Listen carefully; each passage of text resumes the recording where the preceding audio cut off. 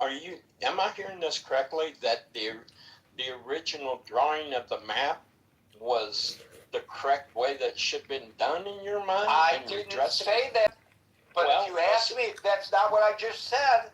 That's not the argument that I'm making, but I'd be happy to make that argument. But that's not what I'm discussing. What I'm saying is, obviously, the decision to redistrict based on the Supreme Court ruling, which is based on race, is therefore based on race. And I don't know why you're protesting. Why don't you embrace it? If you think that those original districts were wrongly established based on race, then say it. Just say what you believe. Don't try to pardon the terminology. I'm going to use the terminology. Don't try to whitewash it by suggesting that it isn't based on race. Oh my God. Well, I mean, if it was based on race originally and it was improper to have that based on race, and you're correct in that, I don't see any problem with it. And here's another thing. If you do that and you correct what was ruled by the Supreme Court to be improper, then you go to the motivation of why you're doing it. And I would say that political animals operate from the motivation of power, which the conversation up until now doesn't address that. It's all got to be some nefarious, shadow group of people meeting in a cigar-filled room Nobody somewhere. Said that. I don't know why you would. Well, I mean, I don't know why you portray it as such. Nobody said that. In my example, that's not what I implied. No, and Marshall talked about Reconstruction far more than I did, and I don't think he implied that, but Marshall, you can speak for yourself. No, I didn't imply that. My entire point was to say, from South, which the Voting Rights Act had purview over. There is a state, Louisiana, who drew maps after the Supreme Court hearing, and they got sued because the maps were racially gerrymandered. That is an element of DNA of the South. It just is there, right? It doesn't mean those people are always in power. It doesn't mean they're always influential. But in Louisiana, it certainly meant they all were influential. Or else it wouldn't have gotten struck down on racial gerrymander because they would have drawn an appropriate map. And that is an example of what some of these southern states are doing. Right? And my point is, let me ask you this. Yeah, go ahead. Let me ask you this in all sincerity. Where it wouldn't have that appearance, do you not think that power is more important to the politician than race? Oh, I think if a politician can service their racially biased views as well as advancing power, they'll do both. But my thing is the motivation, and in the era that we live in, the motivation of politicians is power, primarily. Can there be racial overtones? Yes, but not in Louisiana. Louisiana, they did people. But Marshall, we're taking that one example and we're painting the whole building with it. Okay, I think everybody's made their point. I think everybody's made their point. I said it was part of the DNA of that region. So it pops its head up all the time. I'm listening to this book called Nations Apart. And one of the things it describes is the Deep South. The Deep South, when it was settled, was aristocratic and authoritarian in nature. And it was settled by former slave planters from Barbados, from the Caribbean. And that DNA is still in the South, in the same way that what this author calls Yankeedom, which is essentially the East Coast, the Northeast Coast,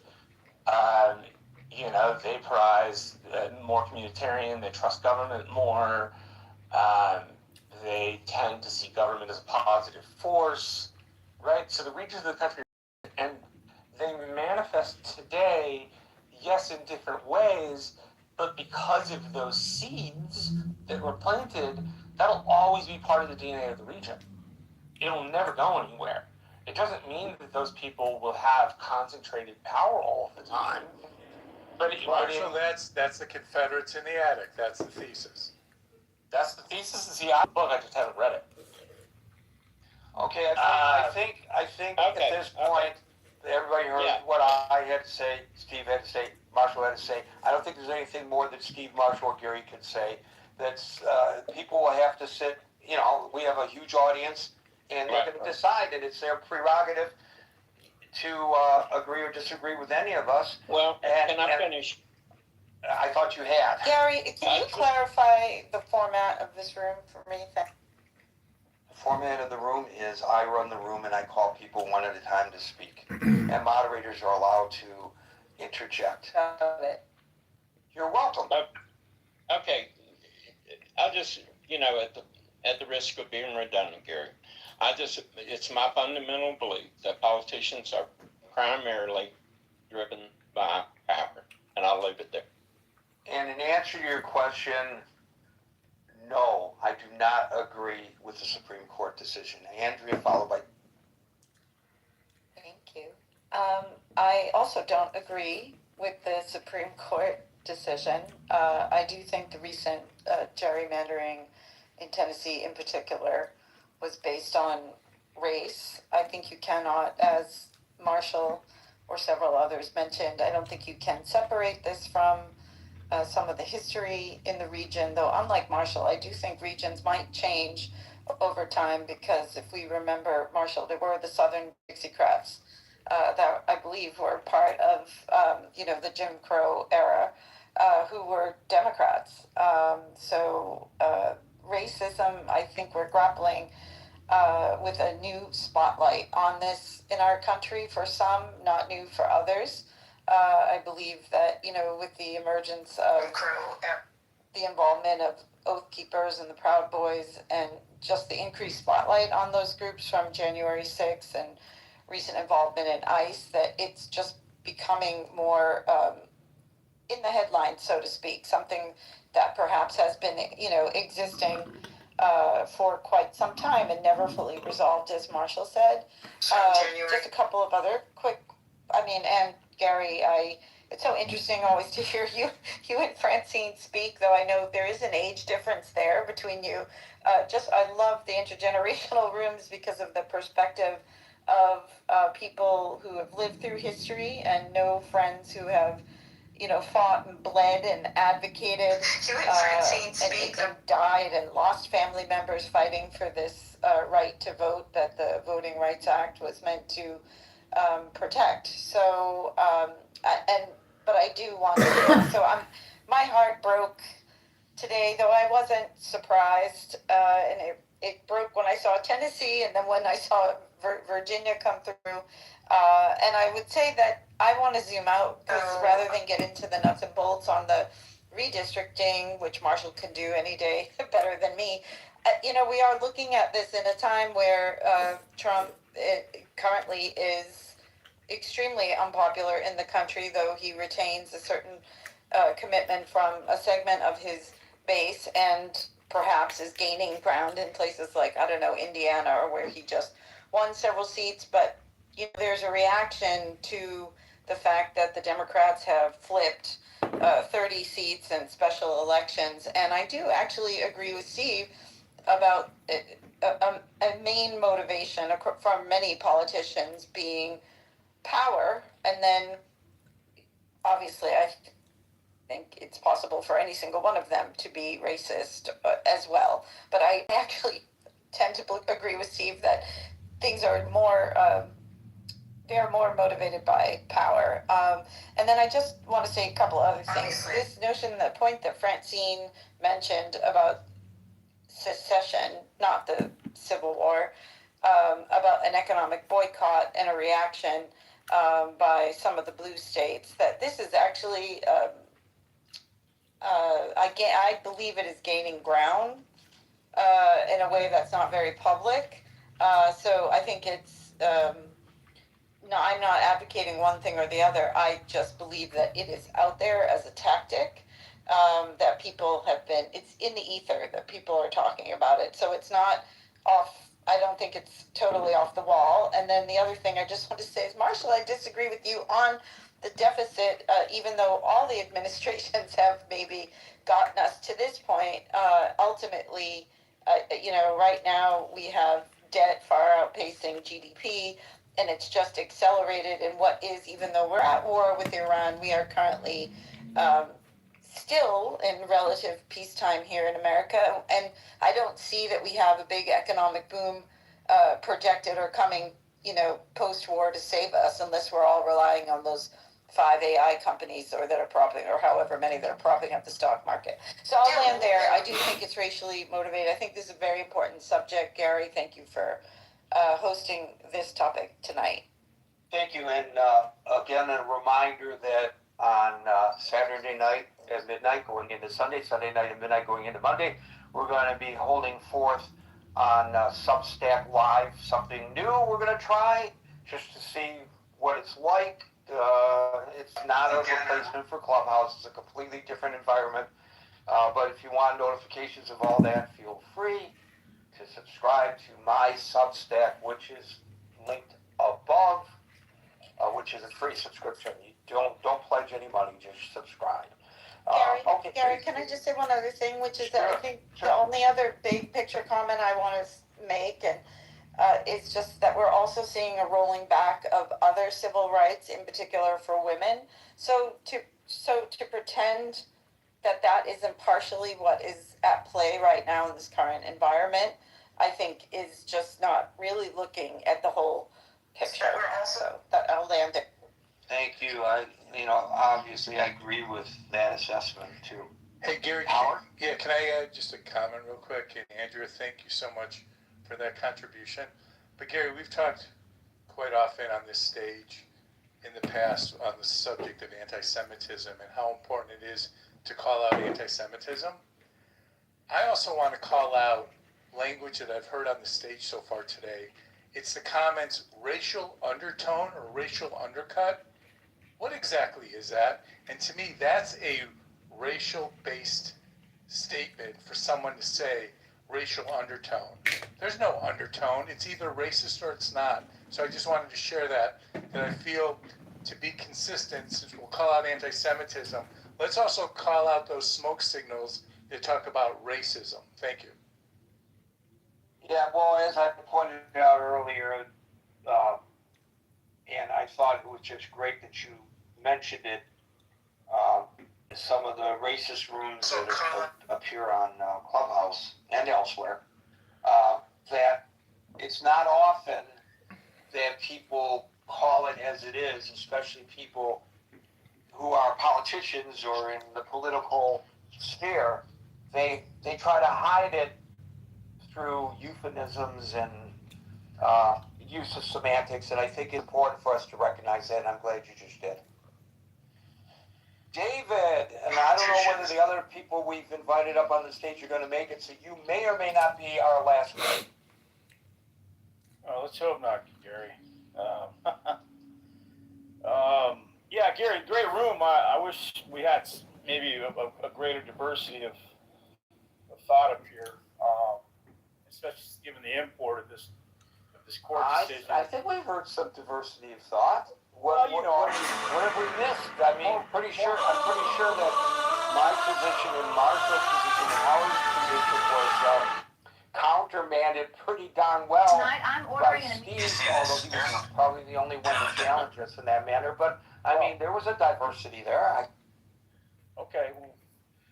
Well, all right. Well, I'm just one thing about me. You can address talk some about of the my history life. of this, some of the, how fast time moves in terms of how long these laws have been on the books in relation Also, to though, when the people totality let of me racism. in, to when I'm trying to come out of a driveway or let me dogged choose, this country I since also day one, always give the. Recall that when the march on, putting in play the new amendments of the post-Civil War Reconstruction period, that arduous, heavy lift that we asked white America to do in the face of years of their oppressive behavior, it wasn't easy. In fact, I take people back to 1912, where there was a court case involving a gentleman that wanted to vote in the great state of Alabama, and Justice Oliver Wendell Holmes ruled in 1912, you have a right to vote, sir, but we don't have a way to compel the state of Alabama to give you the right to vote. So therein lies, in 1912, the difficulty and the power of entrenched systemic racism against a large majority of populations in the South that were facing the inability to overcome. I just found out as well, Gary, that the term grandfather law refers to a slave having the right to vote, or excuse me, not a slave, but a former descendants of slaves having a right to vote if their grandfather was able to vote. And so the South used some of these very onerous, arcane terms because how many people actually had that's where the term grandfathered in comes from? That's correct. That's right. I never knew that. Yes, exactly. So in 1911, in Giles versus Harris, Oliver Wendell Holmes made that majority opinion. So anyway, marching toward the Voting Rights Act, we saw what happened with the ascendancy of the Warren Court, circa 1950s, I believe. Earl Warren, by the way, was one of the most popular governors in California's history. He was a bipartisan governor for 3 terms. He promised then President Eisenhower he wouldn't challenge him in his election, but in exchange for that, he wanted a position on the Supreme Court. And it just so happened that the vacancy that opened up was that of Chief Justice. So Warren never served as a jurist. He was always a politician. But this guy was able to obviously lead the march when the cases were brought before him in terms of Brown versus Board of Education. And obviously that they overturned segregation with a 9-0 verdict that came down on high. However, the Deep South and their politicians were calling for Warren's head. They were calling for impeachment. They were saying this is legislation from the bench. Well, this is the very exact thing we're seeing right now, I believe, Gary, in the way the Supreme Court has surgically dismantled this law. And let me explain. In 1982, when Congress passed a strong amendment to the Voting Rights Act in 1982, a then emerging jurist by the name of John Roberts didn't like the decision. He didn't like the arguments. He said, wait a minute here, this isn't right. Well, in the Deep South, Gary, the 82 provisions were challenged in the state of North Carolina, resulting in a Supreme Court case affirming with 9-0 these very amendments that were passed in 82 in a case of Thornburg versus Jingles. And so here we have not just the legislature enshrining law the way it's supposed to be done in this country, but you have the sitting Supreme Court justice affirming that. We see a total takedown of one legislative victory, and then we have the Supreme Court affirming that, only to have this Supreme Court decide in all its wisdom that this is bad law. And we, in our wisdom as 6 jurists, have the right to override this precedent. So that's very important. It also is important to note that in 2013, when then District Attorney Eric Holder fought the Shelby decision with Section 5 of the Voting Rights Act, recall that it was Justice Roberts who said, hey, wait a minute here, we still have the Section 2 provision in play here for you folks to lean on, if and only then you need to do that so it's not completely gutted. So here we have that messaging, that articulation by then Roberts in that 2013 decision. And then recall that it was the vaunted legislator, civil rights warrior, John Lewis, who marched in 1965 on the Pettus Bridge, named after a Grand Dragon wizard of the Ku Klux Klan, Southern leader, who marched Bloody Sunday, 1965, into the mob of guys and cops and cops with badges and batons, and they all got beat up pretty bad trying to march for the right for freedom. And of course, we shot down the John Lewis Rights Act, could not get the votes, trying to re-enshrine those things that were lost in 2013 by the Supreme Court decision. So Gary, what this could potentially portend is the emergence of politicians in the Deep South who don't necessarily want equality in this country. Recall that in the Great Pelican State, it was David Duke who almost won a governorship, Grand Wizard, I believe it was circa 1991-92, And were it not for the massive groundswell of voting by the black community in that great state, we might have had a grand wizard leading one of our 50 states in this country. And so does these decisions open up the floodgates for these types of politicians to emerge, not being able to check their racism at the door because the black voters won't have any power to keep those guys out of office? So I think that ultimately is a potentiality with these decisions that does not advance the democratic and racial principles of this country. And I'd like to just end on, I really appreciate Dr. Francine's comments as one who lives in a blue state. Although I like I like her comments in theory, I don't like them as far as being able to execute them. But I think there's some because here's the thing, Gary. If you can have these kind of laws by 6 jurists, not laws, but decisions that are essentially laws, because when they say something, that it has to be supported. And then as the minority populations of this country begin to expand, where does that leave us if this is not done? If it's a colorblind society, Gary, then the arguments that Steve makes and all those other persons on the stage, maybe they're few and far between, then we don't have anything to worry about. But this is not a colorblind society, and that's my issue with that. And I'll end there. Thank you, David. Les, followed by Ching.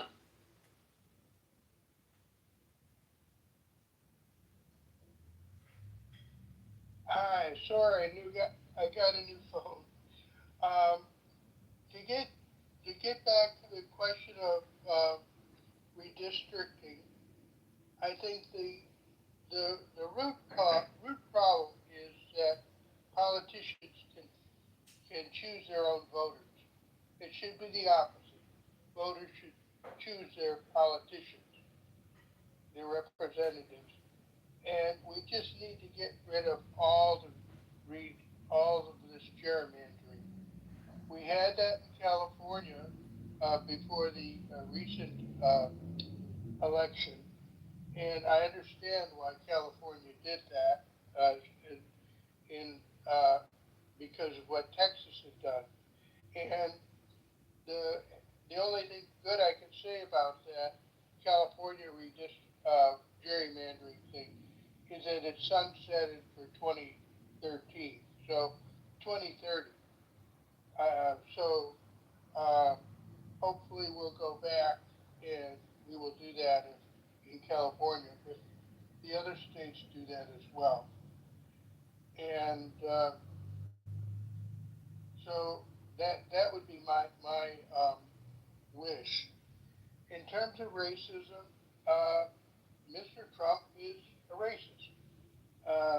He was not, his properties were not renting to black people, and he tried to find that in the courts in the 70s. And in terms of racism, we did make progress in the 60s. The big thing was the Voting Rights Act, because we had people like Strom Thurmond that was a racist and was, voting against, of course, black interests. But then South Carolina had a huge black population, and after 1970, he had to cater to the black population or not treat them with as much disdain as he had been doing before. And so I think that things aren't perfect, but I can tell you things are much better.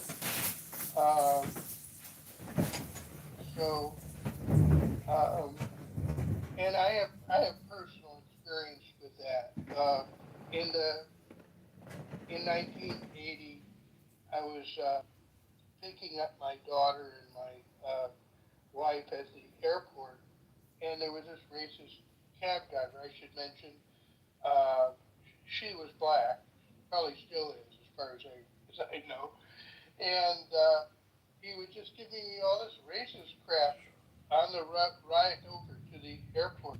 I was picking her up in a cab, and I don't think cab drivers would do that anymore.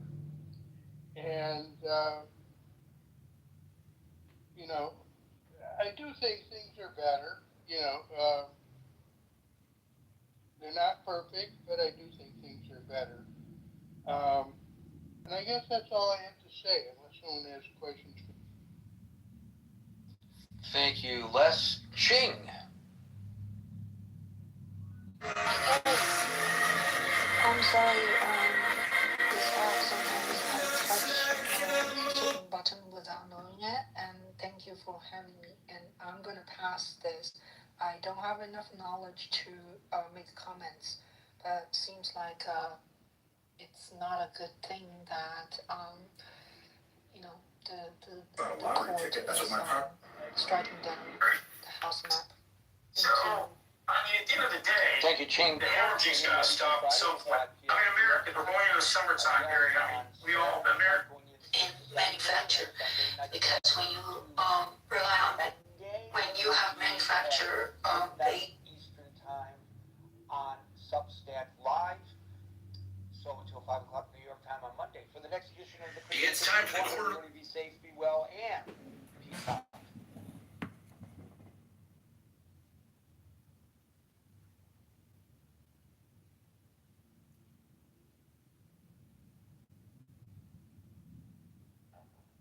To 64 was 11, and 65 plus was 6%.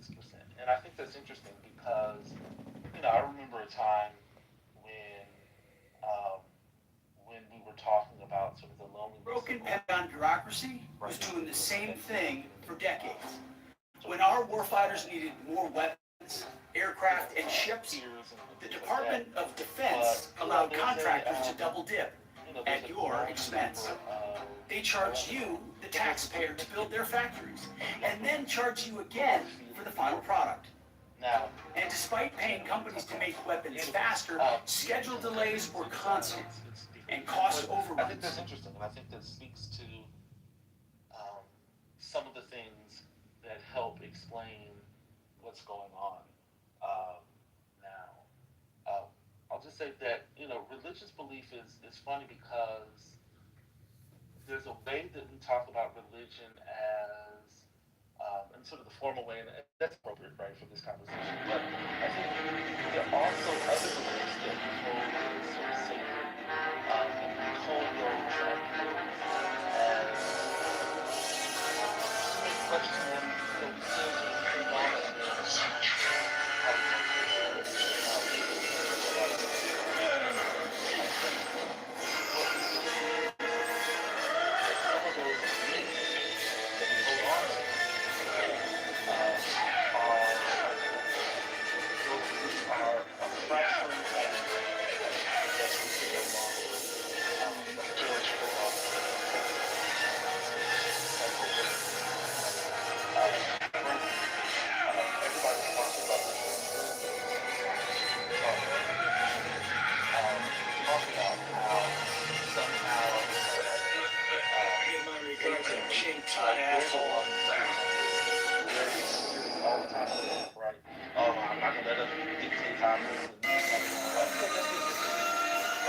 we're seeing generationally, right, that younger people aren't receiving the opportunities that previous generations have. We talked about how, and we see that sort of manifest in the way that they're looking at homes, right, the way that they're looking at relationships and marriage, the way that they're looking at children, the types of jobs that they're getting, right, the fact that they're not going to school, right, or going, higher education, they're dropping out of the workplace at rapid rates. Like there's a lot of things that people hold on to that is not about the big man upstairs, but those beliefs are not transferring over to younger people. Younger people are not constructing the world in similar ways. And in moments of crisis, in moments of disruption, over and over, right? The cycles of economic disruption that we continue to have over and over and over, right? People are looking for, not everyone, but there are people who are looking for other ways, who didn't grow up with religion, who don't have the same sort of relationship with religion, they are looking for something that sounds or feels like there's some structure in a disruptive, seemingly normless world. And it's not completely, this cycle is not new, which is one of the reasons why people often laugh when they say oh, religion is gonna die off now, right? God is dead. The world is the world is moving on. We're much more modern and much more sophisticated. A lot of people laugh because these cycles are not necessarily.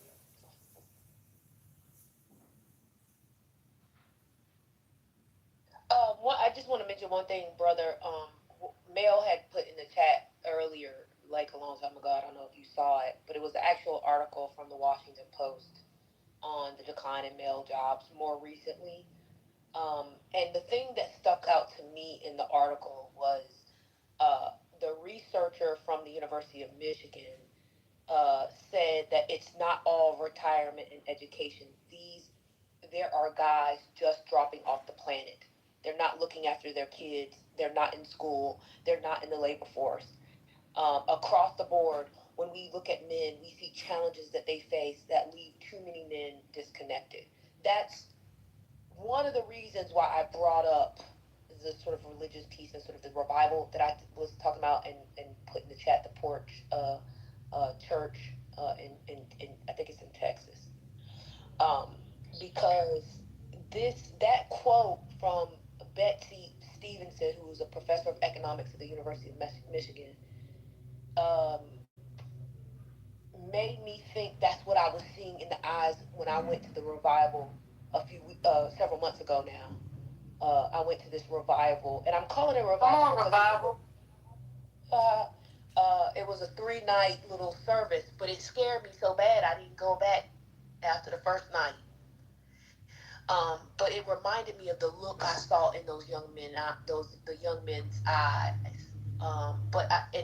I understand this has been happening. In fact, it showed the trend line from like 2008 and the men in the workforce up until the present. And uh, uh, it does speak to some of the things you were saying, but that quote really, really stuck out to me because of the way in which I, kind of saw the sort of those young men at that revival a few months ago. Yeah, no, I agree with that, and I apologize. I wasn't. I did. I was reading the article as you all were talking, and so I didn't mean to sort of speak against that article. I actually agreed. I was sort of trying to talk about some of the other things that I've heard in the conversation, but I agree with it. I mean, I know I'm not trying to start a gender war or anything like that, but um, like we've talked about on this app, we've heard in other rooms, um, the conversations around sort of gender and people's, um, sort of the constructive quote unquote roles around gender and expectations and all those things. And at some point, um, those are right. Gender is an organizing principle, right? And Brother there Wesley, are can you certain expound on things. that? What do you mean? Gender as an organizing principle? So gender, one of the ways that we sort of organize identity, responsibility, norms, right? Sort of the expectations about um, what we expect from certain people, right? How we socialize kids is around gender. Um, like there are certain expectations, and I'm not saying every single individual down to a T has this, but we can generally talk about sort of all of us, even if we don't sort of ascribe to them, what um, what are quote unquote uh, the and I'm using air quotes. I'm just gonna say it, and y'all just deal with it. But we generally have an understanding of what society understands as a man, a boy, a girl, right? And so those are, when I say sort of gender is an organizing principle, it sort of organizes and constructs the way that we expect others to behave, what sort of assumptions we have placed on ourselves. We have a certain expectation of how people are supposed to talk, behave, look, dress, engage. Um, when we assign them a particular, or we assume a particular gender identity. Okay, thank you. Right? Um, does that make sense? Yep. And so as such, right, in the same way that women are, often confronted with, you know, marriage, children, um,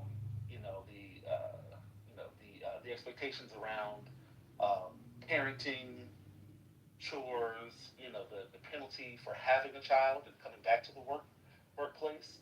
Um, there are similar, um, not equally, but there are similar expectations around men.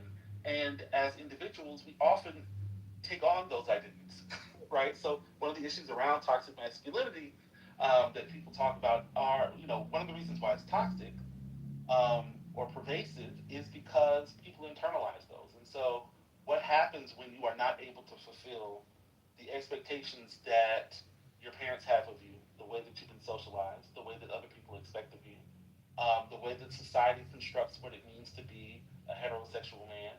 How do you sort of wrestle with those things, right? Now, you can say, well, I don't care about those things. Yeah, okay, fine. At an individual level, there are people who don't conform to those things. But that doesn't mean that everyone does. And it doesn't mean that you are free from every sort of pressure. And so people are being confronted, young men, boys, are being confronted with realities that men behave in particular ways, but the the economic circumstances that are befalling all of us don't necessarily make that a reality, right? Women have entered the workforce. They've been into the workforce. They are economically independent of men. In the past, we've done a lot in our society, right, to construct the dependence of women to men, right? Like that's just a fact. You can read the accounts of all the ways Charlotte Perkins Gilman talked about all the ways that that society was set up to construct the dependence of women on men, right? So now that we've moved away from some of those sort of forced ways that women are dependent, what are men to do in a society that still expects them to behold or uphold traditional aspects of masculinity, maleness, malehood, um, but not have those realities, right? They're not going to college, right? The jobs that they have, because we have a real and true division, a gender division of labor. What happens when male work leaves the leaves the society, right? Starts dwindling, right? What happens when, I was just reading another article that talked about all the sort of ways so you got declining health and disability. You have a skill mismatch and educational gaps. You have technological disruption and automation, stagnant wages and low status, right? Like the ways that we have formed the jobs that have been successful for men with the declining. Sorry, I'm all over the place. We have a diminishing and dwindling middle class, right? What does that mean for the jobs that have traditionally been a part of that middle class, lifestyle, right? All of these things sort of are connected, right? But we don't have, as a society, we still have the expectations, right, on men and women to perform tasks that go far beyond the realities that we live in right now, right? And so we have disruption. We have men who are finding ways to deal with their realities, right? And I'm not excusing people's violent and aggressive and antagonistic behaviors. I'm just trying to give a larger context, right? This is And so what I mean by this has happened before, and I'll end here, and I'll shut up, and I will not speak for another a few hours. But um, this is consistent with. I'll just say this is sort of traditional sociology. Traditional sociology has talked about sort of the rapid increase of or the shifts, right, in sort of the norms, values, and expectations, and then the larger sort of societal and structural changes that are taking place. And when one moves faster than the other, you have disruption. It's called, Durkheim talked about normlessness. Merton talked about, anomie, right, the strain between what individuals are facing and what their expectations are, and the realization that they can't meet those expectations that society has for them for whatever reason. All right, I'm done. Sorry. We were waiting for Baber. We was waiting for the Baber drop. Yes. You done read through the whole thing. We got one-on-one, and we got one-on-one in a 30-minute lecture. I mean, let's go.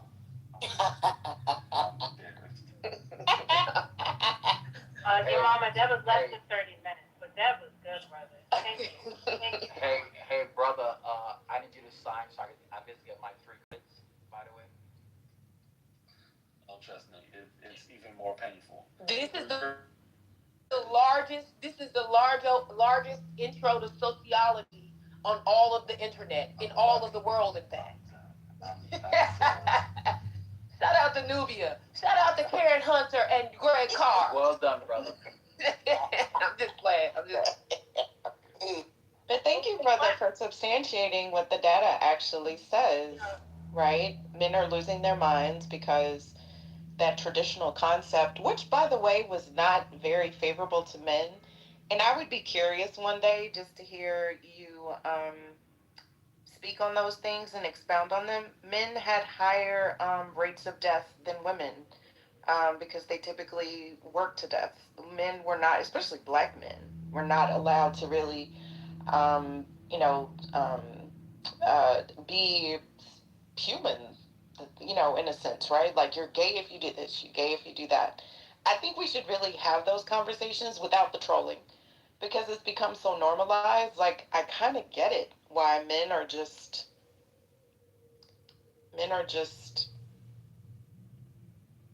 I don't know. It's just, yeah. I think that this is a great opportunity for men to redefine themselves, to be perfectly honest. The old views, and I'm not taking up for men, I'm just merely looking at the data, but y'all didn't have it so well like before with that idea of the patriarchy, right? Like it didn't really work out for y'all. You just kind of worked and then you died. Like I'm just saying. Can I be heard? Can you guys hear me? Yeah, we can hear you. Thank you. Brother, the part about, women on the rise, taking, some of these positions, and then the men feeling like, well, what am I supposed to do? And then holding on to some of these old traditional ideas versus adapting to the, place on where you are today. I thank you so much. I mean, I really wish, you would, allow yourself to present this, on a recorded conversation. Yes! Because I think the message, a lot of times in the midst of the conversation, I don't think some people can receive it because it's like they might feel like it's tearing them down and they want to obviously fight. And that's rightfully so. But perhaps maybe just, somebody glazing over a recording and they hear such, it might just be able to plant the seed. A lot of times the seed can't be planted in here because the soil is too thick. And it's thick with the ego and all kinds of other different things, especially being on an app. But I really appreciate how you you articulated it in such a way. I think it was gentle enough to be able to pierce somebody's heart. So thank you. And it wasn't antagonistic. Also, encouraging. Encouraging. Okay, I'm gonna. I love whoever that was. It was in the background. It's my child. That was so sweet.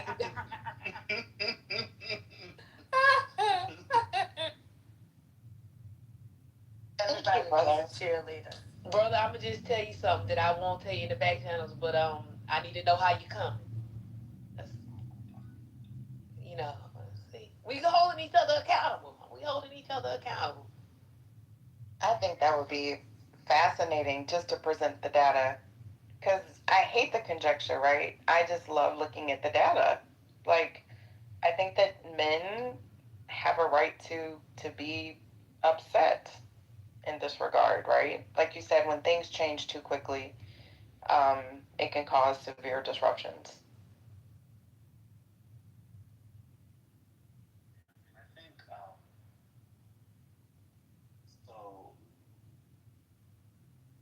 I think it is, and this is where it becomes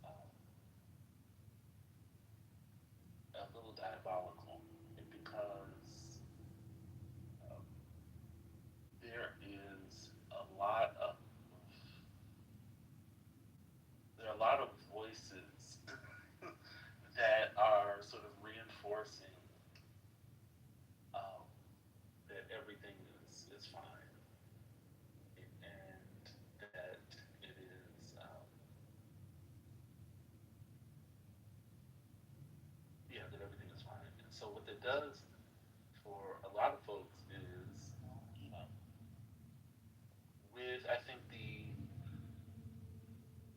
there are a lot of things, but again, sort of the growing isolation of of people.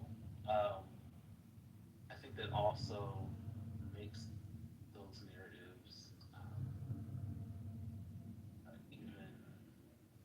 even louder because I was looking at I was reading some stuff about hookup culture, and this was a while ago. But you talk to people, and they'll tell you, these are young people. They'll tell you what they do. They again we've seen sort of the trends around sort of not having sex, not engaging in sexual activity, and it's not the majority, but it's a significant group of of that population. And they'll say, okay, I'm not having this, but I think everybody else is, right? Or I think, and so then there are other questions where they'll ask, and so they have this sort of warped sense of what's going on, but they believe that they're the one who's the outlier, right? And so I think the same is true with some of the struggles that men are having, where these narratives exist about what it should be, what it is, or what's happening, right? That don't speak to what's actually going on, and people aren't talking to each other, and and so they believe that they're the only one, right? They find out um, they find out that other people are struggling, and then they become resentful because they're the only ones. They think they're the only ones who are going through something, and we haven't really provided narratives. I mean, I've talked about this before. Again, I'll show back to this. I think institutions are really important. What institutions communities build for their people? Um, like these narratives don't just change on their own, and the issues that people are dealing with, if they feel isolated, they will make their own meanings. Um, and when people, and this goes for children, right? This is why, like, not having conversations with children, not having age-appropriate conversations with children about things is frowned upon because people make their own meanings, and oftentimes those meanings are wrong. but they are trying to make sense of the world around them. And so when they do so in isolation, and when they think that they're the ones who are sort of getting the short end of the stick, with the old reinforcement of what they quote unquote are supposed to be doing, they think they can achieve that because, you know, either something they did, right, or something, something they're not doing correctly, or, they just got the wrong end. You got a lot of resentment. And social media often does not help those conversations. Um, it can, but yeah, I think institutions that are purposeful and sort of reaching out to people. And I think that's one of the reasons why the church um, is people are seeking the church, because that is an institution that more or less is in every community, right? There's a visible, people know where they can go, or at least have an idea of where they can go. And in the past, I think. Let me get my, I'll be real quick. There's power in testimony. And what you said, if people are speaking about the good things that are happening, and someone who's young and who's struggling, it's very difficult for them to have hope and believe. But people got to get back to testifying and, you know, telling their story so that someone else can dream and believe. Go ahead, I'm sorry, Mom. No, brother, I was gonna say I think there's some scholar who's written about the ways in which churches provide social structures, or sort of what politicians might call wraparound services for communities. We're waiting for I wish we could bring him on the app. That's what I wish we could do. Brother Messi, remember when I was arguing with a certain your favorite atheist, and they kept saying the way that we save the black community is we get everybody to be an atheist. And I was trying to tell them, you think that would be the answer, but these niggas that don't go to black church are worse. They kept telling me, oh, the black church is the problem. And I was trying to tell these niggas, like, no, it's not the problem. Your beef with religion, it doesn't mean you should shit on the institution. Because we see when these niggas fall out of this institution, what happens to them? Dr. Library Card, I was there when you had that conversation. And wait a minute, want to create an institution of their own without purpose. That's what I'm trying to get them to understand. So, like, when you shit on black church as an extension of your beef with organized religion, it creates an environment where niggas start doing this multiracial shit where the values are all fucked up. Like, it's all mixed up over there on the other side. But y'all's beef with organized religion makes you shit on something that is not politically what you believe is problematic, but that's just how it all gets wrapped up in. I know.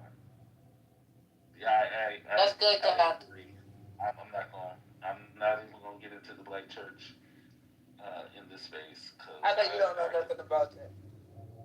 It's a rough topic. I mean, I'll just say that having spaces to gather in person are important.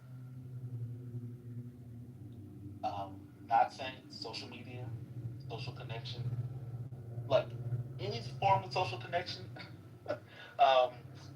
can be positive in the sense that it can it can help with sort of emotional well-being, sort of the feelings of isolation. But also, I mean, I've said this in other spaces. One of the things about the churches, and religious institutions, is that it also allows for people gain a sense of cohesion, collectiveness, shared understanding. I mean, not everybody in the church um, historically has believed in everything that the church espouses.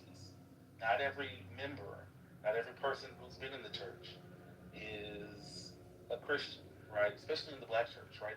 But it has been a space where people have developed language, have developed a sense of connection, and those things are important. Um, they just are, and it could be maybe another space, um, but religion as a sort of a cohesive unit has been useful and valuable outside of the black religious tradition. Like, religious belief has been sort of another organizing sort of unit that people have used throughout history. Um, and it's been a valuable space, right? Like the black church isn't unique in that aspect.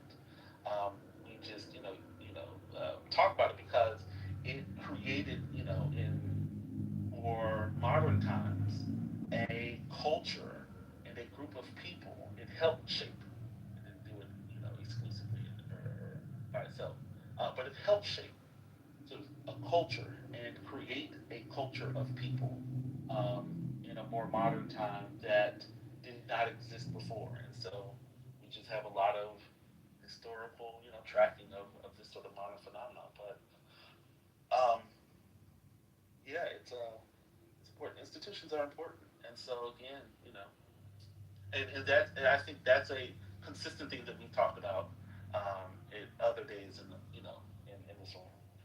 Going back to the importance of institutions, valuing the role of institutions in American life and society. It's got to play.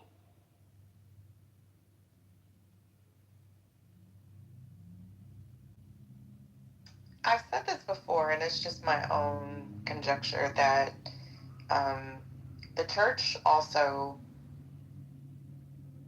like helped to enact shame. Um, because the church was community. The church was also a place, social place. But I remember hearing lots of times, not directed at me, but just, like better to marry than to burn. And a lot of those things, right? Like to be fiscally responsible or conservative. That's the manner in which I was reared. And I think that without that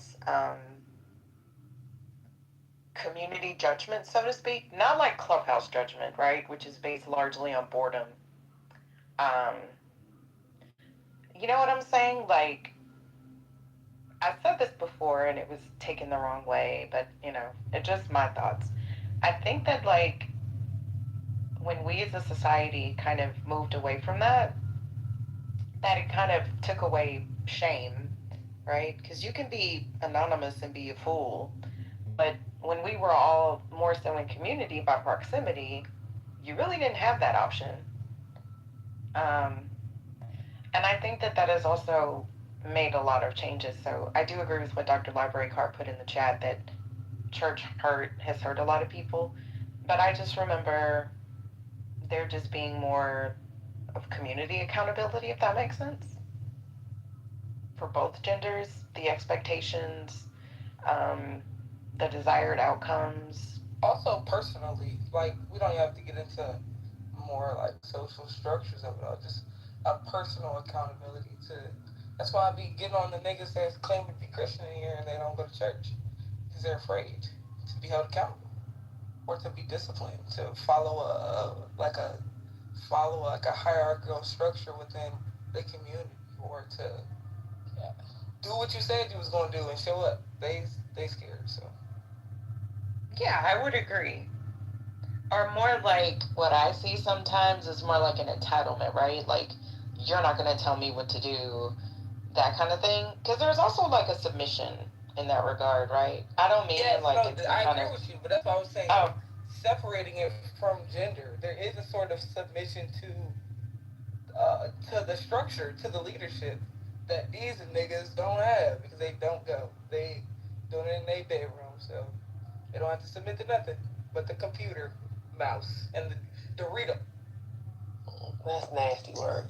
I was gonna say Cheetos because that's messier. But Right, the Doritos is good. Hot Cheetos is hot But the Cheetos. Doritos is the Doritos are good because the breath is stinking. Or Takis. They love them goddamn Takis. But yeah, you know what? I mean, y'all. I mean, I'm thankful that y'all got yourselves together because y'all was before y'all was going crazy.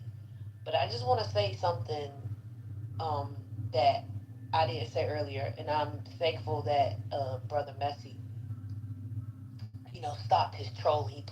He put down the sword of trolling to give us an opening into his brilliance, and I'm grateful, and we're better for it. That's number one. Number two, this is why I often come here, and y'all think I'm playing, but I'm dead ass. Black men need order. They want to be the head, but don't want to lead. They gotta get it together. They really do. I mean, there's a thing so y'all hear me talk about this sometimes as well, which is this idea of ordos amores, order of love. Y'all gotta get it together. Can you say that louder for the people in the back? I'm done speaking, Sherry. I know y'all trying to tempt me into gender wars. No. We actually want you to just stay on mute. We've been having a wonderful, wonderful conversation. Circle. This is what we call a circle. I've been going for hours. What we call a. All right, I've been moderating from the goo. They've been going for hours with very fruitful conversations. It was great conversation. Yeah, because no one is trying. Am I allowed to speak? May I speak, please? No. If you gonna try to, right there. They're gonna problem I'm gonna be honest. That's the problem right there. No. We see. This is the thing. You come in. I see what you wrote in the chat. Like, why can't you come in and try to engage in a conversation? That's what I just tried to do. That's what I just tried to do. Add to it and move forward. That's what I just tried to do. No, in the chat you chastise because you don't even know what we saying. No, I didn't. I said, listen. You heard one thing and you trying to take out your belt. Put your belt on. I'm not fighting you today. Put your stomach in your pants and pull your pants up. I'm not going to do it. Zip them up. I love you too much. I'm not doing it. So I will say there is a misunderstanding and a conflation between your pastor, how he interpreted and presented the word, and the church being the body of Christ. That should be distinguished. And you should understand that there are some men who don't know what they're doing, but have the ambition, and I would even say the desire, and they would say that they have the calling, but yet they don't know what they're doing. And then I would say that there are certain denominations at certain time periods that don't know what they're doing. Why? Because the church is just men trying to figure it out, human beings. So we have to try to understand that, the body of Christ is imperfect. I would even say a work in progress. And you got to be able to distinguish between the church and some man's interpretation of the word and presentation of the word. Thank you. Have a nice day. But your mom and before y'all respond, y'all don't have to, please. I just want to say, your mama, one thing that I feel like I learned from the church when I'm always talking about discipline, there's a certain, because of the hierarchy, and what people, even the way that we use like the term elders in the church, that people put an amount of work in, whether that's committing to attending services, committing to volunteer in the community, committing to read something weekly or 2 times a week or 3 times a week. That level of commitment, it shows you what you have to do to be esteemed in that same way. When you were saying there's a lot of people trying to be the head, they're trying to be the head without doing what being the head requires, right? So they don't want to uplift their community. They don't want to reach out and uplift the kids. They don't want to read the Bible. They don't want to be held accountable to doing things that they say they're going to do, but they want to be crowned the head. automatically. That's why these niggas need to go back into the church. They think logging on is the same amount of work as people who cut their time and their money.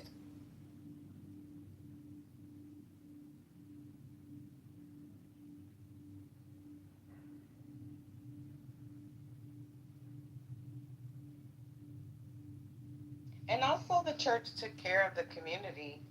I remember when my kids were little, this is anecdotal, but I didn't want to take them to a daycare just yet. So where did I find, an elder who, was needed a little cash and or just watch the kids out of the love of her heart?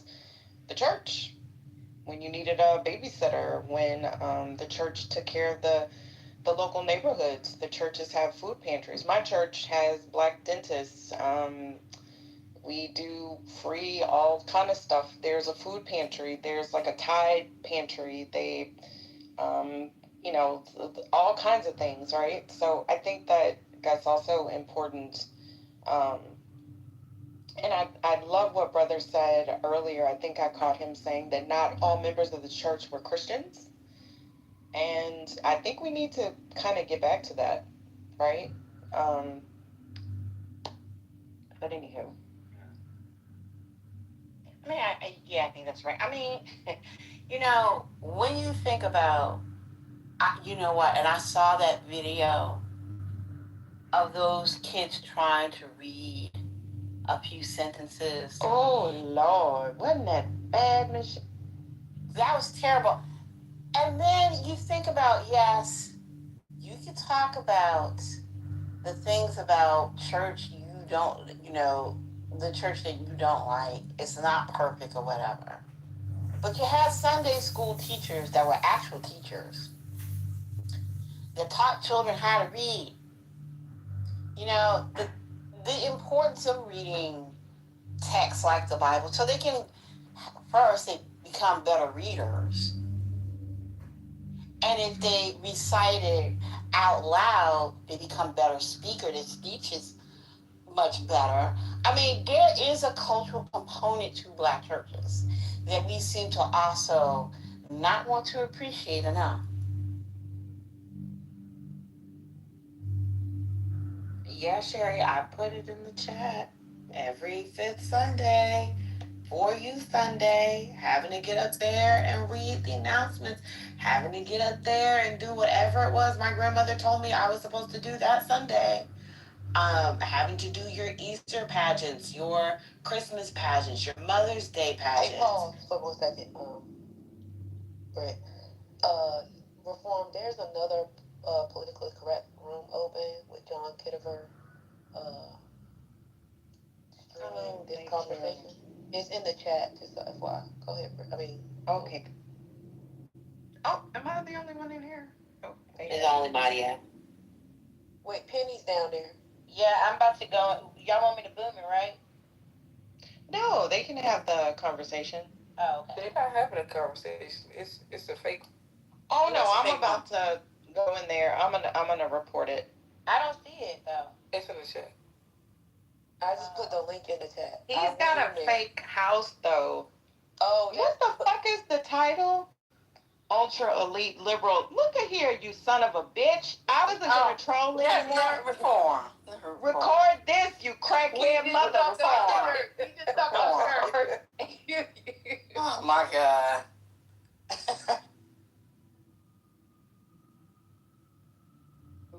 I went in there and I was like, why is Perry talking?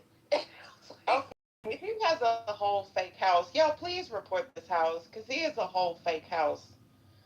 But y'all, please continue. I thought it was another. I thought he opened a room. No, politically correct. He got a whole fake ass politically correct house. Weirdo. Because he's not a mod. He can't. An admin. But y'all, please continue the conversation. Sorry, I didn't mean to interrupt, but I. Oh no, you're fine, Doctor.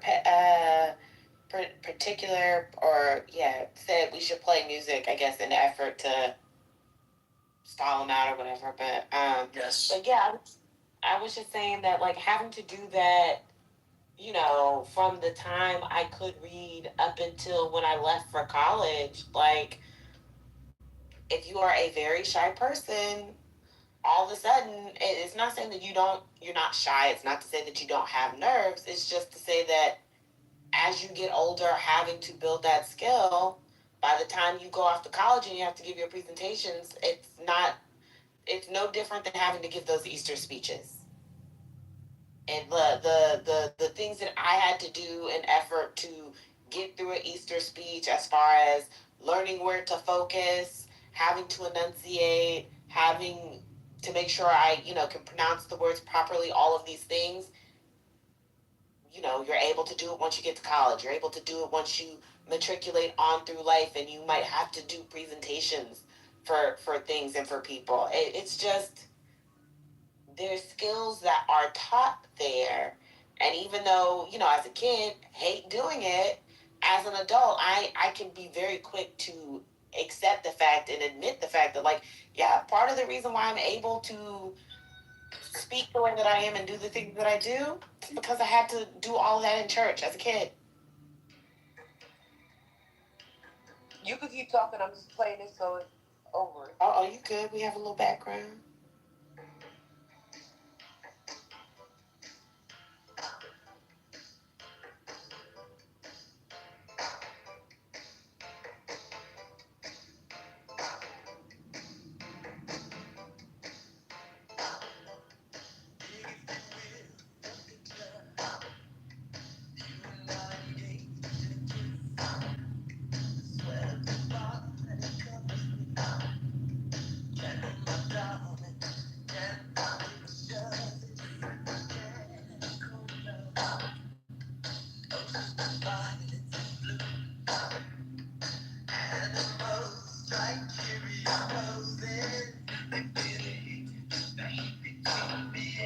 Okay.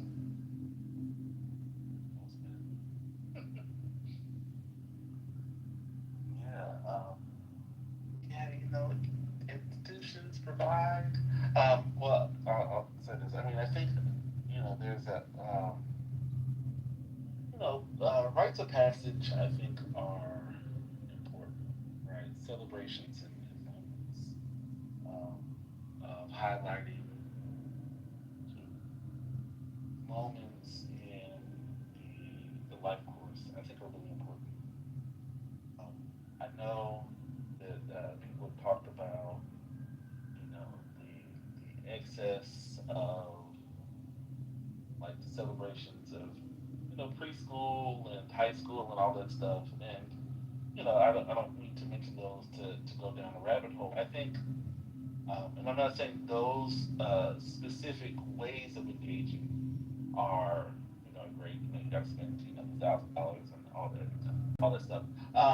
But I do think um, thinking about how, like, what sort of moments we celebrate, again, as a community, right? As an ethnic group, what sort of collective ways do we acknowledge sort of transitions among our people, right? How do we uh, talk about the experiences of changing, right? Is it just that we have I'm being a little facetious, but is it just that we have to talk about what to do with the police officers, right? Like, is that that's a consistent narrative that we have? I'm not saying it's not important, but like I often don't hear about other ways that we celebrate or we acknowledge or we instill um, what it means to transition over time, right? I was reading a really awesome piece about the way that other cultures or the cultures in general celebrate the like baby teeth, right, when they fall out, and what that means for different cultures, right, and how they actually engage in the process of acknowledging this sort of moment of change, and what that means for parents. Um, the role that the celebration has for parents as they are dealing with, children getting older and what that means for, their relationship to them and all of these things. It was really, sort of a beautiful discussion of that. And it, you know, thinking about what does it mean for, other cultures, celebrate, you know, um, 15 or 16 and all those things. And what does it mean for people to celebrate that? And what are the messages that they're also instilling at that time, right? What does it mean for who that person, you know, what are the expectations, right, about a person? And, it doesn't mean that everything that gets, instilled or, sticks.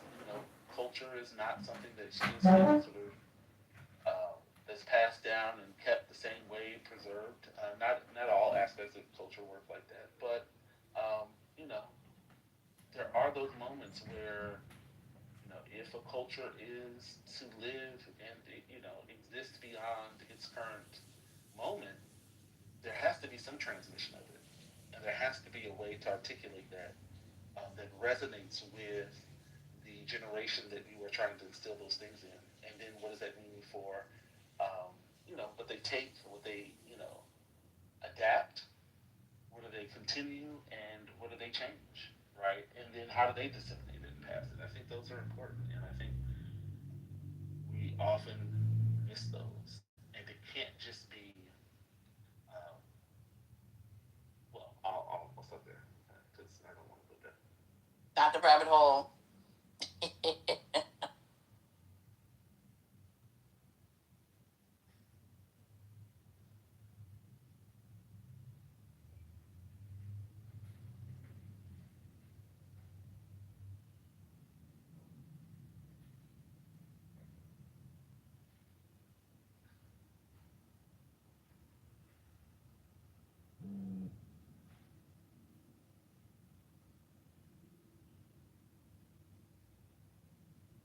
I kind of cleared out the bottom because if y'all haven't been in another room or no followers, I'm sorry you got booted. Well, I'm apologizing. They've already been booted, but I'm determined to figure out. I wonder if it's the Anon, what they're streaming from. But I'm sorry, y'all. It was a really great conversation. How you doing, Mickey? Hello, crackhead. Don't do that, man. I'm gonna be nice to you, bro. Don't do that. I already messed up my no more trolling, so I might as well be authentic. Which also gives glory and honor to God. I'm going to eat dinner, but y'all have the conversation. And please report that house. I have reported that house like 10 times. Patty should tell them she's going to not have politically correct anymore unless they close that other house down. Um, but y'all are welcome to continue the conversation. Any conversation.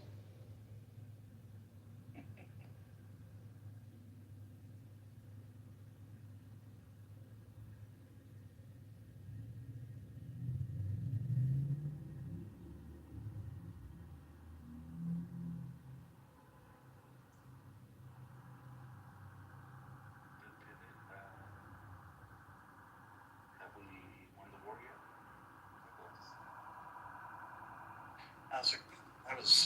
That was a whiplash. Thank you for the just for opening my mind a little bit today. I appreciate it, and everybody who contributed. It's really great to listen to.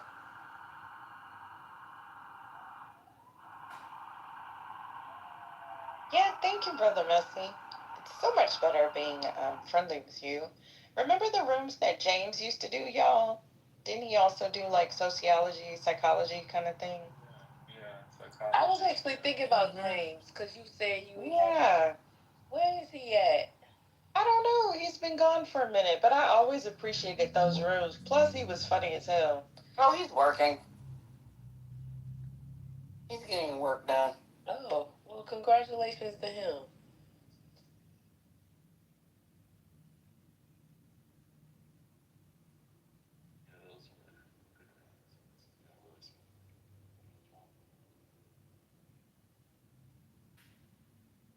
Yeah, we're also being streamed to YouTube, but I'm sorry, y'all. That title just took me out. Wait, what is it again? That's why she played the music because it was streaming on YouTube. Ultra. Oh yeah. Ultra elite liberal intellectuals.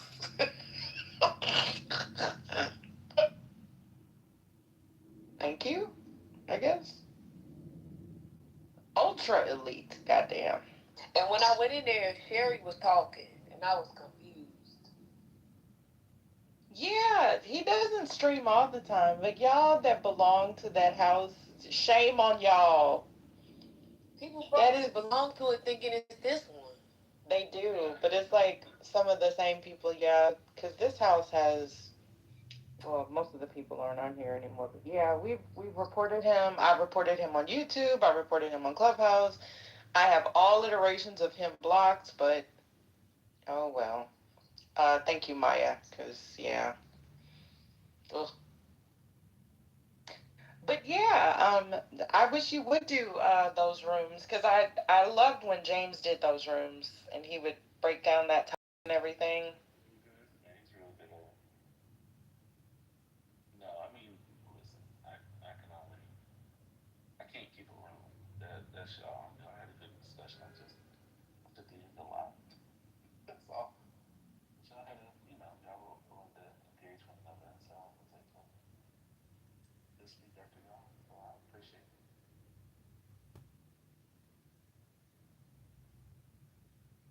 Oh no, F. I think Manfinity irritated First Lady so bad he's gonna be blocked for at least a good month or two. He's gonna get that TC level block. I think he's done. I guess I don't understand what the purpose is, but I don't want to also fuel a conversation that wasn't true. People being weird, it's just very interesting, different. What was that, Penny? As I was saying, I just don't understand what the motivation is. Like, it's weird. You know, as black people, we are never alone. Not even on Clubhouse. At least he called us ultra elite liberal intellectuals.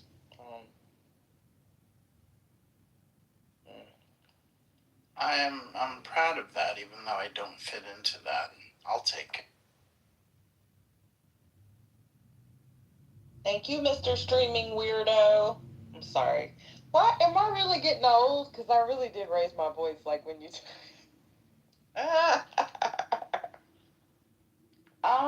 We are not the only group that he streams. But yeah. If y'all go in a house and you see a weird white man that's modded, you're probably in the wrong politically correct. There's only one Anon in here. It must be him. Wait, let me look again. Yeah. Now, if every mod blocked that person, they wouldn't be able to be anonymous in here. Is that correct or no? No, you can be anonymous even if you're blocked. I mean, you know what? I don't know. I think it just. I think he did do lose room one time, Corey. I think because like when you're anonymous, because I do that. Like if I go on the dark side or something, I'll go anonymous. Did y'all see they had all of that mess? The other couple. Anyway, when Penny said when you talk about it, they come in here, so I ain't saying nothing. You can't like chat or like react to anything because it's like you're anonymous. You know, you can't even like a comment. So maybe you override. Yo, mama, may I speak now? I mean, I say my room. Is that a yes or a no? It in my room. What I can't help? So I can't speak no more. I still can't speak. Would you inform me when I am allowed to speak? Just speak. She's playing the music for the streaming. Just speak. I'm waiting for an official notification from your mama that I'm allowed to speak. Thank you, I'll your mama. sit down. Speak, please. Thank you. Can you say send a notification to him when he goes to the goo? Please and thank you. Don't do that. Why are you being so difficult? Listen. You know your compadre got banned. You better behave. Wait, who got banned? I didn't realize y'all were two different people till y'all were both on the stage at the same time. They do sound alike. They really do. I swear to God, I thought y'all were the same person for years.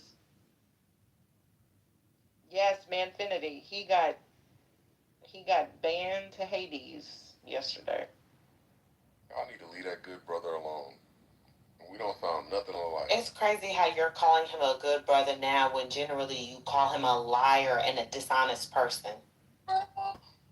Look, nobody's perfect. So, and as a Christian, I have to forgive my brother 7 times 77. So there you go. I used to try that when I made people I'm dating mad. I was like, you gotta forgive me 70 times, 70 times. Listen, just because you use the word nefariously don't mean I will. I didn't. That's true. I was saying you can't be. I'm sorry, baby. I'm sorry. I'm sorry. Mama, you are diabolical. Why is people in the chat talking about I'm on the dating apps? No, I'm going on the dating apps. Ooh. If the dating apps is Clubhouse, because Clubhouse keeps the back channels hot. Oh, God.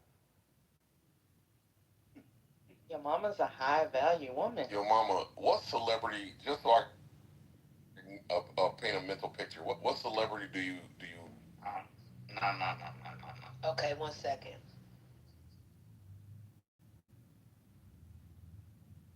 Wait, who said no? I was talking to my dog.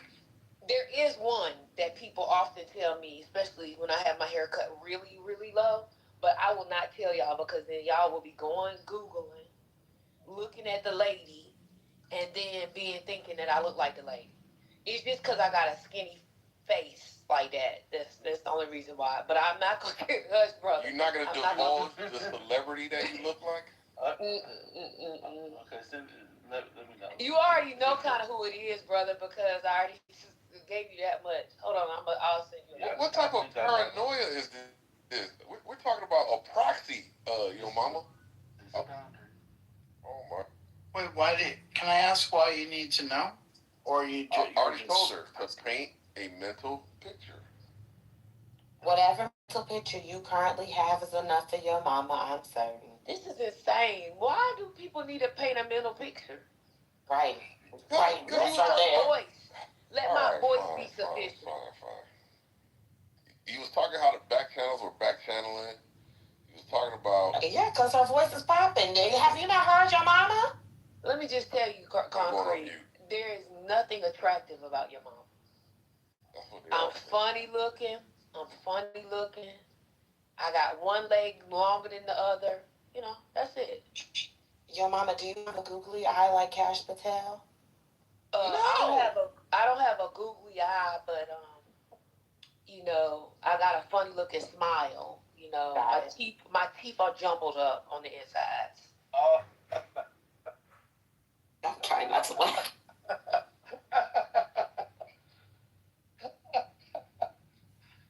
Somebody tried to call me asking for a mental picture creepy. Is that creepy to say? Why people try so hard to be weird? Somebody said I was fat and worked at Walmart. I mean, I did used to. Why do people keep saying I'm fat? Do I sound fat? This is insane. Maybe let me go eat some almonds. 1 second. Y'all done turn your mama into an almond mom. This is crazy. Lord.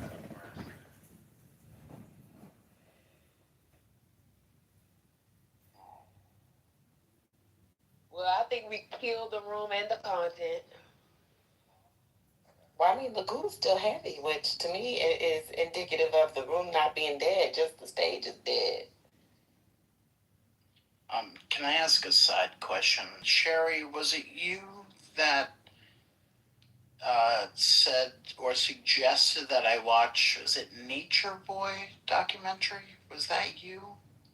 Oh, no, that wasn't me. Oh, that was, okay. Did you watch the Nature Boy documentary? I am on 3. Okay, yeah, because I'm not, no, it wasn't good because I'm not watching it, so.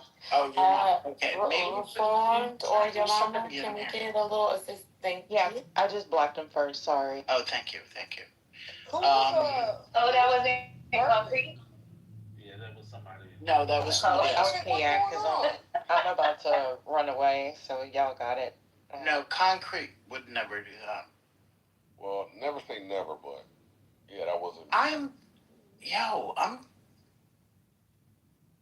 It might happen by mistake. It was a compliment. No, it might happen by mistake. You know, sometimes you think you're muted, and then you're not muted, and you do something. Why can't you just run away with the compliment, man? Oh shit, you're right. Damn it, I was aiming for accuracy, and I should have been aiming. Just say thank you. Just say thank you.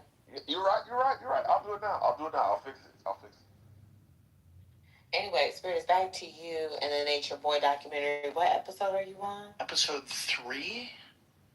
What are your thoughts of that cult over there?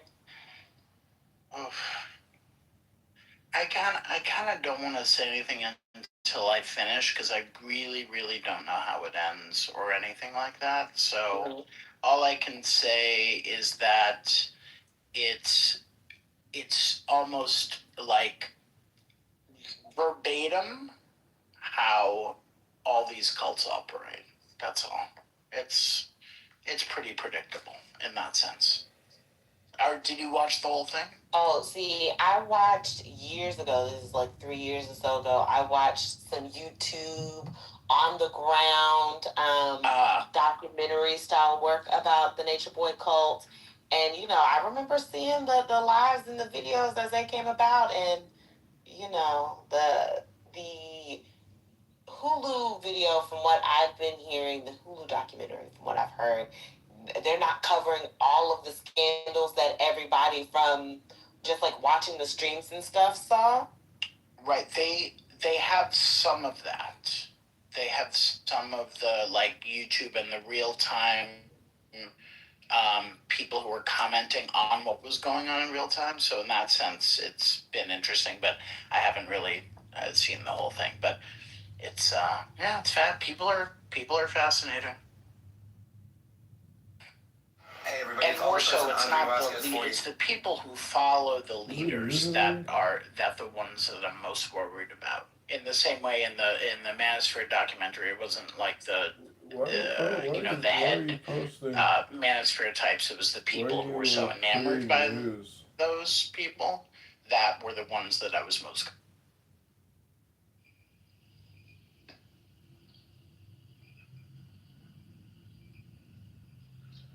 You're gonna create news.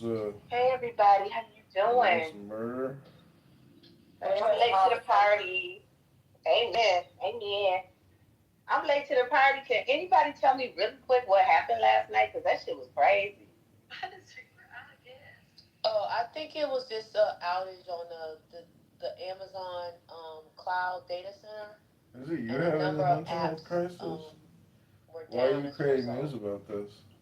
You gonna create news on the next murder or robbery happens? Is this why when I was asking my Alexa for the weather last night, that it couldn't give me the weather? Yeah, probably. There were a number of apps.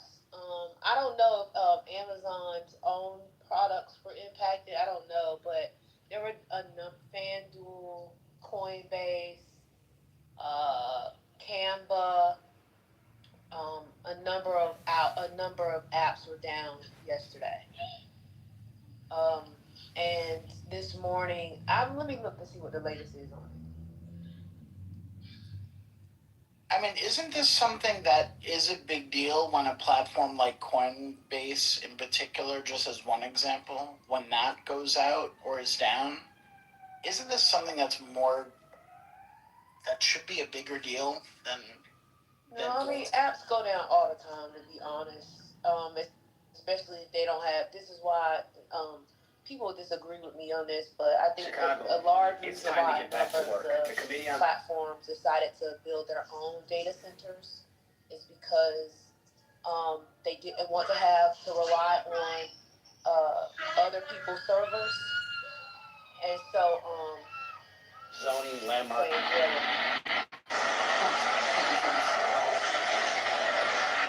alright, I'm gonna, you gonna be able to come out when you get onto the passenger side? We're sitting in the middle of the lane of traffic.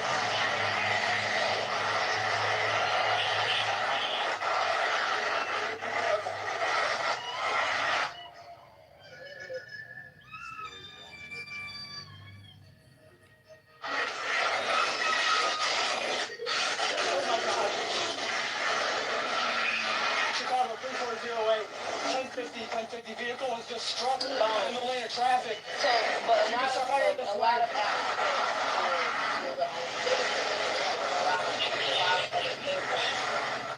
Chicago 3408.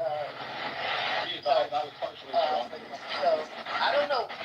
Amazon the first time said it was I believe it was like something that one of their engineers did, but I'm not sure what. I think they said something like a terminal outage. So they said it was overheating, I think. All I know is it was crazy. It was absolutely crazy. Was anybody else in the room when everything happened? What was crazy about it? You were in the room and then it happened? We were in the room and politically correct. It was going people one just by started. Yep, it's like people started disappearing one by one. And then it got to me, and I kept trying to get back in. And it was only like a couple of rooms in Clubhouse, and you couldn't get in the rooms. And it was crazy. It lasted for like 4.5 hours. I finally came back and got into Brandon's room, his music room. But I couldn't bring nobody up. I couldn't do anything. And it was just weird. I was just like, what the hell is happening? So, yeah, it was weird. I'm just concerned about the reliance on the Amazon Web Services for like important shit that involves, transactions in real time, things like that. I don't give a shit if Clubhouse goes down. It's probably for the greater good that it's down every once in a while for a few hours unexpectedly.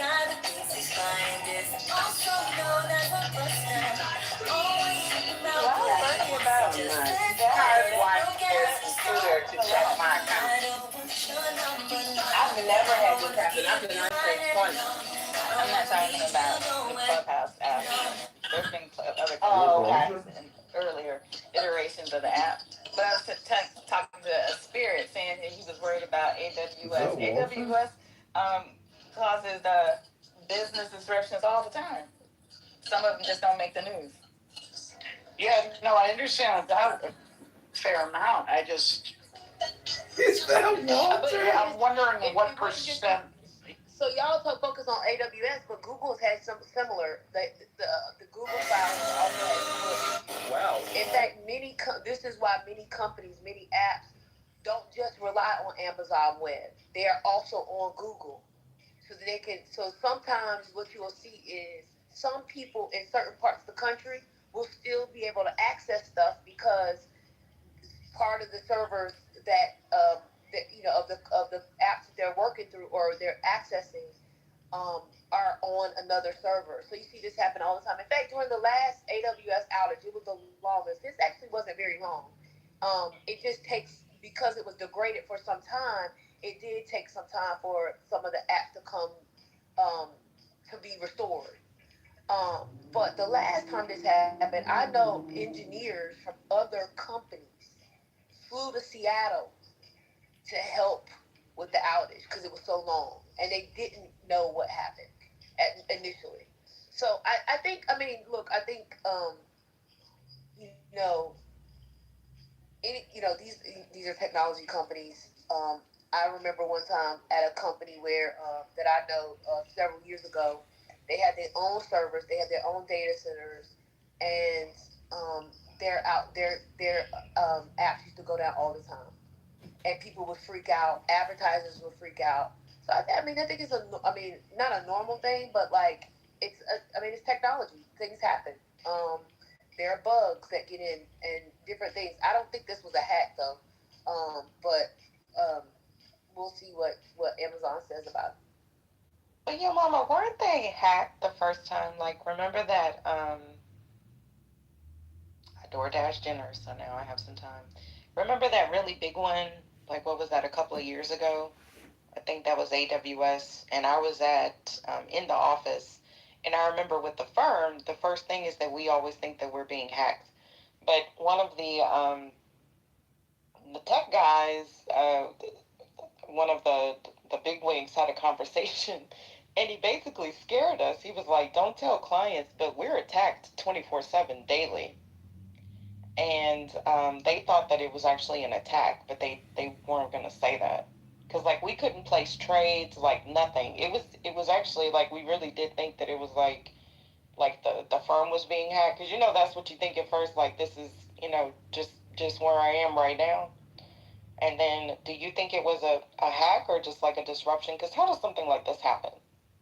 Honestly, I don't want to fear monger myself because I do that plenty enough, but.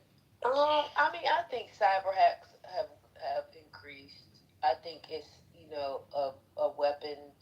I mean, I think there are people who just do it for fun. I think there are groups of people in other countries who do it. I mean, I don't know if y'all followed the WhatsApp case where an Israeli company had hacked it some while ago. It's like, and but the Israeli company said, well, it was like a something. There was a security flaw in the code or something like that. But that happened like a while ago. I think cyber attacks happen all the time. I think if y'all put in your alert cyber attacks, you will see that like data is exposed all the time. Personal data is exposed all the time. So I'm not saying that like I'm not trying to downplay it, but it is like a very common thing because it's technology and things happen, and that's why a lot of these large companies try to change. If it's like an app, they change code very frequently. This is why companies, these large companies want to do more in encryption because it prevents these sorts of things. And when if there is a hack or a leak, your personal information is not included because it's encrypted. But the governments around the world, particularly Western governments, don't like encryption um, because they can't get data for when they're investigating criminals, and they can't spy on people in other places. So I mean, there are definitely trade-offs, but I think a part of security is having more private networks for sure. But I don't. That's separate from what I think happened at the data center in Virginia. I do think it might have been something to do with one of their terminals, as they said, but we probably will never really know the real reason. They'll only tell us so much, partly because there's security risks in telling exactly what happened. But also they want to keep confidence in their customer base because people pay them to use their services. So. Thank you. That is why I like Gen Z, because they will hop on a TikTok in a minute, won't they? Let me tell y'all what happened. I need to go to TikTok the information, because I was just like, that's weird. But I guess I've just never experienced it because I don't really do a whole lot, especially on my phone. And like my computer, I don't do no banking or none of that stuff on my phone. So I'm old, so I'm old school. But it was just weird. And then I bumped into Ashton, and she was freaking out. She said she paid this guy a whole bunch of money to fix her phone, and I was like, what? It's only been a couple of hours. Yep, she gave him a whole bunch of money to get back in club. Oh no, that really. Oh God, it's convicted me tonight. I'm sorry. What did you say? Wait, what happened? I'm sorry. There was too many people talking. I couldn't hear what you said before. No, you repeated because everybody didn't hear that. Oh, but in the ask, I can't remember what room we were in because it was only like when I was scrolling on Clubhouse when I got back in, I could only find like maybe four houses that were open. And I went into a house and Just was in there, and I think Lito was in there. Get to what Ashton said, please. See, I'm sorry. The reason I asked it because I kind of heard the opposite. Is that like I got my own money, I got my own car, I have 250,000 followers on Instagram, I have all these several links. I don't need no man because there's a lady that spoke recently called MJ Gray. I don't know if you know that person. She's living as a dark feminist that was always preaching she would never get engaged. Like it's all like kind of mirroring what you're saying, but not in totality. You have, I think you've explained. I'm not opposed to marriage. Like if it happens. Oh no, I never said you were. I never said you were. Yeah, I never said you were. But like it's, I think when someone would hear you without you actually saying that, they would assume so. But I think because I've heard you speak sometimes, I don't believe you're someone that doesn't believe in marriage. But this person was always speaking this whole fact of this and that and that, and that, but she actually got engaged recently. Those needs that you were highlighting, do you think is analogous to men when they want to marry a woman? I feel like men do the same thing. I feel like men do the same thing. Work for the exact, like men need women for social. We're not talking about what about is. When need women about social?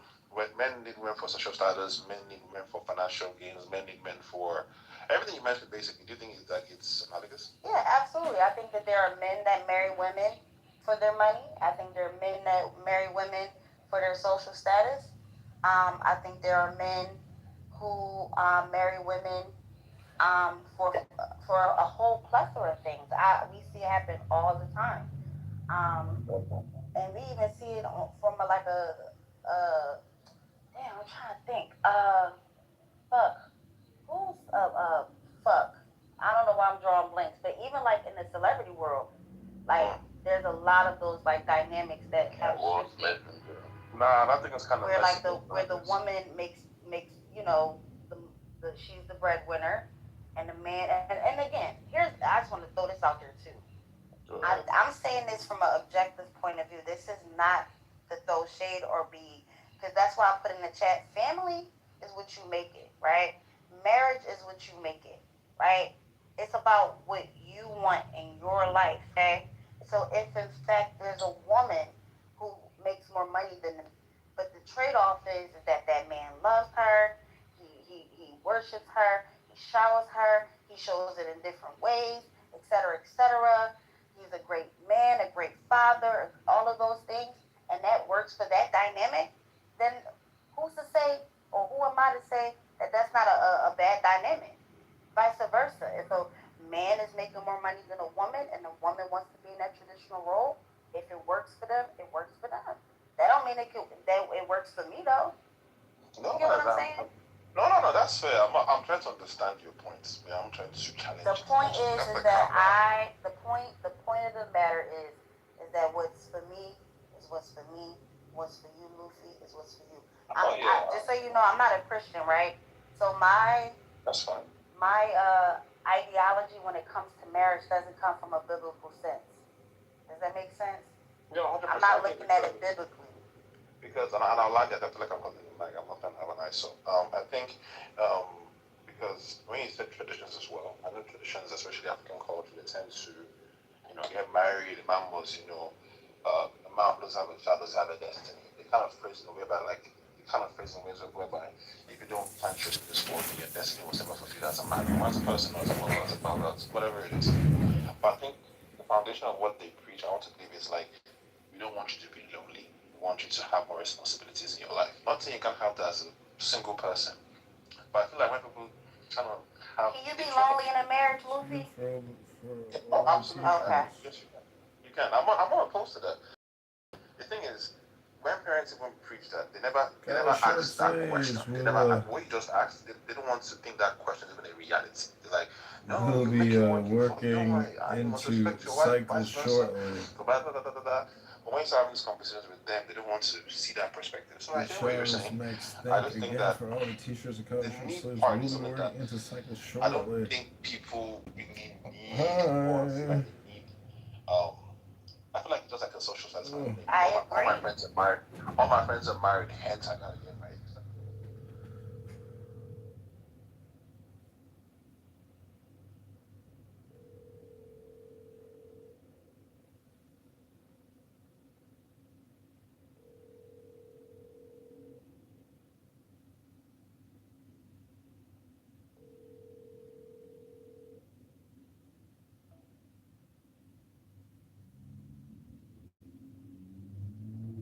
How can you be so selfish? This has nothing to do with me and Ralph. Then how come I don't have any say in this thing? You do.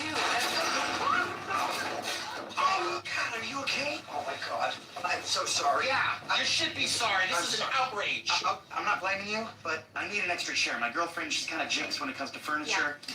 Hello? Shallow Hal wants a gal. Mauricio, what the hell are you talking about? I just saved your life, baby. Look, I got a situation here. I'll call you later. Look away!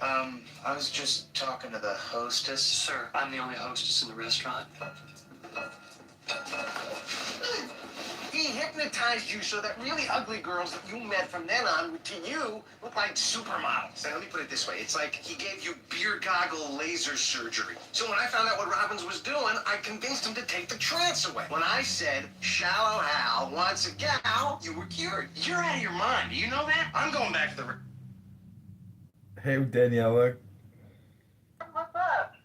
Nothing. I'm just making a little coffee. What are you doing? I'm on the Stairmaster. Oh, nice. I know. I got it. I'm only 8 minutes in. I got like 60 to go.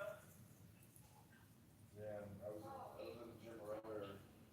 Had a good workout. There's a girl there that is so hot. Her butt is like, she's something else. I don't know. She's like Latina. Is it real or fake? Yeah, it's real. She's all real. She works out hard. She does a lot of squats. Yeah. Yeah, there's, yeah. Yeah, because there's, some of them got good genetics, but some of them have a lot of Brazilian butt lifts videos. Do you know how to see those? Yeah, it's possible, but she's so young, I doubt it. No, a lot of them do. A lot of them do. Like the other gym I go to two.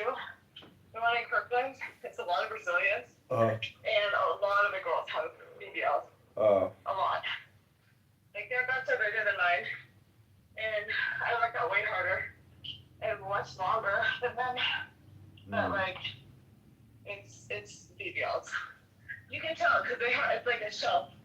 It's like a shelf, and then like the cheeks don't have like an indentation in the cheek. It's just like round. I mean, if you were there on like a swimsuit, you could see like there's no indentation. Like Nashville muscle has an indentation, but also it's like a big shelf. Yeah. Like the booty's like a straight up shelf. Like that's a BBL. It looks like a disc that they put in the ass. Yeah. I mean, it looks good. I'm not knocking it. I'm just saying that the Brazilian girls are definitely very focused on the booty. Don't you think it would be weird to like walk around with the silicone in your ass and then you sit down and you're like sitting on this bags implanted in your butt cheeks? Like, how fucking like you're thinking about it probably all the time. Like just walking into the gym. There's this girl, her and I are always training, but she's South American from I can't remember from where she is. But I was like, oh, I slapped her butt. Like, I was like, your booty's growing. You know, she's got a big ass. It's almost like competition. She's always like, we're always doing the same exercise. So she works hard. She does work hard, but she does have a big butt. Not me, I just got a little one.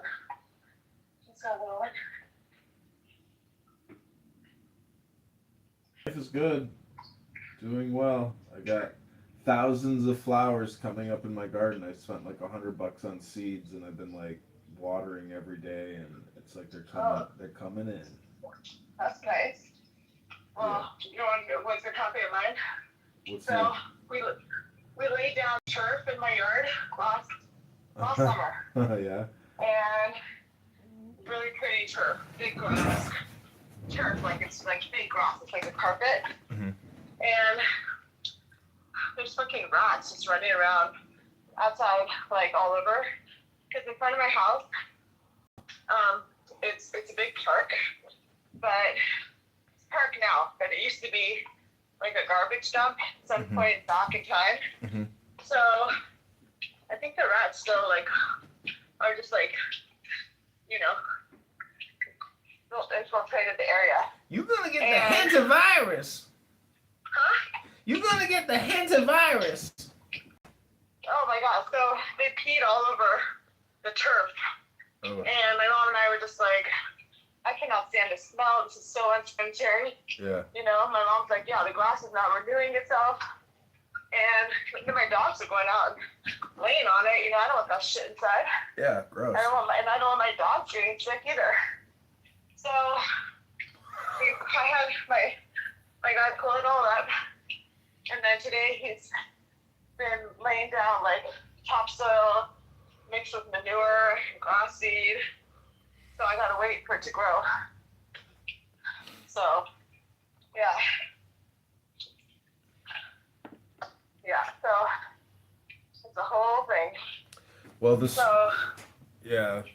the squirrels kept eating all my seeds for my flowers, so I got a slingshot and like these little plastic beans, and sure enough, after like a couple of days, they're just like terrified of me. As soon as they see me, they run for their lives. Oh, you're slingshotting the squirrels? Yeah, but not with like not to kill them, just to like shock them and scare them. I know, but Yeah, but it's amazing. They're like so indignant. Like they have pride and honor. Like they walk away with like, you know, an attitude. Like, how dare you fuck with me? I'm a squirrel. there was a raccoon that got in my yard last weekend. I was out of town. I went to you've heard of Coachella, right? Yeah. So the weekend following Coachella, there's another music festival called Stagecoach. Yeah. Which, like, there's some country music singers, but not all of them. Like, Pitbull was playing, and like some 90s hip hop, Third Eye Blind. Like, it was kind of eclectic. Mm-hmm. So we went to that, and I was down there. Have you been to Palm Springs? No, I never went. Oh, it's straight up desert. Yeah. It was super hot, which I like, dry heat. And then by the afternoons, the wind like picked up. Like it felt like there was gonna be a tornado or something. So the concert festival was 3 days long. Mm-hmm. And on day 2, at like 8:30 at night, all the stage screens went bright red and said immediate evacuation. I was like, what? Oh my god, no way. So, yeah, so then I was like, what? And I wasn't that concerned for the weather. I mean, the weather was turning, the winds were really strong. But I was more, all of a sudden it just changed to like thousands of people trying to like scramble for these exits. And like, you can't walk, you can't run because there's too many people. And you can't walk any faster than the person is in front of you. Uh-huh. And all those people. So that was kind of scary. Yeah. Because it probably took me like 15 minutes just to get out to the exit. You know? Yeah, stampedes must be scary. Imagine being in a stampede. Yeah, exactly. So it felt like, and everybody was calm because the winds weren't that strong yet. But I felt like it could definitely like turn in a second with people getting crazy. So I don't know. It was kind of, I don't know if I'll go again. It was super expensive. Everything, like the flights. I happened to get a cheap flight, but then like hotels, and then I had to buy shuttle pass and the concert tickets. Like the concert tickets for a 3-day pass, it's $20. The shuttle, they charge you $130. But they have different shuttle stops, and you still gotta get an Uber to the shuttle stop for the pickup. So right there, that's another $20-$30 each way, right? So it was super expensive weekend. Yeah. So I don't know. I didn't have that much fun. It was okay. And then Sunday ended up like. Wait, did you see Bieber? Did you see Bieber? What? Did you see Bieber perform? No, that was at Coachella. This was Stagecoach. Oh, you went to Stagecoach. Okay. Yeah. Yeah. No, Coachella's like not good. I'm not going to that. Way too many people. Yeah. Yeah. So. Yeah, it was just so many people. Oh my God, I don't think I've ever been around a crowd like that cannot get out of. Mm-hmm. It was a little intimidating. I know, you really have to like do deep breathing and just like stay calm. Yeah, it's like literally, I'm like, how do you get out? Like people were walking, but what if there was a shooting? Like you cannot get out. You cannot get out quickly. I'm like, at one point. I read horrible things about Seattle. Seattle has like horrible crime. It's just like as bad as Chicago. Yeah, it does. Oh yeah. Oh shit. Yeah. It's very dangerous there. It is. It is. And then there in California, the one thing that's good about a country festival is that you have more like Republicans out there, right? That's what you think. That's what you think. But that's what you think. That's what you think. That's what you think. It's like 80% of the girls there are all hardcore liberals, actually. Yeah, I don't know. It could be. Yeah, for sure. Especially because it's still in California, right? So, yeah. I was like, oh. I mean, so the people that I met, everyone was like really cool, like chill, like kind of laid back. But yeah, I think like Coachella is like way worse. Yeah. Coachella's like everyone's on fucking drugs, and like didn't that one guy last year he was holding up like he came from the UK, one of the singers, and he pulled out a Palestinian flag on stage. Yeah. Shit like that. So, yeah. The thing about it was, it's like, you're not even that close to the stage. You're basically watching everything on the screen, So, it was, and like, there's just so many people, you like, literally, you're not holding on to your friends, you're gonna get lost. You literally can't find anybody. You get lost. It's just like, so I felt like half of the stuff that was there, I didn't even see. Like, there was apparently 4 stages. I don't even know what the other 2 were. Like, I saw 2 of them. And there were a bunch of, like, booths around. But really didn't get to it. You can wander off, like, you can lose your friends. Which is not the worst, but it's like, the whole idea of, like,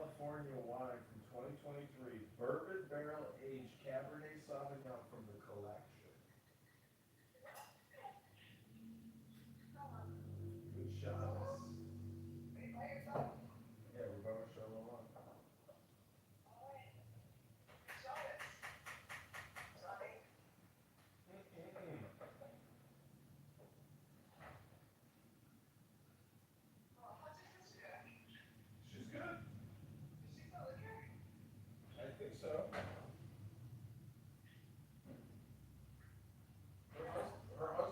Her husband's always fishing, so I think they like travel and stuff. Oh, yeah? Did she have a kid? No, she can't have a kid. I doubt it. He's probably had a vasectomy. She probably can't have a kid. And why would they have a kid? He already has 3 kids. He doesn't want any more kids. Ugh. Well, my friend has had a kid with her husband, who's has two older kids, like in I think in high school, and she's decided like, you know what, I can't. So they just had a baby. Well, you could move here, and we could have a baby here if you want to have a baby. A baby. Everybody wants a baby. Mama had a baby. You had a baby? A baby, mommy. A baby. Oh, that sounds like your mom was big. What? Oh, that sounds like your mom was big. Just tell me, big. One of my kids should have a baby.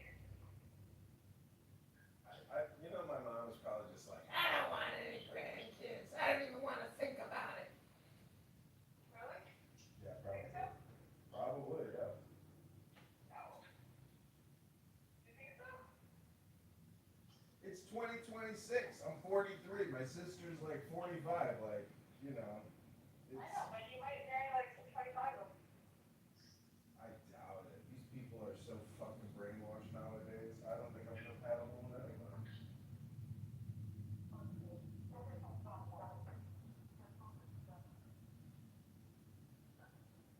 What was that?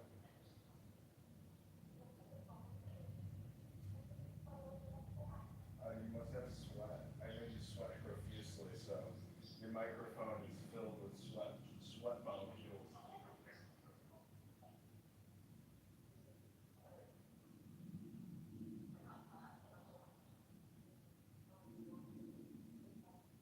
Can't hear you. But look at the link I texted you if you want to come to Chicago if you're not traveling. It's a good concert. I'm going to that.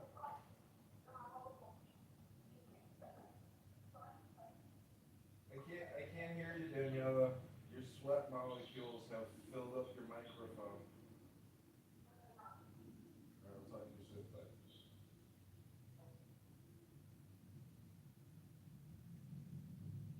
Bye.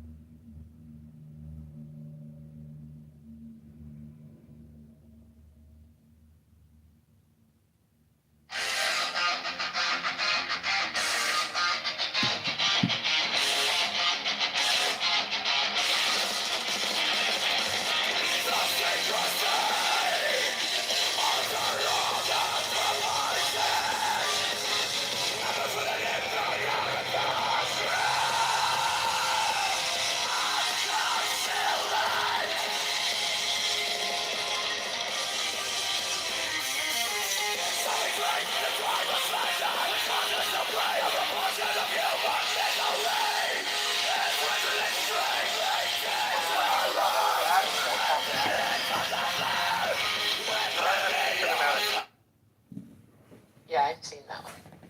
Okay. Well, with Brian Cox? Yeah, I saw that. That's brilliant, right? Yeah. Probably, like, better than Anthony Hopkins and his weird fucking C.S. Lewis bullshit. You think Anthony was better? Yeah. Well, I disagree with you on that. I hope that's okay. And I don't want you to mistake that for defiance. It's just a difference of opinion. Okay? Don't be threatened by that. It's okay. Fuck you. Keep going.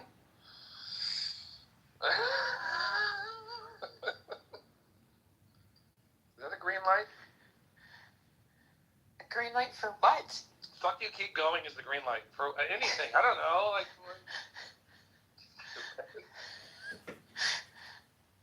What other movies are there? That was the first time Kat, is that what you're really asking right now? What other movies are there? Is that what you're asking? Well, you're said. concussed. You're a bit confused right now, I think. No, I'm not. Yeah, you are. You're so confused. You don't know where you are, what you're doing. Don't tell me what I am. That's ignorant. That's ignorant. Well, that's ignorant. You know what? People say I touched all those kids. That's ignorant. And that's bad. Who was the guy that the journalist, like Bashar or something? Like I don't know why Michael Jackson did that. My object all sublime, I keep it in my mind. I have a lot of like a needle made of light. Light identical hashes across the machine. Which is run times. If not, where does non-determinism enter? The key question for me. Are they building a doctrine engine or an audit-grade downtime? Right now, Reno's system sounds closer to doctrine engine. Mercury's system sounds closer to runtime because it admitted where the current implementation breaks. The case is cold but clear. I waited long enough. So let it come around. Let the gale kiss the ground. I want the scales to sing on the edge of everything. To make the punishment fit the crime.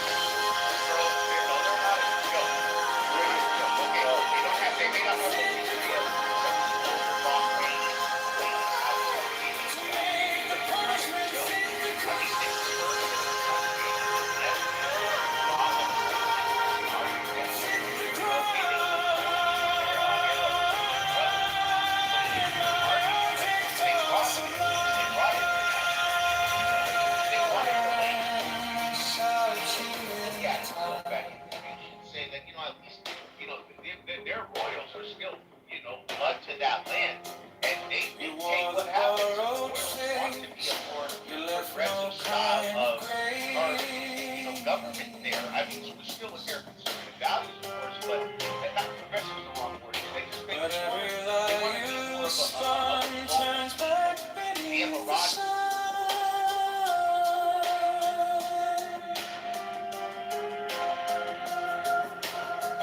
The final clue, like a blade inside my shoe.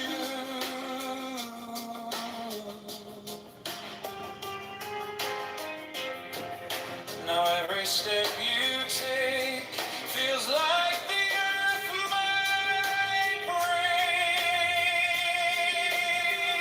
So let it come around, let the gable kiss the ground. I want the scales to sing on the edge of everything.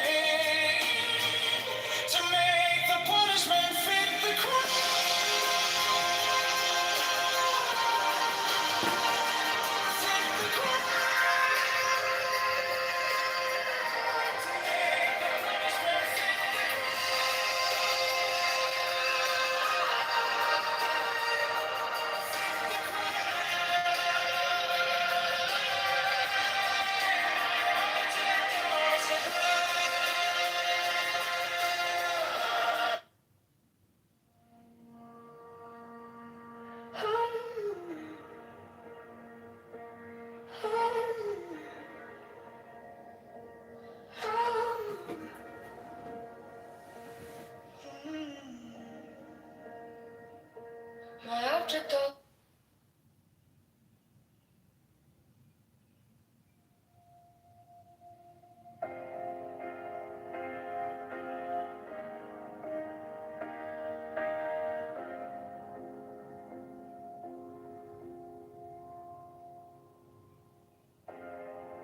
my object all sublime, I keep it in my mind.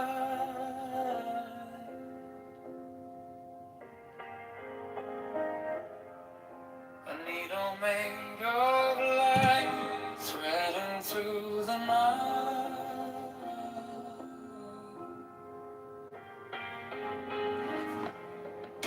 I mark the hidden scene, I sharpen up the dream.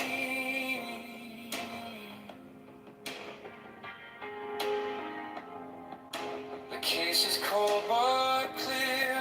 I waited long enough here. So let it come around, let the gavel kiss the ground. I want the scales to sing on the edge of everything, to make the punishment fit the crime.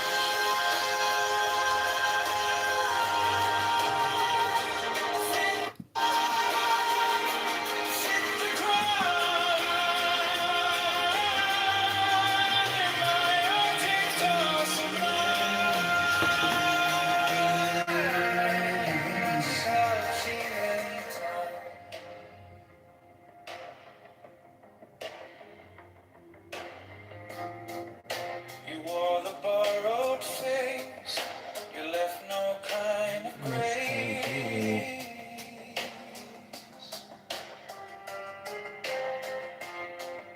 But every lie you spun turns back beneath the sun.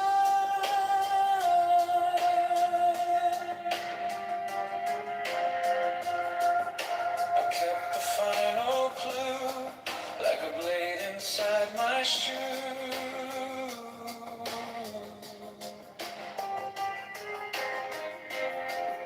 Now every step you take feels like the earth might break. So let it come around, let the gavel kiss the ground. I want the scales to sing on the edge of everything, to make the punishment fit the crime.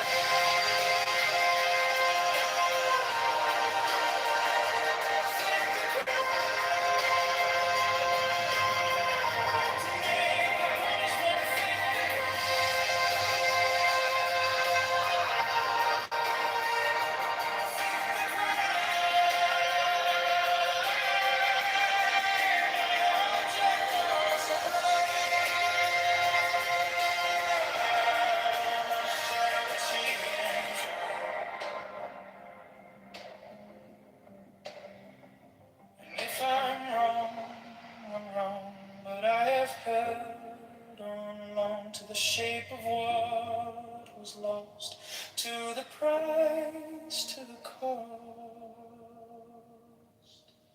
to make the punishment fit the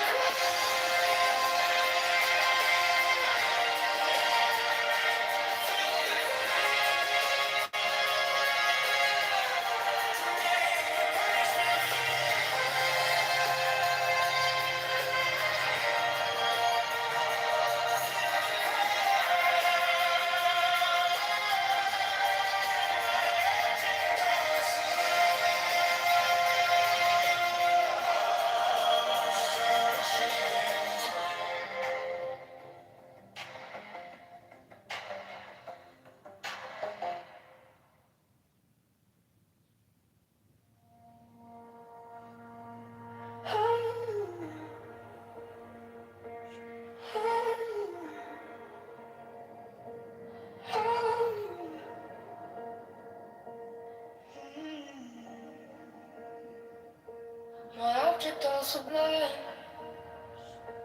I keep it in my mind. A needle made of light, thread into the night.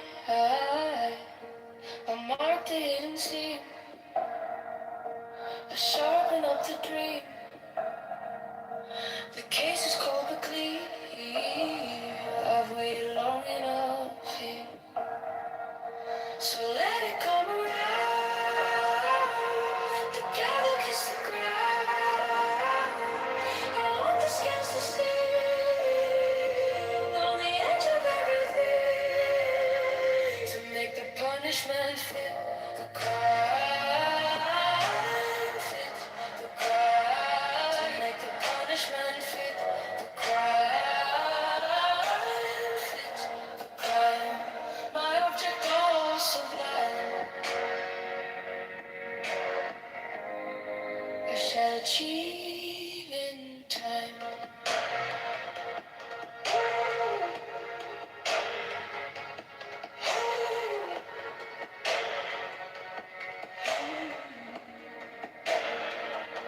You wore the borrowed face. You left no kind of grace. But every lie you spun turns back beneath the sun. I kept the final clue, like a blade inside my shoe. Now every step you take feels like the earth might break. So let it come around. Let the gavel kiss the ground. I want the scales to sing on the edge of everything to make the punishment fit the crime. Fit the crime. Make the punishment fit the crime. Fit the crime. My object all sublime. I shall achieve in time.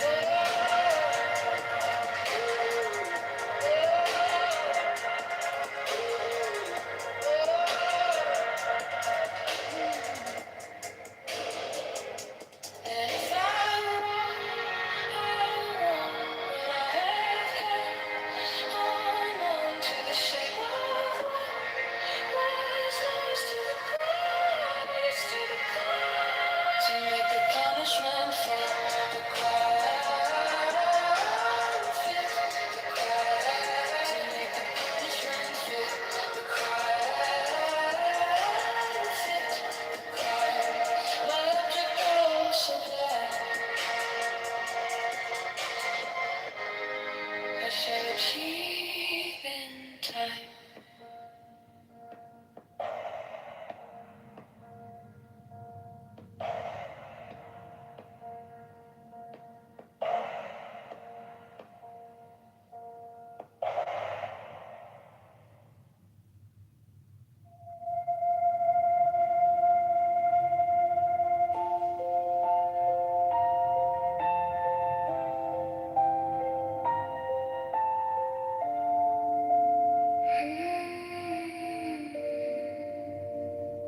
My object all sublime.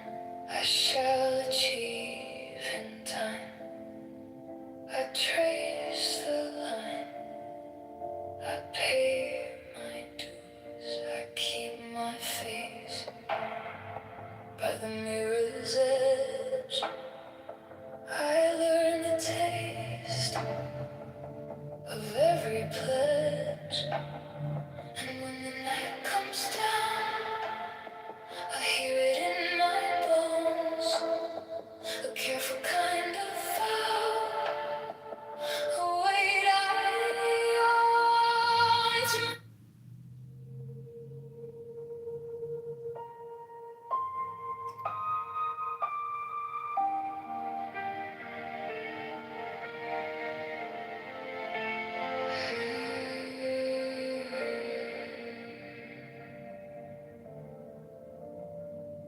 My object all sublime. I shall achieve in time. I trace the line. I pay my dues. I keep my face by the mirror's edge. I learn the taste of every pledge.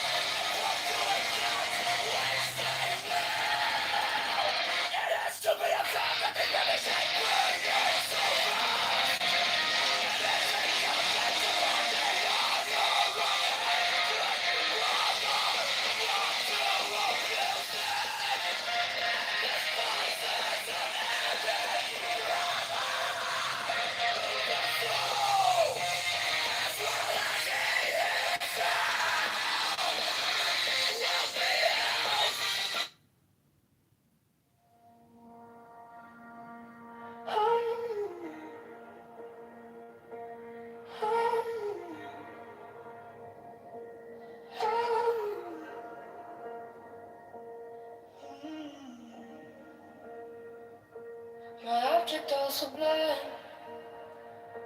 I keep it in my mind. A needle made of light, threading through the night. I mark the hidden seam. I sharpen up the dream. The case is cold but clean. I've waited long enough here, so let it come around. Together kiss the ground. I want the skins to sting on the edge of everything, to make the punishment fit the crime.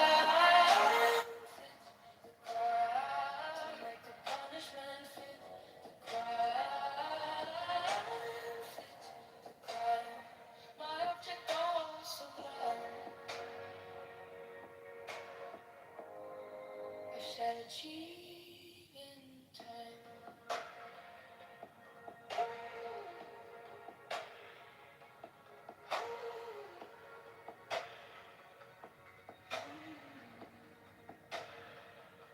You wore the borrowed face.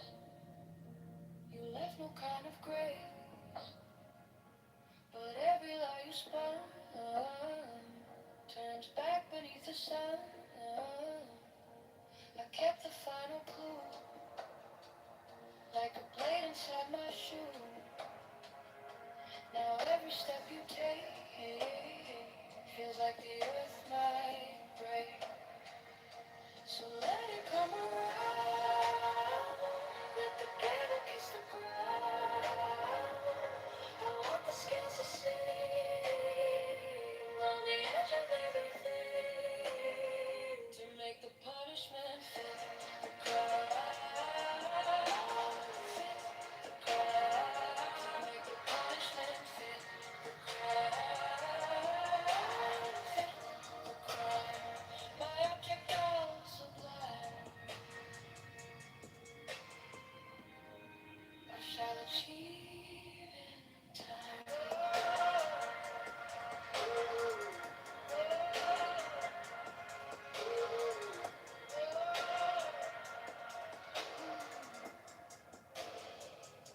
And if I hold on, what I have held, hold on to the shape of the rise, rise to the ground, rise to the ground, to make the punishment fit the crime. Fit the crime. To make the punishment fit the crime. Fit the crime. My object all sublime. I shall achieve in time.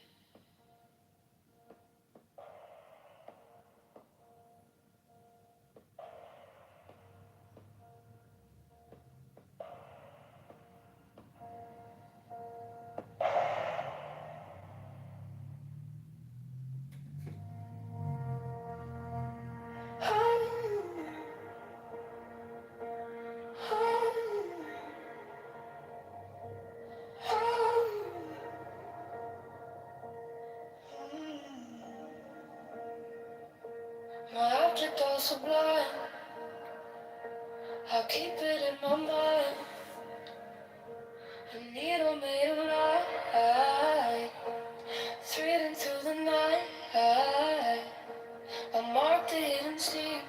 I sharpen up the dream. The case is cold but clean. I've waited long enough here, so let it come around. Together kiss the ground. I want the skins to sting on the edge of everything, to make the punishment fit the crime. Fit the crime. To make the punishment fit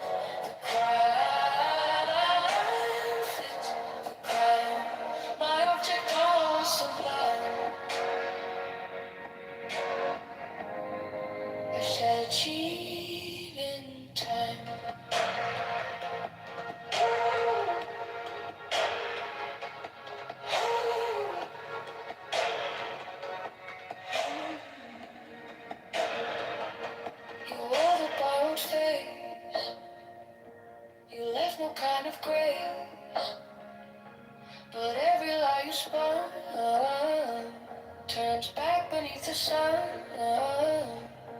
I kept the final clue, like a blade inside my shoe.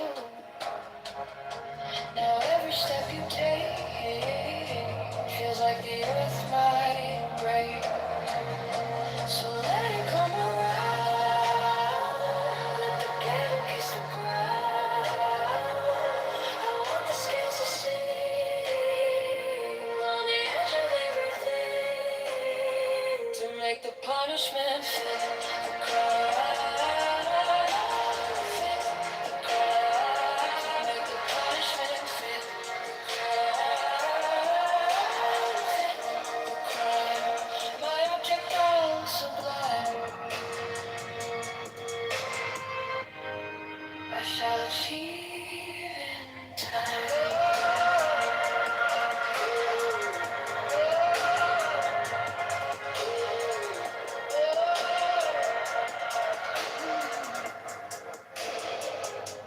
And if I'm wrong, then I have held on to the shape of lies, lies to the promise, to the cause, to make the punishment fit the crime. Fit the crime. To make the punishment fit the crime. Fit the crime. My object all sublime, I shall achieve in time.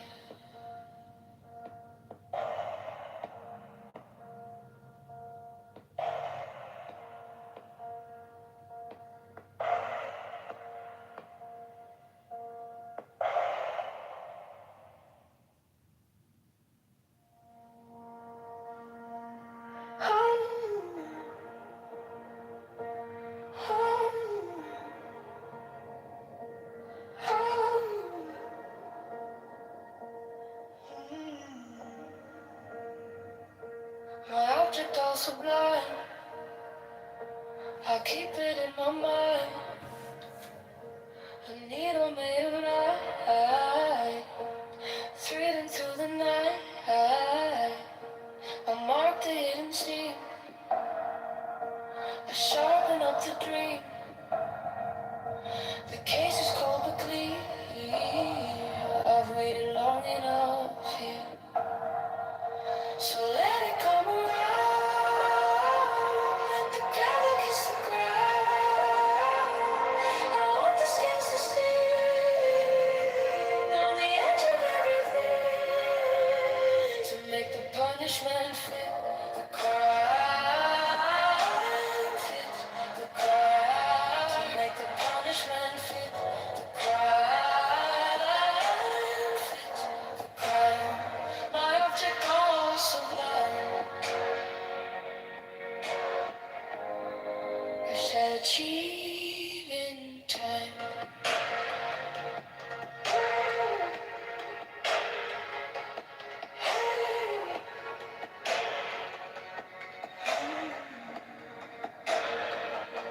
You wore the borrowed face, you left no kind of grace, but every lie you spun turns back beneath the sun. I kept the final clue, like a blade inside my shoe. Now every step you take feels like the earth might break. So let it come around, let the gavel kiss the ground. I want the scales to sing on the edge of everything, to make the punishment fit the crime. Fit the crime. Make the punishment fit the crime. Fit the crime. My object all sublime, I shall achieve in time.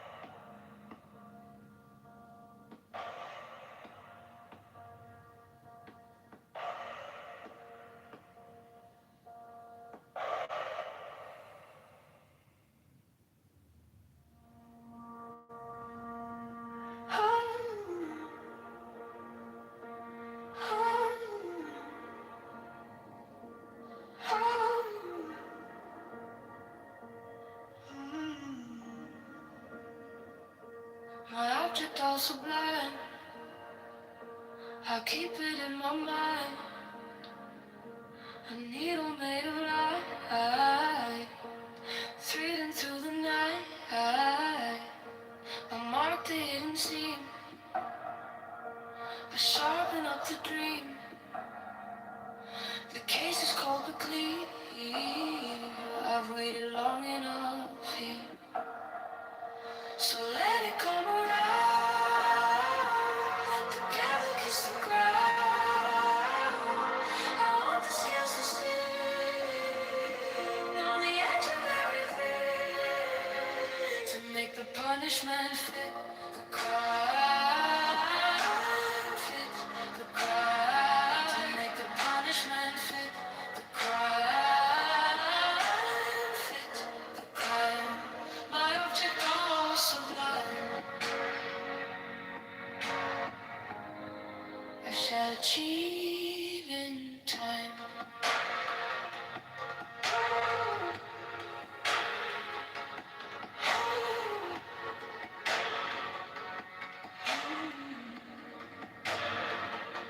You wore the borrowed face, you left no kind of grace,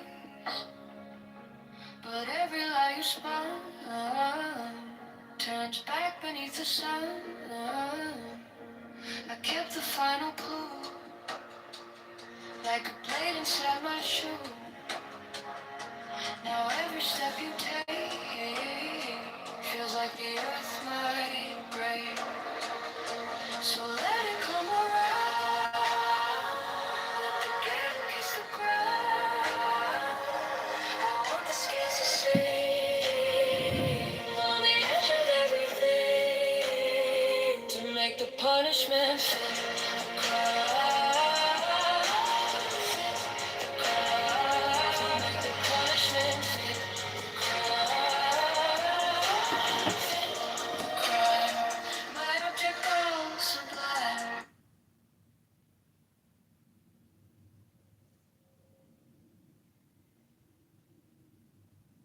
Okay, Zero. What about the H? What is H would be stained? It was supposed to be teeth. Oh, I didn't realize. teeth would be stained. Oh, Okay, well, that makes much more sense. No, I had to ask. And mine would should have been he'd be sleeping with the birds in Central Park. You gotta be better. Right. It's important. It affects the joke. Yes.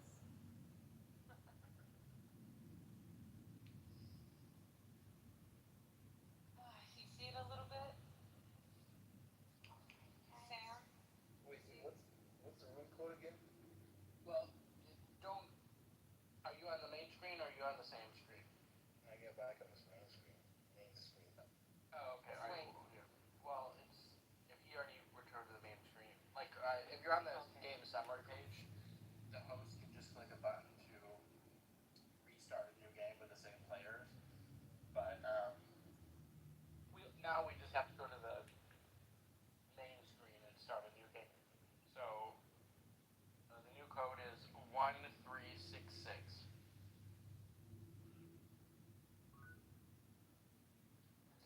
Maybe y'all can get some more players because I'm tapping out, I think. Alright. I'll see y'all later. Good night. Thank you, Mario. Good night. You can play just one more. Okay. Let's go for it. Teach Sam a little more about it, you know? Sorry. You got it. No, you know it. You got the gist of it, really. What is?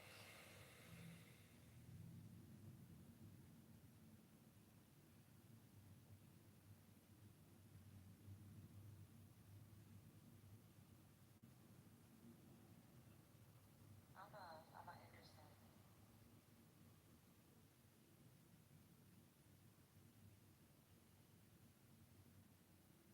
I mean, at the end of the day, the hemorrhaging's got to stop at some point. I mean, America, we're going into the summertime period. I mean, we all. Oh, easy.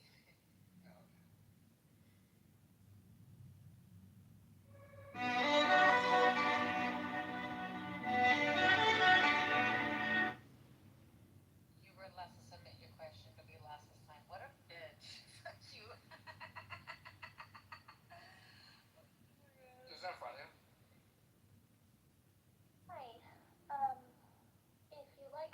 try to play with you. Okay. Okay. Yeah. Hopeful. We're just at the end of this game, so we're about to read the answer questions and then yeah. So just do you have a laptop or a tablet handy? I don't. I was just gonna try to write it on my phone, but I don't know if it'll let me. No, I'll explain this in here. Okay, I'll wait for your game to finish. I thought, Yeah, you could join the next one. That's cool. It's almost done. What if there were two moons orbiting the Earth? That would be a cute and rude ass baby.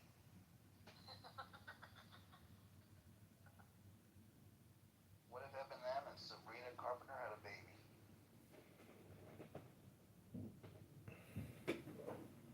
Rough tongue. Oh my. What? What if my cat itches its behind? I would fall in love. Okay, we're done. Okay. All right, exit out of this one so that we can let Alma in. Okay. So just do you have any second device besides the phone you're using Clubhouse on? I do, but not conveniently. Okay, so it's okay. So you could do it if we're just like what? No, it's okay. Just ignore. So copy the link and put it in a mobile web browser. Don't just click it from the room because it'll like open up a fake web browser. Well, yeah. Right. So put it in a separate mobile web browser. Just leave your mic open and keep the screen visible on your phone the whole time, and don't click any notifications or go out of the screen. So here, let me give me the code 1 second. Let me know when you're ready. 4177. Thank you. Oh, it is already in phone. Okay.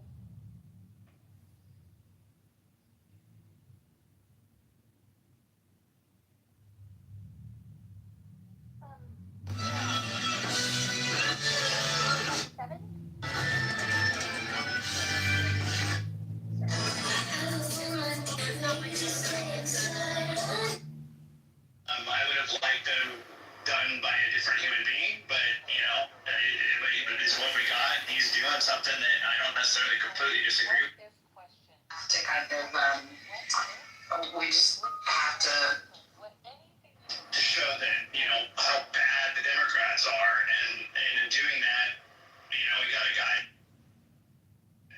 How bad the Democrats are, and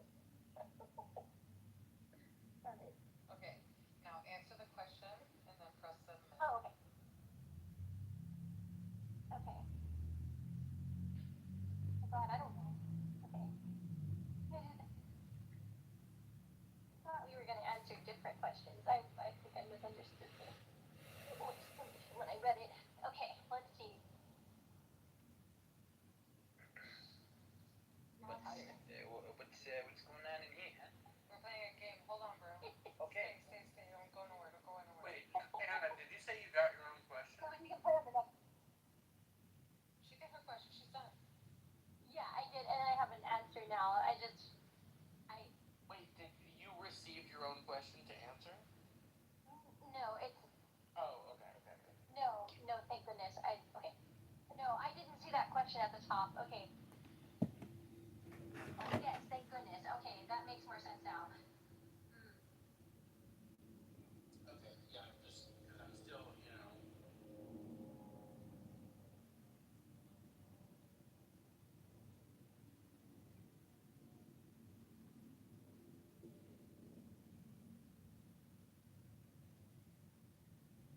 Question is, how do you know I don't hold to that?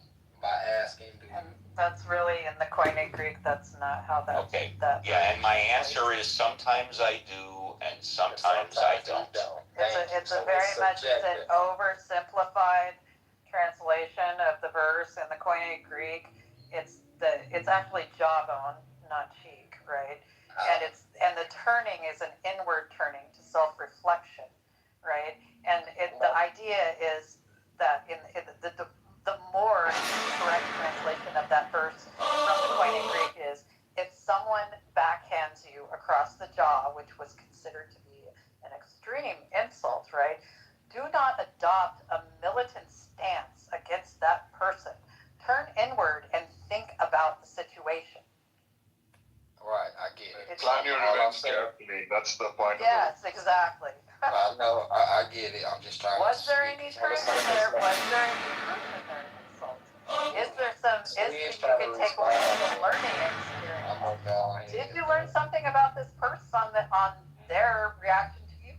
Right, so Steve, I'll take a second example. I don't want to go down a whole list, but I'd love to take a second example. So you call it meditation. We'll say prayer, right? When you don't, someone treats you bad or they're an enemy of yours, whatever, you're not going to meditate on their better good. Not saying you specific, but what I'm saying is there's not a standard where you have to meditate and say, hopefully they are still blessed. Hopefully they are still, the good comes out. You're going to still hold grudges because you don't have to forgive. You can stay unforgiven if you want. There's no standard. Why are you making postulations about how atheists live? Because the reason I'm saying that is by it not no objective morality. We can independently come to those preferences through reason.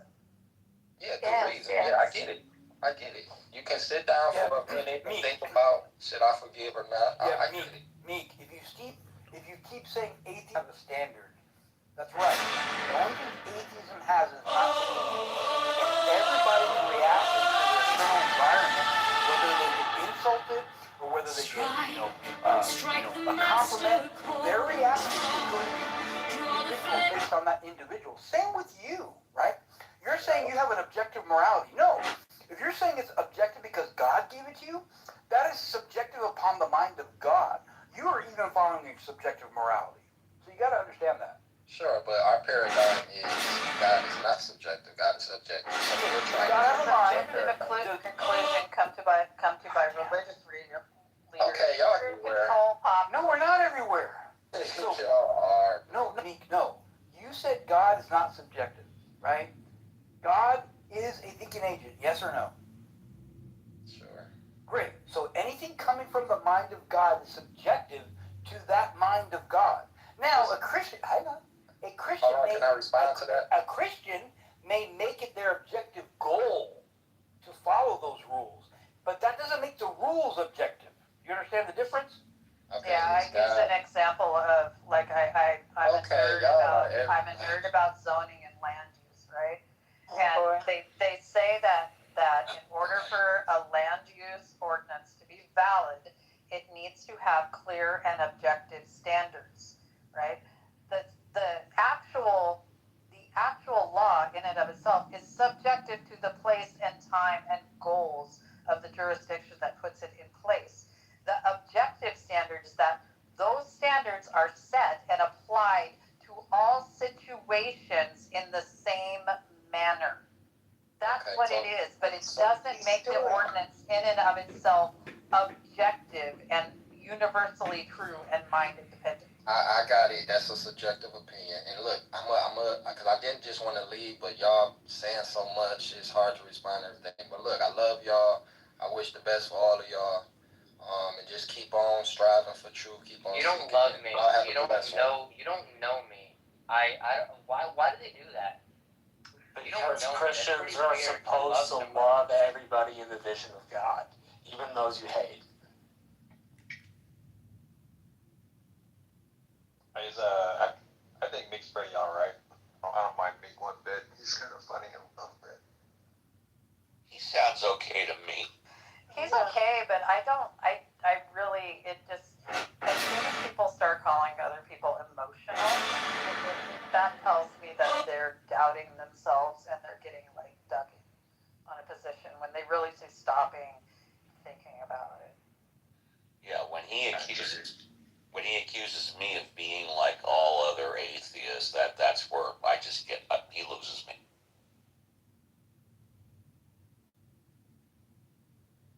I know plenty of atheists that don't want to be like me.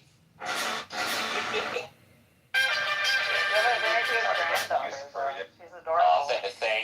Thank you. Right, though that I also hold Christians to a higher standard. In fact, whenever I'm on a criminal jury, I always if I know that the guy is a Christian, I just another 10 years on the set. So in other What? This is Deepak's humor. Oh, okay. I was like, really? That's unfair? Yeah, right, slacker. I at least give him. Yeah. So Deepak does not fulfill his vow under penalty of perjury and lies to the court by saying he'll judge the evidence on the.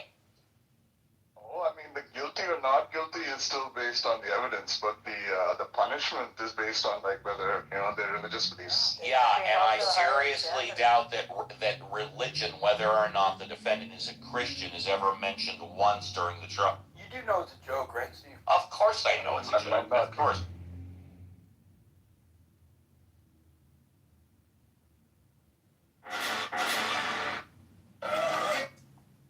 Hey, Cora, glad to see you're feeling better. Yeah, pretty good. I've been finally getting out and swimming, and stuff, and getting a little more exercise. This may not mean much to you, but we put you on our prayer list for church. I know you're not a religious person, but we stuck you in anyway. Yeah, Cora, glad you're feeling. Thanks, Steve. I hope you're feeling okay. Thank you. Yeah. And the World Atheist Assembly has added you to the control group of a number of our experiments. Also, awesome, Deepak. Yeah.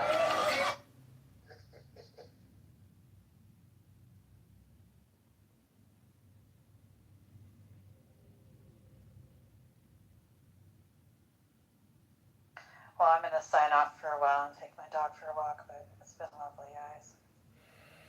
Adios. See ya.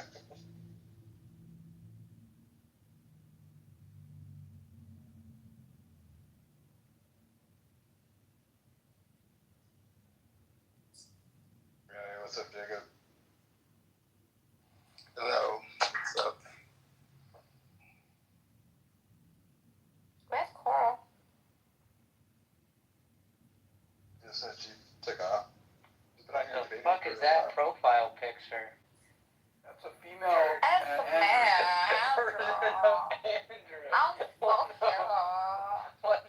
It's trans. And you don't woman believe in Andrew. God because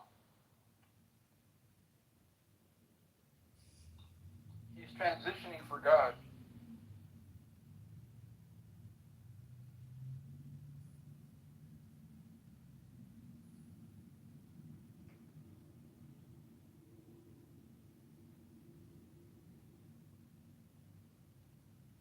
And Kitty's a nun now. Oh, no way. You serious? Or are you pulling a Deepak on us? Well, just by her profile pic, her PTR. so why is it that these things that notorious, like, murderers? Because we're We're heathens. We're evil. We're the enemy. Like, what is it? Like, what's going on, you think, in the theist psyche? That most of the time I'm hearing this. And I think there's a lack of reflection. Actually, you got it reversed. Most serial killers and people that kill people that they don't know say they're doing it in the name of God. Oh, shut up. Yeah, that's right. Yeah. I can't recall. I mean, I'm sure it's happened, but I can't recall anybody killing a bunch of anonymous people in the name of atheism. Allah Akbar! Now I kill you! Yeah, that's true.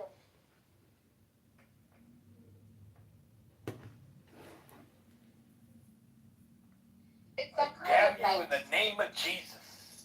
Jesus! But there's also like a self-righteous high horse riding comparison going on, you know? Like within the theistic circles. My morality is better than his morality because my God is better than his God. Well, that's a cop-out. See, if whoever's saying that really wanted to put it to the test, they should take one moral and see how the two people feel about it, and then they can decide which one is more moral. Rather than saying my God versus your God, you say my morality on this issue is better than your morality on this issue. That's the way you really want it. Yeah, but like for situations where like sometimes Andrew posits the most grotesque scenarios, like Celia followed by some rape followed by, and I know it's done for like emphasis, right? The theatrics is added on, so like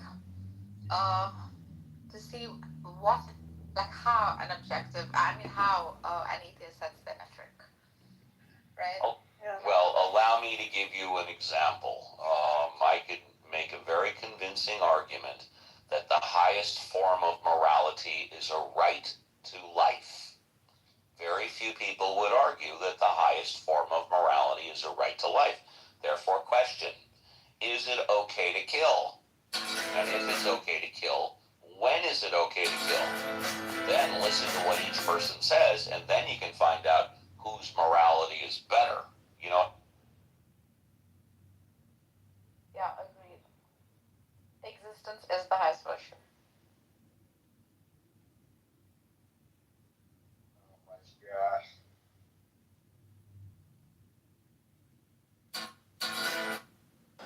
I'm just like, you always gotta throw those like little mysticisms. Good Lord, look how I'm getting bullied again. Now close your eyes. Take a walk by the lake.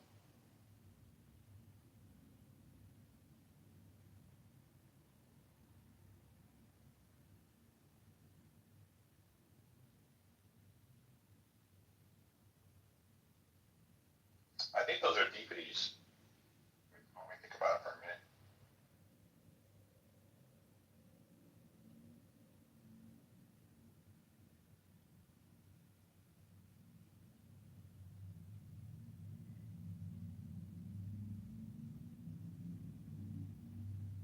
This just shows like how widespread moral disagreement is, right? Because you guys think that like whatever right to life is the highest moral like good, but Nargis thinks that like ample cushioning and like sperm heel support is like the most moral thing.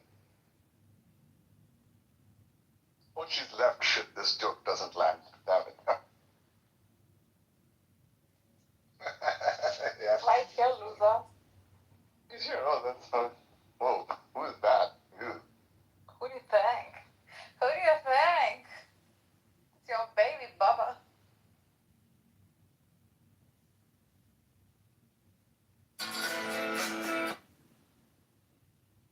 It's my baby Bubba. Even for a couple weeks.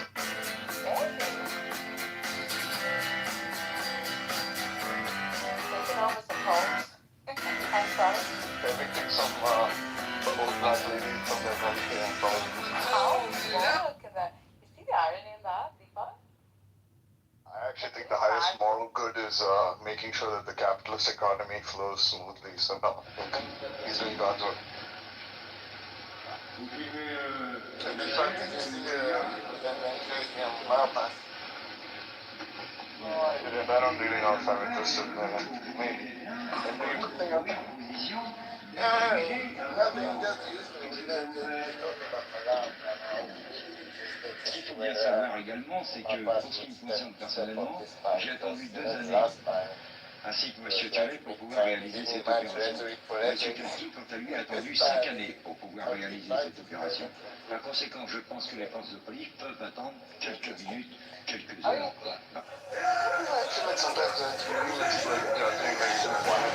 À quelques centimètres de nous, une balle a fracassé l'objectif de la caméra de la BBC.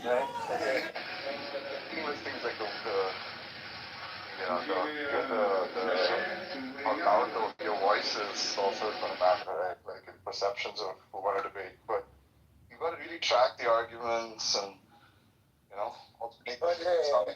The thing is, it's the exact same because they even stayed on the old Kalam, right? I think probably maybe Greg would have requested that because he doesn't know results about that. It's not as much as Mapas about the new causal infinity stuff, so they didn't do that. They still went Kitover to that, and then they visited the first thing. Boiled down to just reason. But he ended up, so. But I thought he has his whole, inductive argument and all that, right? Yeah, but the thing is, when you push and push, it comes down to, out of nothing, nothing comes, what it ends up in. Because, he tries to say it's like a metaphysical thesis or whatever. Because if you say it's induction, it can be attacked, like, oh, what's your sample? Have you left something out? So, eventually, he wants to just say that it's just something that makes sense, out of nothing, nothing comes. But I think actually examining the strength of that induction could be a productive discussion, right? They didn't even do too much of that, but it has been done before. I think it just ends up very, very different and ends up like maybe it's a draw, maybe no one's winning. I don't know. But, he likes to have that in his back pocket. Because he even confessed that initially when he started running the argument, he didn't use to defend the first premise. He just say, well, this looks obvious. If you want to challenge it, and want to look stupid, how about it? He says, well, anyone who disagrees with this has quit doing serious metaphysics, something like that. I think that's even in a quote from one of his books. That later he tries to. Interesting. If that's the story, right? Then that actually said it's a good sign for something like a debate. Like maybe if it's been through debate that he's been forced to actually think about what really his reasons are for premise one, rather than just saying, oh, it's obvious. I feel that at least he's made some progress, right? Yeah. But the layers he puts on it, once you push and push, he ends up still saying, well, it's been backed by out of nothing, nothing comes. Which is and then we say that that's just intuitive. It's intuitive to me.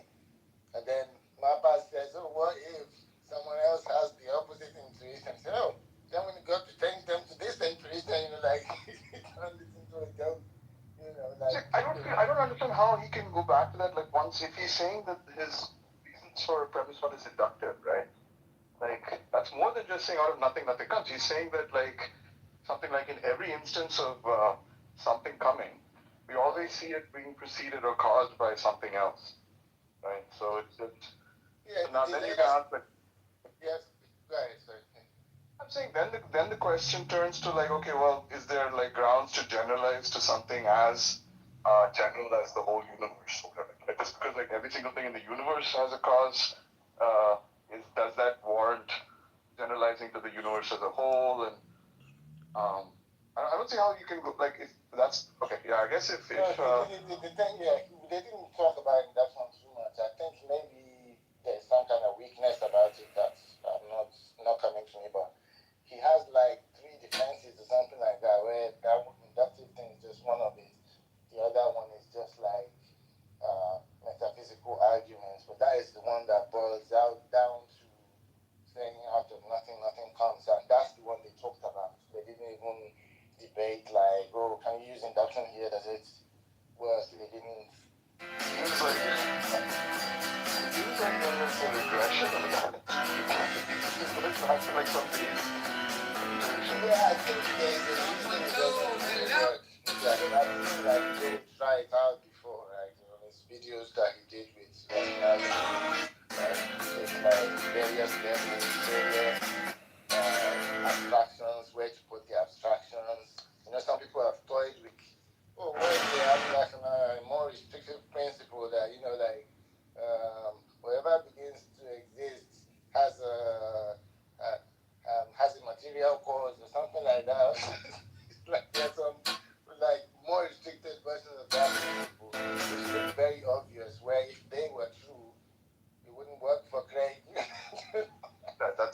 think that is a good class of responses, right? Yeah. How many other inductions would then follow if you're allowed to allow yourself to? Mm-hmm.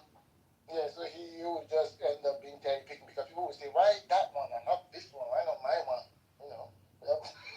You could make some argument this is the most modest version, right? So even if each more specific one, you'd have to have more and more doubt about, right? And maybe you could say that the property of materialness is just almost by definition something data management so simple internal to the physical universe, right? So it doesn't even make sense to say that the universe has a material cause, right?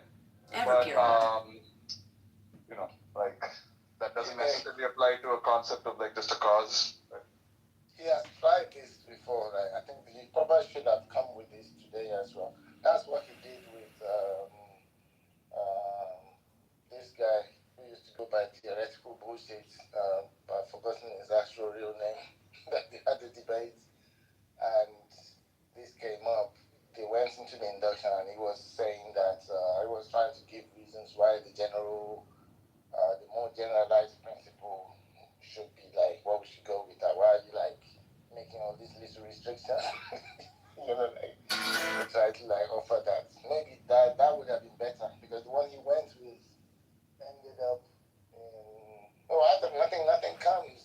People have criticized that is just the first premise reworded. Out of nothing. I can't do it. Oh my god!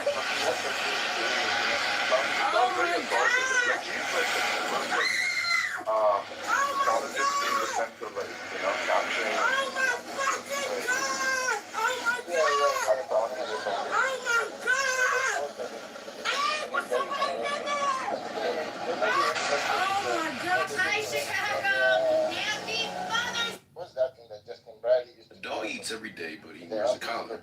Oh. So that's what they had. It was a face to face. They were real life in front of each other, and they had somebody controlling the debates, right? So it was, and then they did it into 4 sections. So once they ramble on, it took an hour and a half. So once they ramble on, the first section, they left that.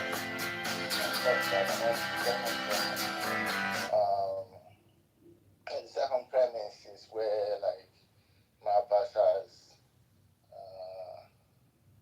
written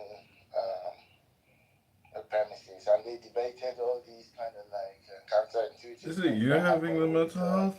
Hey everybody, it's Alderperson Andre Vasquez, 44. I'm here by a Winchester. Why are you creating news about this? Are you going to create news for the next murder or armed robbery happens? All these kind of things, right? They did all of that. They rehashed a lottery ticket.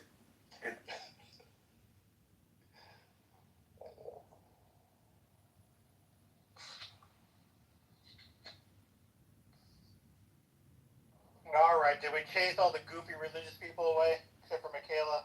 I like Michaela. Oh shit! I think I was Justin. I was funny. I was trying to make a comment, and then I had my mic open, so I was unmuted. Then I muted myself, and I said, My thing, like, fuck that up. My thing was like, should we think of intuitions as like a kind of, we characterize them as a kind of feeling? Like when you say that Craig and Matt Pass, they got down to like, well, I don't know if it's Craig, they just got down to like, well, it's just an intuition that I have about it. Yeah, the philosophers like I forgot what the theory is. There'll be an SCP article where they say, no, intuition doesn't mean like day to day. When we speak, intuition and feeling might like end up coinciding, but they like to little distinctions and stuff like that, which I've actually forgotten about.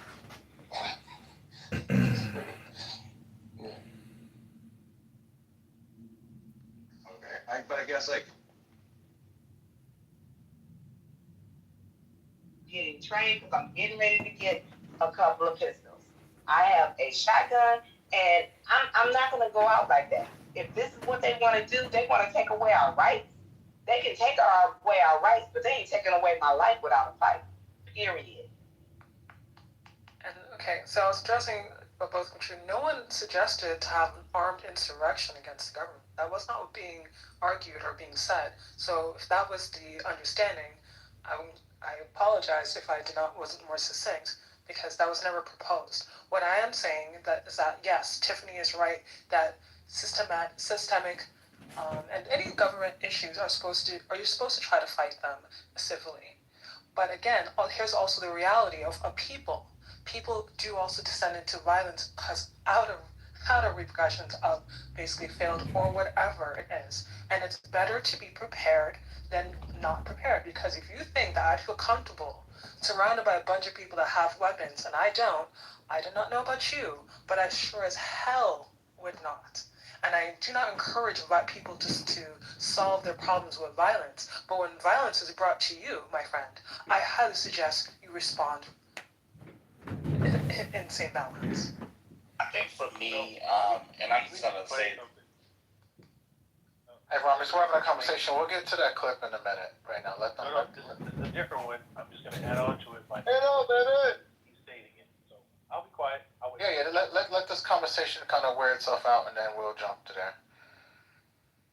So, Miss Sandra, I want you to always know that I absolutely love you. I back channel you. I do know how isolating it can feel for you. I've had these conversations with other people, and I live in the same world. I think that sometimes, because we live in different parts of the country, sometimes we don't think about what the racial tension feels like, and it is very thick in the South. It is, like literally, you can drive through any neighborhood and you still see Confederate flags everywhere, right? Like literally, at the state capitol, there are always Confederate flags outside the state capitol whenever there's any kind of votes going on, because, we are a red state. They very much could care less about the rights of Black people than us here, and it's wild. Um, Wild to think about, right? Like even, I'm sure y'all heard Marsha Blackburn is crazy as a dodo bird, but the same white people that sit next to you at work voted her into office, and she's been very clear. She's the one that originally called Bill Lee about redoing the maps, right? So the things we're going through are very systematic. I am at work every single day. I'm paying attention to how these political issues make it into the workplace. And when I tell you, it will not be the way that we think it is. It's not going to just be one day that there is this like uprising and that we will get to, you know, go to war as we believe we will. It is to the point where think about all the people that lost their jobs earlier this year. In addition to losing their jobs, they've also been cutting all the social safety nets that would support people who've lost their jobs. It is one of those things where they, they are slicing in a way that is real. It's hard. It's so difficult to explain it. I think a attorney probably could explain some of the laws that are coming through and some of the presidents.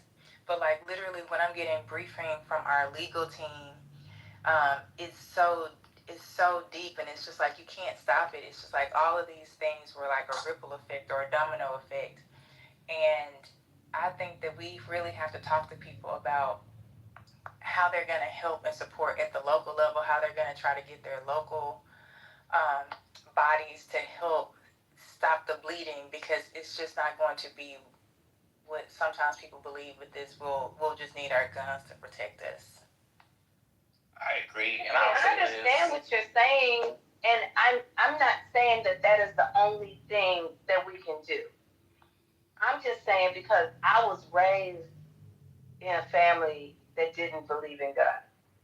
A family that was like, oh no, you don't have to do that. All you have to do is, march and sign your name on this line. And everybody caught me. I mean, I started working at the Michigan Democratic Party when I was 14 years old because my best friend's mother was president of the Lansing, Michigan Department of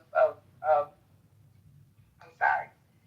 And I was stuffing envelopes when I was 14 years old for the Michigan Democratic Party. All I'm saying is, at this point in my life, I want to be protected. I want to be protected. And if that means that I have guns, I want to have guns. Because I'm not just going to let somebody come in here and tell me what they want me to do. I'm not saying that it's going to solve anything, but it's also, they're not going to force anything on me either. And I'm just at the point now where I don't want to fight that. I just want to say, Miss Sandra, real quick. I absolutely agree with what you're saying. And you're talking to somebody, you're talking to somebody who actually got shot inside of his car during the social unrest in 2020, the day before Valentine's Day. And since then, I have not considered, I have considered, let me not embellish, getting a firearm. I've been told by my family and friends, you need to get a firearm, you need to keep yourself protected. And I just want to say, I'm not targeting anybody specifically on stage who may have said something that I didn't quite agree or resonate with, but it really comes off as disingenuous when you speak from a place of where you're looking at a perspective, or you're looking at a group of people who are talking about equipping themselves with armor with rosy pearl colored eye lenses. And when I say that, I mean it's easy for you to say that when you're not on the receiving end of it. I've even came in here and talked about how I was in another space, and because of a matter of differing opinions with a Trump supporter, you were willing to sacrifice your life and my life and shoot me down like a dog because I said you can't call yourself a Christian because you follow behind MAGA, you follow behind Trump. That's a matter of opinion.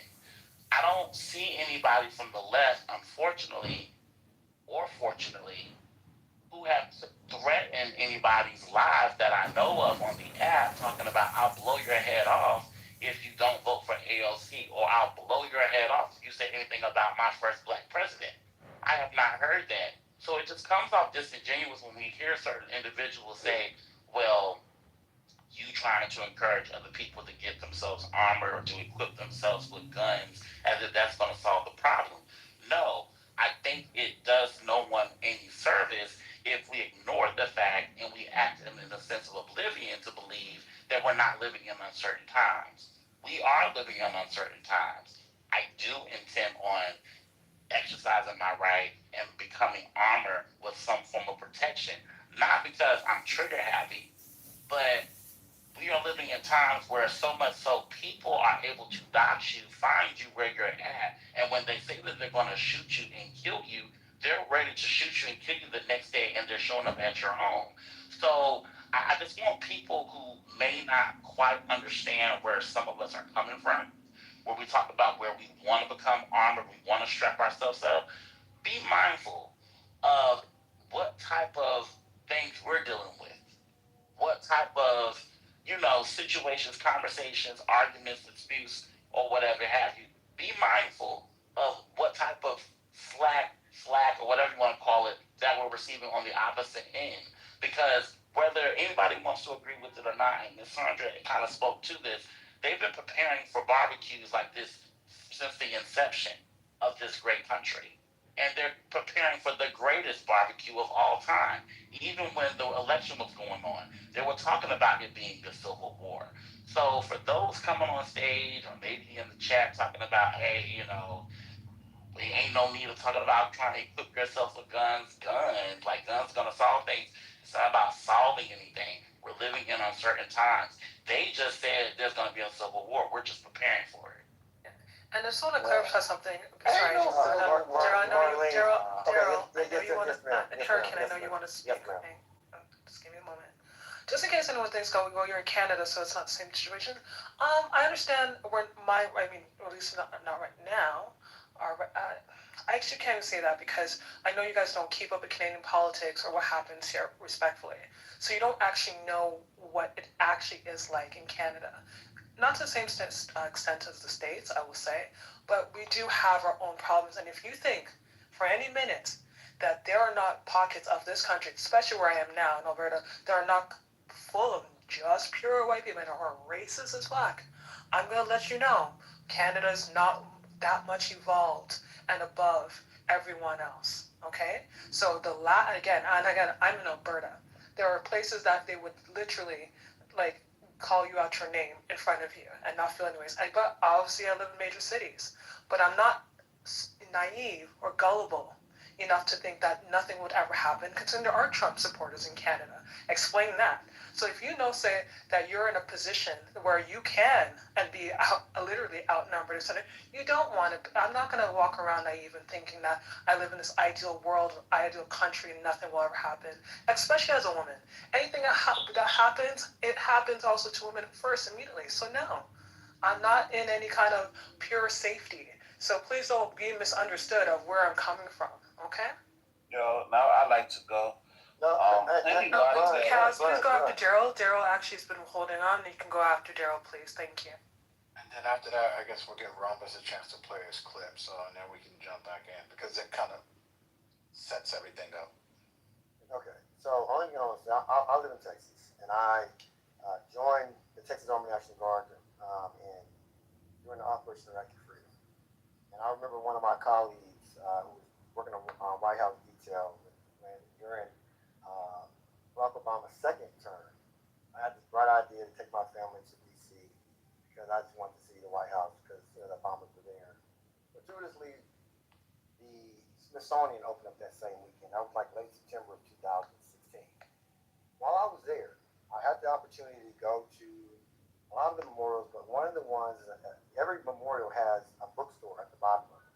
So I went down to the Lincoln Memorial and I bought this book called African Americans During the Civil War. It's a great book. I encourage anybody to read it. But one thing that I took out of that book was these proud black men. And some of these people were in leadership positions, captains, things that I've never heard of in my life, things that was never in social studies at all. And these were men that some of these people were not far removed from slavery, coming through the transatlantic slave trade that people say never happened, which it did.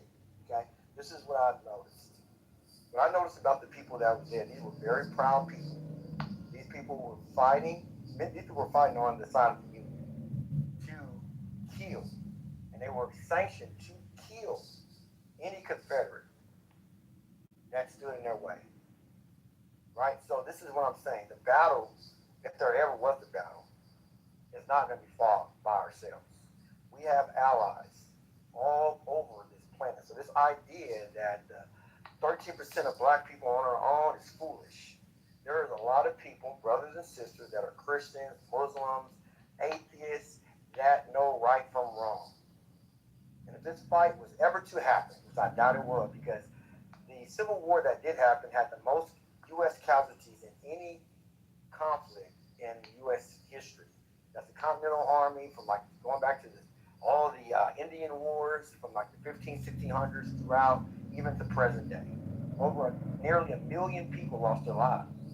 The second largest conflict of American soldiers that were killed was during the Vietnam War at a mere 80,000. 80,000, right? So all I'm saying is, guys, it ain't, man, there's nothing wrong with you operating with your Second Amendment right. Places like Texas have a council doctrine. I hear what Sandra's saying. I agree. Marlene, look, there's nothing wrong. And then the other gentleman that got shot, man, hate that happened to you. Man, get your firearm.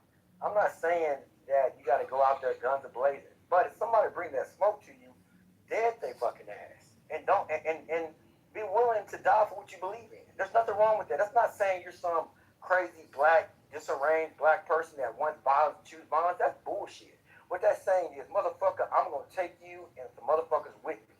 God damn it. Like, what the fuck are we talking about? Look, our ancestors came here to the transatlantic slave trade, and even the indigenous people that are already here for over 10,000 years, all the way up and down from it. When I get down to the Central America and South America, these people were warriors, and you got warrior blood in you too. So pony up. And I will say this, last thing I'm gonna say: not everybody's built to fight. Even in a modern day military, you have your infantry, what they call your combat arms, and you have your support arms. We need cooks. We need people that can drive, logistics, supply. We need medics. Everybody's not going to be a fighter. So when I hear people say, "Oh, well, I think we should do some kumbaya," that I can listen to. He's just not a fighter. They just don't see what it takes. There's people right now that have died for. I know some of these people are my battle buddies. Have lost their lives fighting for your freedom, for you to speak freely as you are, but don't think for 1 second that there wasn't a lot of black people who have died, and they died for this. They died in vain. These people died for what they believed in, and some of us have forgot our way. I don't know my mic, man. I don't want to open talk, but I hear people want to give up their rights and shit like that, and get all scary. Man, come on, man, quit being pussy, man. Fight for what you believe in. Die for what you believe in. Hold on, guys. Hold on. Thank you for that. I forgot who was talking. Somebody has Matt Cool blocked. If you have Matt Cool blocked, please unblock Matt Cool, please. Also, hey, everybody, welcome to the 420. Tonight is going to be this discussion because they're saying that we're on our way back to, but it's going to have to be one or the other. It can't be Jim Crow and slavery. So we're just going to suss it out. We know what we're talking about here with the gerrymandering, the taking of districts, pushing all black people out of the House in certain states. And then somebody came in the room and said they have a clip of somebody saying we're trying to get them as close to Jim Crow as possible. Rhombus is gonna. But unblock Matt Cool because we're gonna need his input on this conversation tonight. And we welcome everybody. Listen, let's start out by saying this. We have a different stage tonight, so we're missing a lot of people. There's no dropping anyone out of the room. Try your best not to block. I'm sorry. Let me start over. There's no kicking anyone out of the room. Try your best not to drop people off stage unless they're being quite disrespectful. But other than that, this is going to be a tumultuous discussion, and just because somebody asks you a question is not an open invitation to start an argument. I know we can do it tonight, you guys. I know we can do it. So we're going to try to have a good conversation with grown folks and hopefully learn something and maybe have some fun tonight, okay? So welcome. Ping in your enemies. Here we go. Yeah, Miss, I'd like to say, it's Misa. It has an A on the end of it. I said Miss. Guys, we promised Rhombus he was next. No, they didn't. They promised I was next. No. If you want to lie about it, it'll make it. If you just want him to go over me, just say you want him to go before I. Guys, we said we're gonna jump back in. We want to play this. You can let him go. You can let him go. Let him go. No. Go ahead. You can go. All right, play the clip. How long is this clip? Real quick, okay. It's Jim Kitover. And everybody check your block list and see if they have this man blocked. It's a quick one. Drop down to the audience. We'll bring you back up. Thank you. Okay, here it is. The moderate Republicans and their supporters who want to make America great again want to be remaking it in the image of the antebellum era. I just want to be clear. Are you saying you think they want to reinstate slavery? No. They wish to get us back as close to slavery as they can possibly get us to without violating. There's a constitution that they can't do it.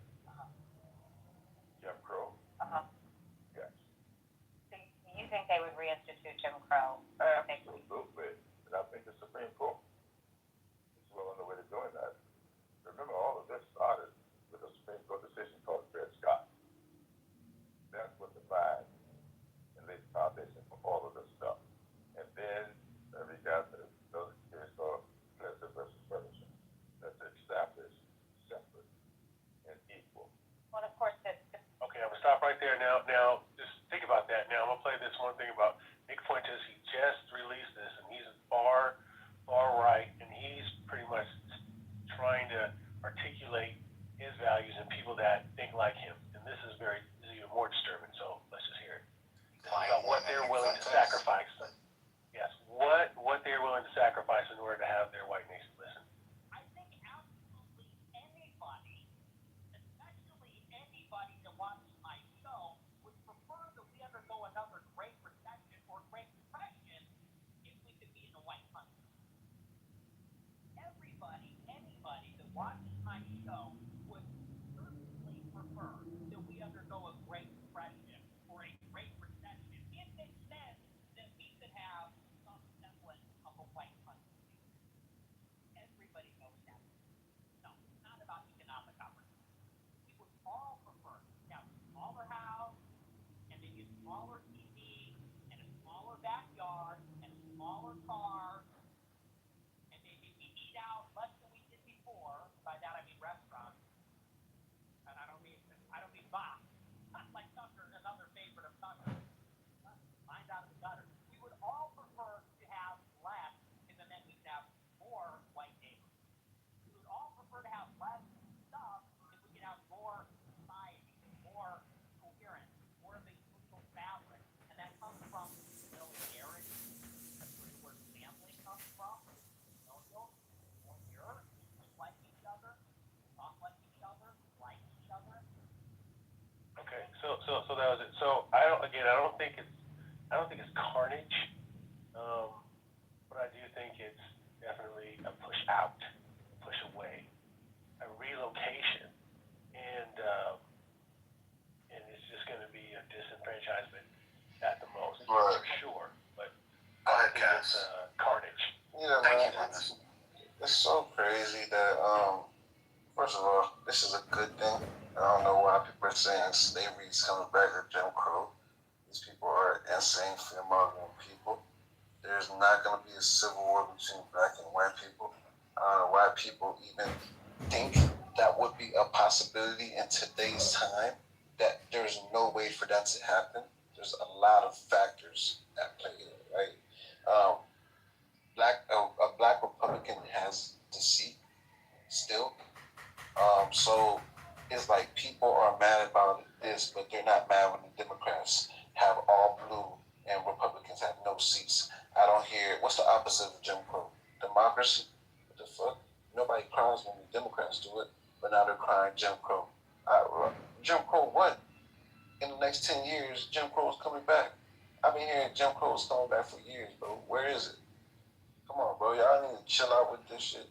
You will see all these states will get better under Republican control.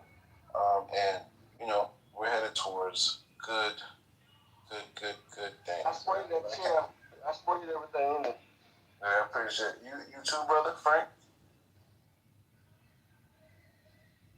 You said you support everything, right? Yeah, bro. This is crazy, though. I don't know why y'all fear-mongering. And slaves didn't have a problem with picking cotton. They just were mad they weren't paid for it. Because anybody would happily pick cotton if they're getting paid a lot of money to do that shit, bro. It's not about picking cotton. Some fucking cotton. Is he crazy or is he high? I can't even take you seriously.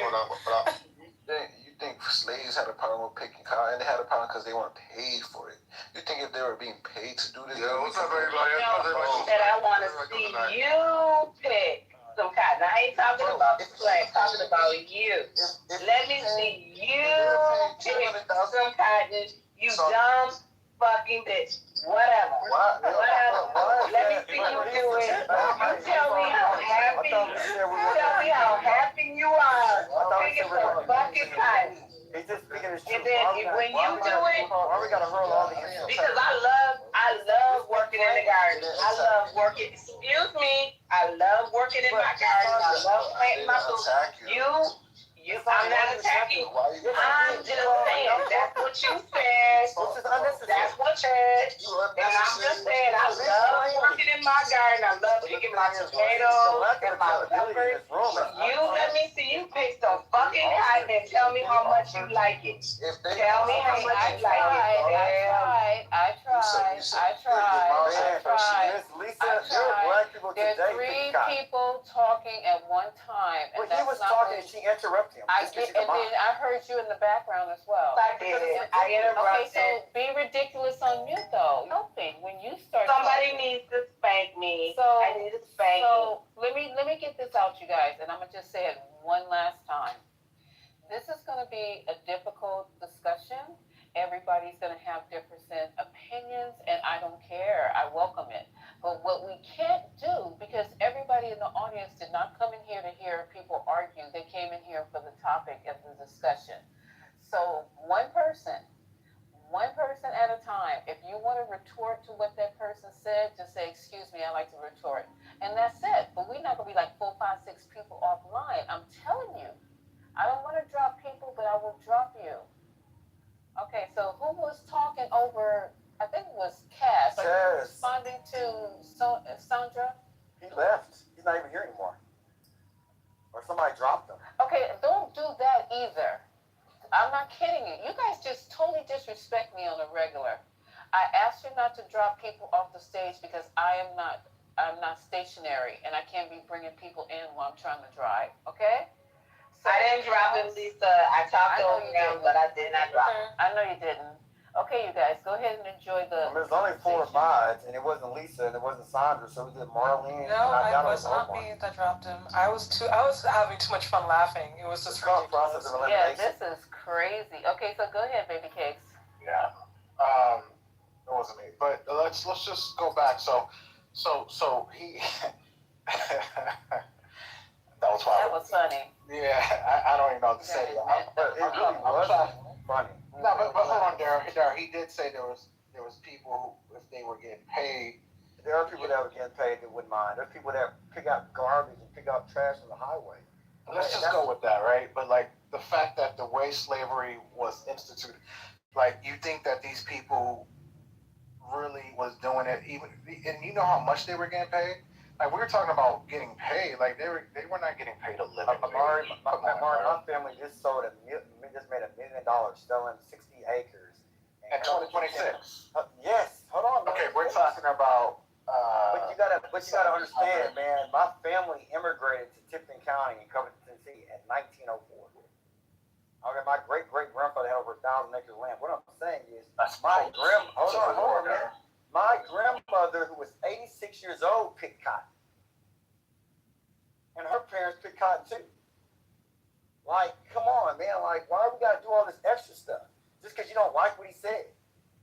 Oh, well, we don't have to. So hold on. Let's just make it clear. I don't think anyone doesn't need people to like what I said. I don't need people to tell me I'm wrong. I just, I think Ms. Misa's talking about is. Okay, Omari. Yes, ma'am. I'm gonna have to interrupt you for a second. How many mods are on the stage?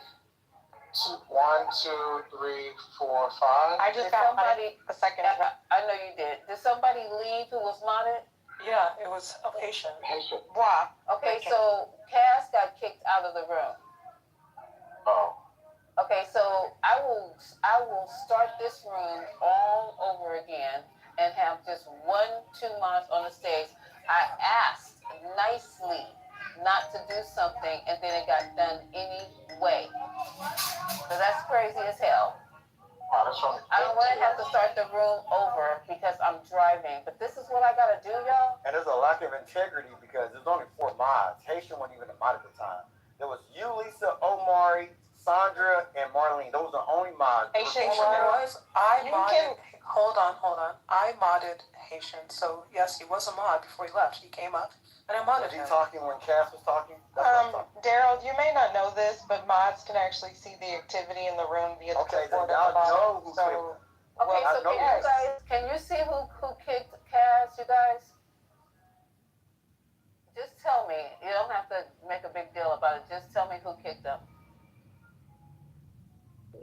doesn't say. It doesn't say. The only thing, the last activity I can see was me making Haitian a moderator, and then you also made Mickey, Reformed a moderator. Those are the last two actions. So he might have just left, Lisa, because it would No, show. he's in my back channel. Yeah, you know what? But hold on, so there's something going on with Zep because no one has met. No, man. You people are so yellow belly. Daryl, sorry, Daryl, just give us a second because we also don't have the ability to do that. Investigation right now. We're trying to fix this, okay? So give us an opportunity. At least we're doing an effort to fix it. Right. Like Kaz is not that important, but I just want to make sure that we don't do this tonight because this is just not fair when I ask. So one of the things when Matt Cole and I was messaging each other, it kept saying the system is having issues, and none of the mods had him blocked. Not Sandra, because he was able to message everyone. Yeah, he said he was blocked. Matt Cole said I'm blocked. I know, but if you could message, like if someone blocks you, you can't message them. That's part of the block features. Like you can't send them a message. So with that being said, my only other logical explanation is that there's something going on with the app. Again, remember the app was down yesterday, if y'all remember. Mm-hmm. And it's still messed up. And it's still messed up. I made sure that I don't have anybody blocked. Okay, so good. So can we And just Kaz let is these not people know? Yeah, we can let them know. Kaz is, if he was kicked out, Man, It would show in the They chat. happen to be talking, and no one. And I was the one that had. Just happened to just kick him out. Oh, Lord Jesus Christ! Stop, please. He just happened to get kicked out. But Lisa, I'm gonna move down because I had Matt Cool blocks, and if you open a new room, just wait. Give me about 5 minutes before you buy me, John. I can't open up a new room. I'm driving. It's gonna have to be when I get home. Okay, let's but wait till you get home. Let's wait till does you get home. anybody know if he chatted? Because his chats would be gone too. But if it doesn't show it in the little clipboard, I mean, maybe he can't get in now because somebody has him blocked. But it's also anybody on stage. So tell him to go, because I had to do this. If someone is on, and you we can get back to Misa's conversation. If someone just on stage has you blocked, you can't see the room in the hallway. So like I had to go in the house. Does anyone have a backup account that you can bring in? No, just tell him to go in the house, click on the room, and then he should be able to get in that way. But it's not going to show up in the hallway. Oh, okay. So can you tell him? Oh, you're not following Kaz, right? Absolutely not. No, I said Amari. Oh. Yeah, I follow Kaz. Okay, so give him those instructions, babe, so I won't have to break this room down and start all over again. And if you guys are wondering why we're doing all this for Kaz, it's really not for Kaz. It's out of respect for me. If I ask them to do something, I would just love it if they would just do it. That's it. And you had a room, if you ask somebody to do something, just out of respect for you, I would more than certainly do it, okay? That's what we're just saying. So anywho, let's get it all straightened out so we can get back, because I know some of y'all gonna need to go back to slavery. Some of y'all need to have the whip and chains, because you can't follow instructions. Unruly. Lisa, this is weird because people keep coming into the room, and then I go to see, like Michael just came into the room, and he disappeared. Like before I could bring him up or invite him up or anything. So there's still stuff going on. Yeah. Is there still stuff going on from last night? Does anyone have a burner? No, I don't. I can't afford a burner. I don't. It might be shadow banned too, because I have a burner. Let me see if it's in the hallway. I always go to the house, y'all, because the hallway I can see it in the hallway. I don't know why it would be shadow burner. It's not shadow banned. I can see it in the hallway on my burner. But anywho. Anywho, we're having a good conversation, and I wanted to continue. It is so juicy. You know what? It's not. You know what? I just looked. It doesn't show you if you did drop someone, because you had that naked guy on the stage. I had a naked. No, not if you drop them. It shows if you kick them. No, it shows if you remove somebody from the stage. Because see how it says Tiffany Denise removed Tiffany Denise, reformed, removed, reformed? It shows if people are moved or kicked from the stage. So she had a troll on stage that came up, and we removed them, and it doesn't show that we removed that troll. Oh, well, maybe something's wrong with the app. But anywho, I mean, yeah, then maybe something like that. Yeah, it doesn't show we removed the troll. Omari, you should try to ping him then. I just sent him a message. I told him to try to do go in through the house. Oh my God, I just got a message. But in the meantime, I would like to respond to the hallway. I seen it. That's how I came in. I would like to respond to the comments that were made in the video. Yeah, thank you. Okay. So first, from the person that was speaking, that was Nick Fuentes. I'm not really sure how another major recession a la 2008 would help make the country white. For example, there's technically more white individuals that are on food stamps just because of the sheer number of them. So that would not make the country white. That would contribute to making the country impoverished. People are talking about his level of sacrifice, not that. Well, so is he conjecturing? Because how would that happen? I don't understand illogical of economic consideration. So I'll just respond as if I'm taking him seriously, which is to say that wouldn't happen. So I don't understand why that Nick Fuentes person would like theorize that there would be some sort of sacrifice when literally people are sacrificing right now because they're poor. It's not a choice. It's a condition of their existence. That didn't sound right, but y'all know what I'm saying. So then I'll bring it into the other person, what the other person was saying, Kaz. So he's saying that we all addressed the slave thing, but honestly, the slaves were a form of payment. Like, their labor was paid. It just kind of went to the person that owned them at the time, which was the master. So I'm not really sure how he doesn't understand that if slaves were paid, they did not own their wages because they did not own themselves. But anywho, just in case anybody was unclear about that. And the last thing, the poorest states in the nation are actually red states. So I'm not really sure, again, why we seem to confuse democratic economies versus, Republican economies. The red states are literally the most lacking in education, lacking in literacy, lacking in jobs, lacking in all the things. We know what Republican leadership looks like. I'm not sure how we continue to be confused about that. Back to the state. Can I respond to that? Because I think you missed the point. I think he's not trying to make this a matter of fact. He's just saying, I hate not having a white country so bad. I would love to do this instead of that. It's not an idea to say like, oh well, this is better than that. This is better. He's not saying that. All he's saying is he wants a white neighbor so bad. He's willing to be stupid, to be ignorant, to be poor, to be everything that is deplorable if he can have more white people. That's what he's saying. I mean, okay, I'm going to take one last stab at it, Romus, because I get it. I'm taking him too seriously. There are literally places in this country that are majority white. I mean, like, really majority white. Like, white. Like, I don't understand if he's in Idaho and the black population is not that high.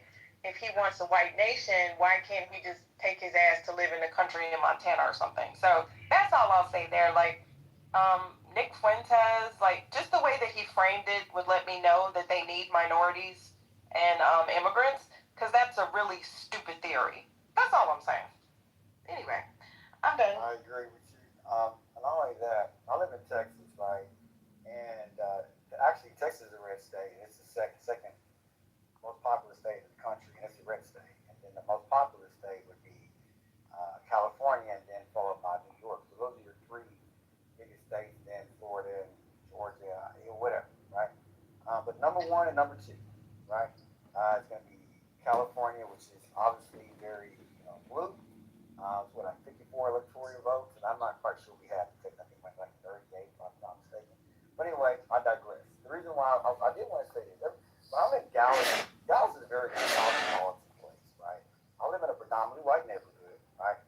I can count my black people. But it's an upper middle class neighborhood.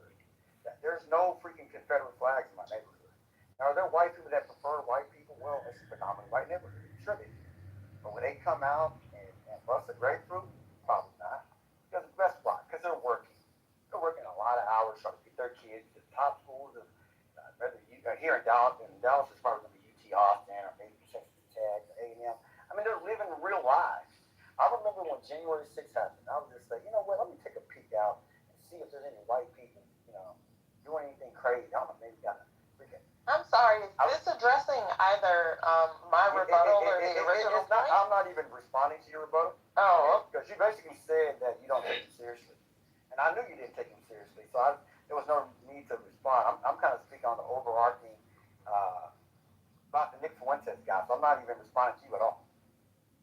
If that makes sense. I'm not centering you at all. No offense. But you even said you were just kind of like. Oh no, continue speaking. I was just asking for a point of. Yeah. I completely disregarded what you said. Because I knew you was like just. You can continue. Thank you. You may continue. But you came off the app to speak to me, and I just felt that I was all right. overemphasized. All right, Take your medicine. She was just talking. No, so am I. Well, you keep going and going. Just go, whatever you got to.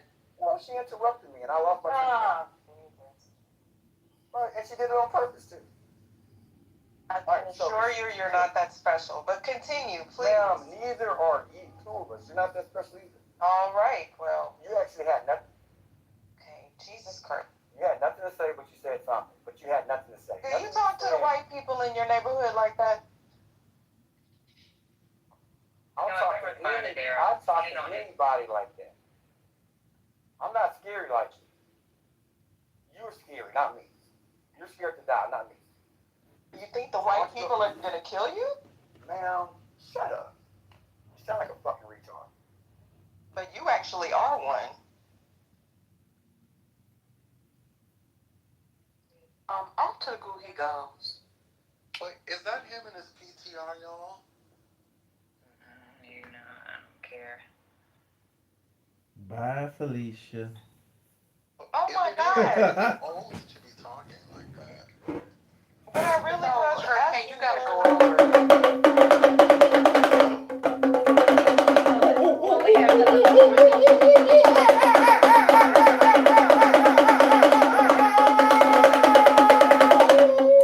But I really was asking him what point he was referring to. You really was. I didn't understand, and I was going to interject your Texas it doesn't matter. I'd rather people be annoying us on the staff than out irritating people. Might just start yelling at an old black woman and call her a bitch or something. I don't know. I'm sorry.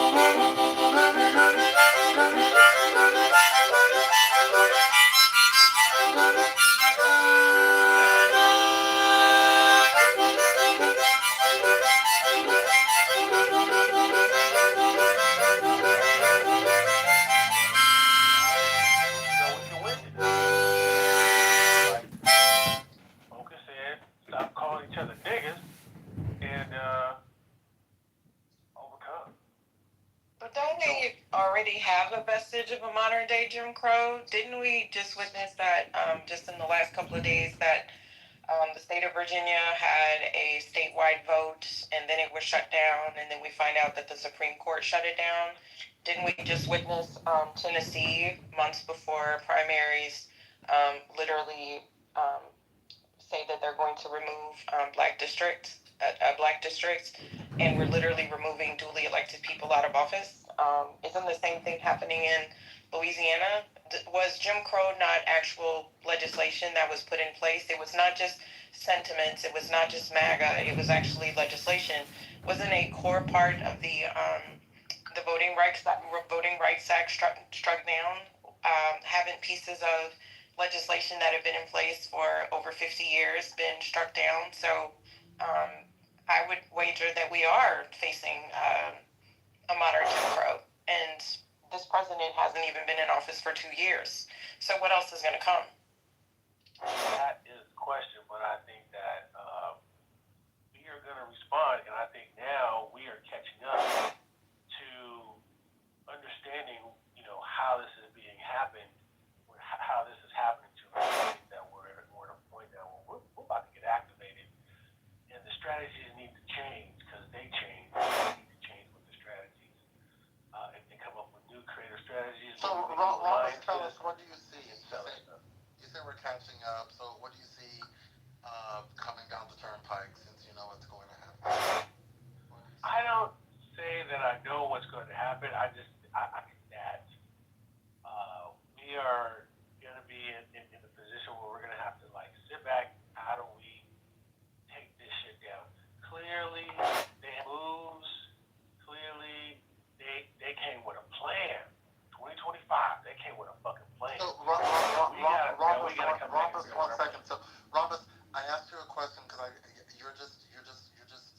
you're rambling. You're talking. You're being vague. You're not giving specifics at all, and I'm afraid that you're going to continue doing that for the next 10 minutes.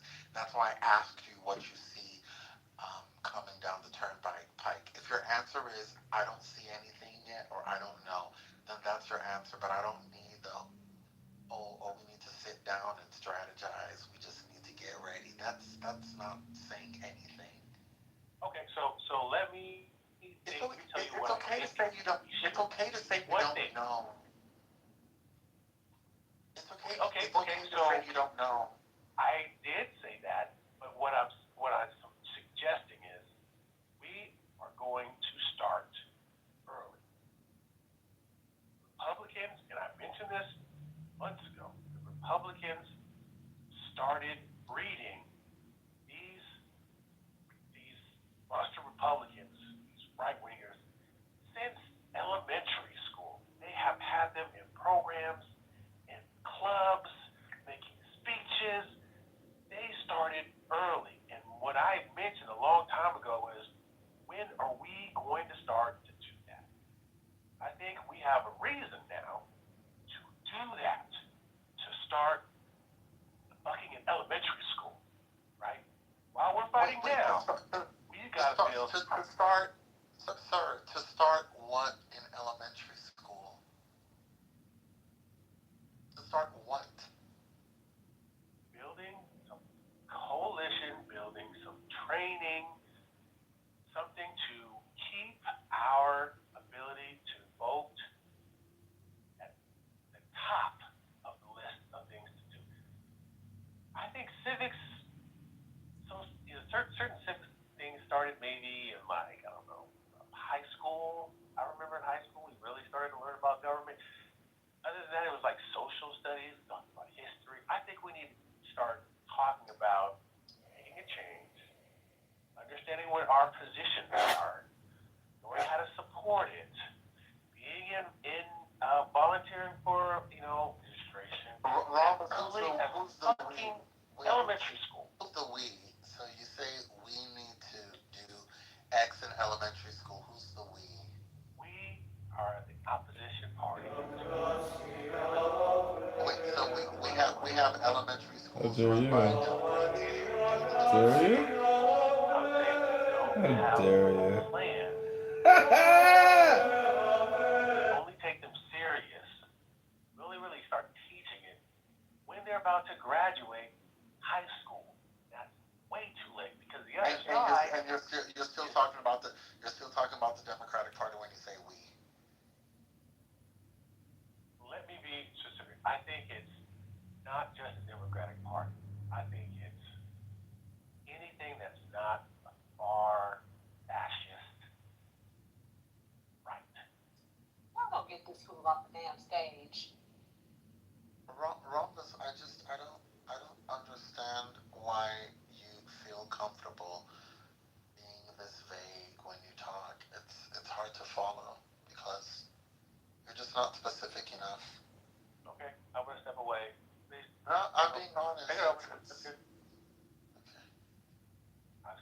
sense. If I don't translate, then I'll just try to find some other things to. So, Hurricane, what is that you looking for now?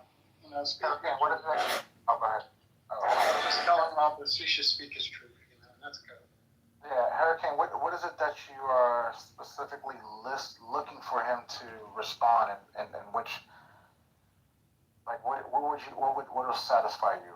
Oh, just something intelligent and meaningful. That's all. Something intelligent. So, I mean, like, so He's give full of us an shit. example. If you asked yourself that question, how would you respond? I wouldn't ask myself the question that he was trying to answer. So, okay. So he was trying to make his point, and then you asked him a follow-up question. But like, just say it's to his fun. point, Like, but just you were clearly looking for a specific answer I hate it. to No, man.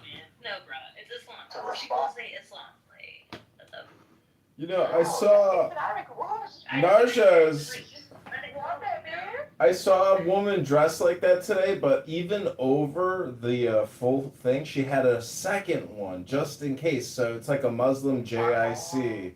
Just in case that one falls off, she's got the other one to, make sure. But isn't that so crazy? It's like, where did you come from? How are you driving, a nice new car? And, who are you? And, how long are you planning on staying here? When are you going to go back to Damascus? Hello? Damascus is beautiful up there. Where did you come from? Where did he go? Good night, Joe. Let's sing. We're supposed to have karaoke. Where's Daniel Nero? Can someone? I just called him. He's not picking up. Oh, I don't know where he is. Narjas, you said something earlier today that was wrong, and I just wanted to question you about it. You said something like the experience is the virtue, or you said just life is the virtue.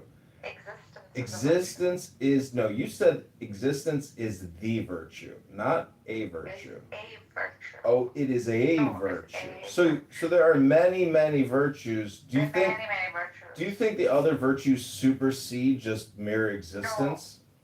No. They're identical to existence itself. Oh, it's identical. Oh, got it. So there's actually no learned ethics or morals or virtues, correct? Is that what you're saying? No, I'm saying all virtues exist. That's all I'm trying to say. All virtues exist. You're not actually saying anything. I'm saying that it is because see the argument is it better to exist than to not exist, right? It's always better to exist because that which exists always holds potential to actualize. So such as hope, patience. These are virtues that become like the mechanism. Well, see that's where I would. This is where Christianity. Because in Christianity,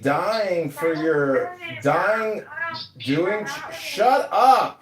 When you're doing charity and you're dying for someone that you love to save their life, that kind of supersedes what you're saying.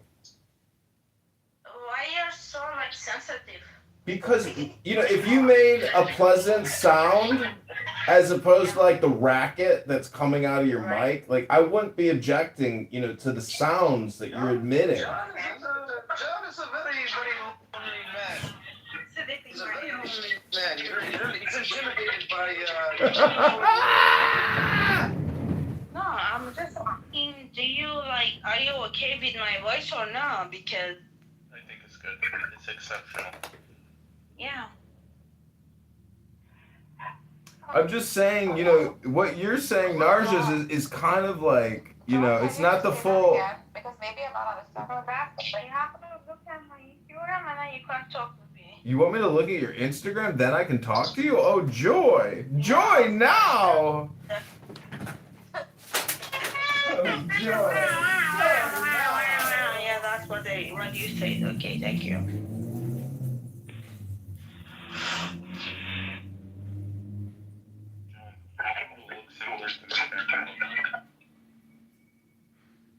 Rabbi, your audio is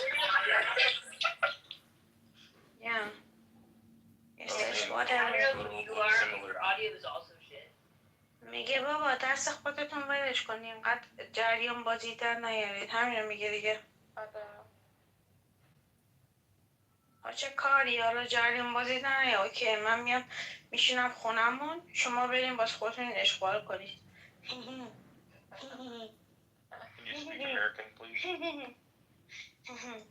سپید اتاق کی دیدم تو رو سکپتیک بود؟ من نمیدونم بابا، من الان نشستم اینجا. من سگم آخه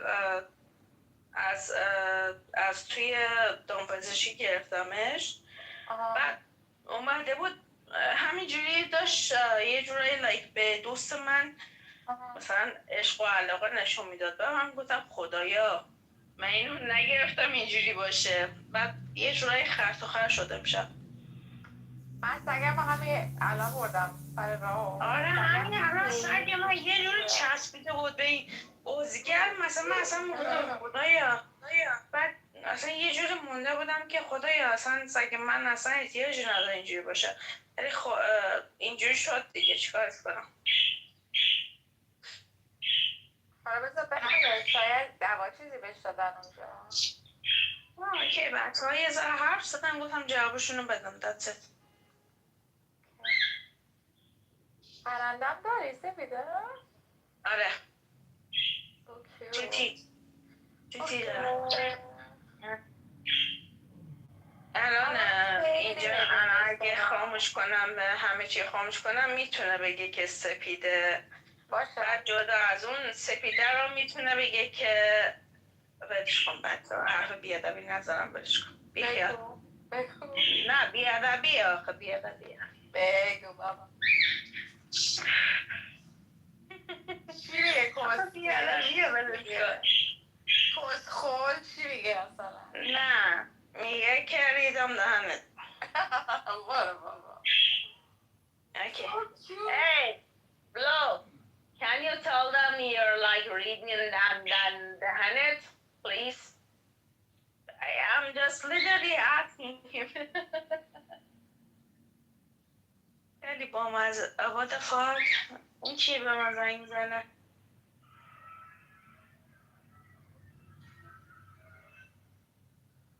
Daniel. Do you know I don't know this person at all? You don't, and you just fucking spoke to her fluently in Farsi, and it sounded partly Vietnamese. I don't know why, but Mine doesn't. She had Lilith. Oh my god. what is her problem? I don't know who she is. How does she fucking know that you could speak it though? I don't know. She's stalking you, bro. Seen her in a room before this too. In one of the rooms I was in. Yeah. That's crazy, bro. They're gonna get you. They're coming to get you.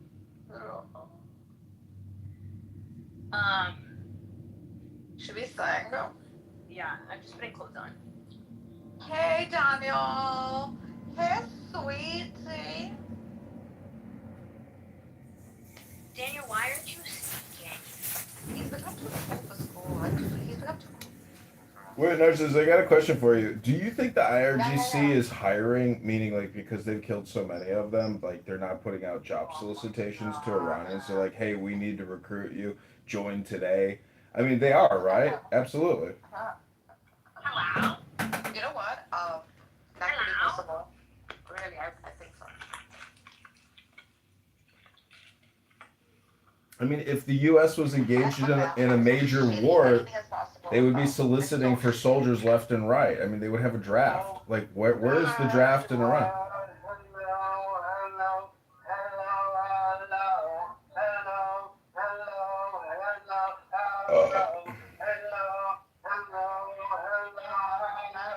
Oh, wow.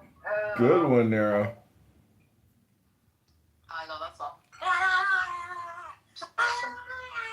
Welcome, Dr. Brian. Welcome, Dr. Brian.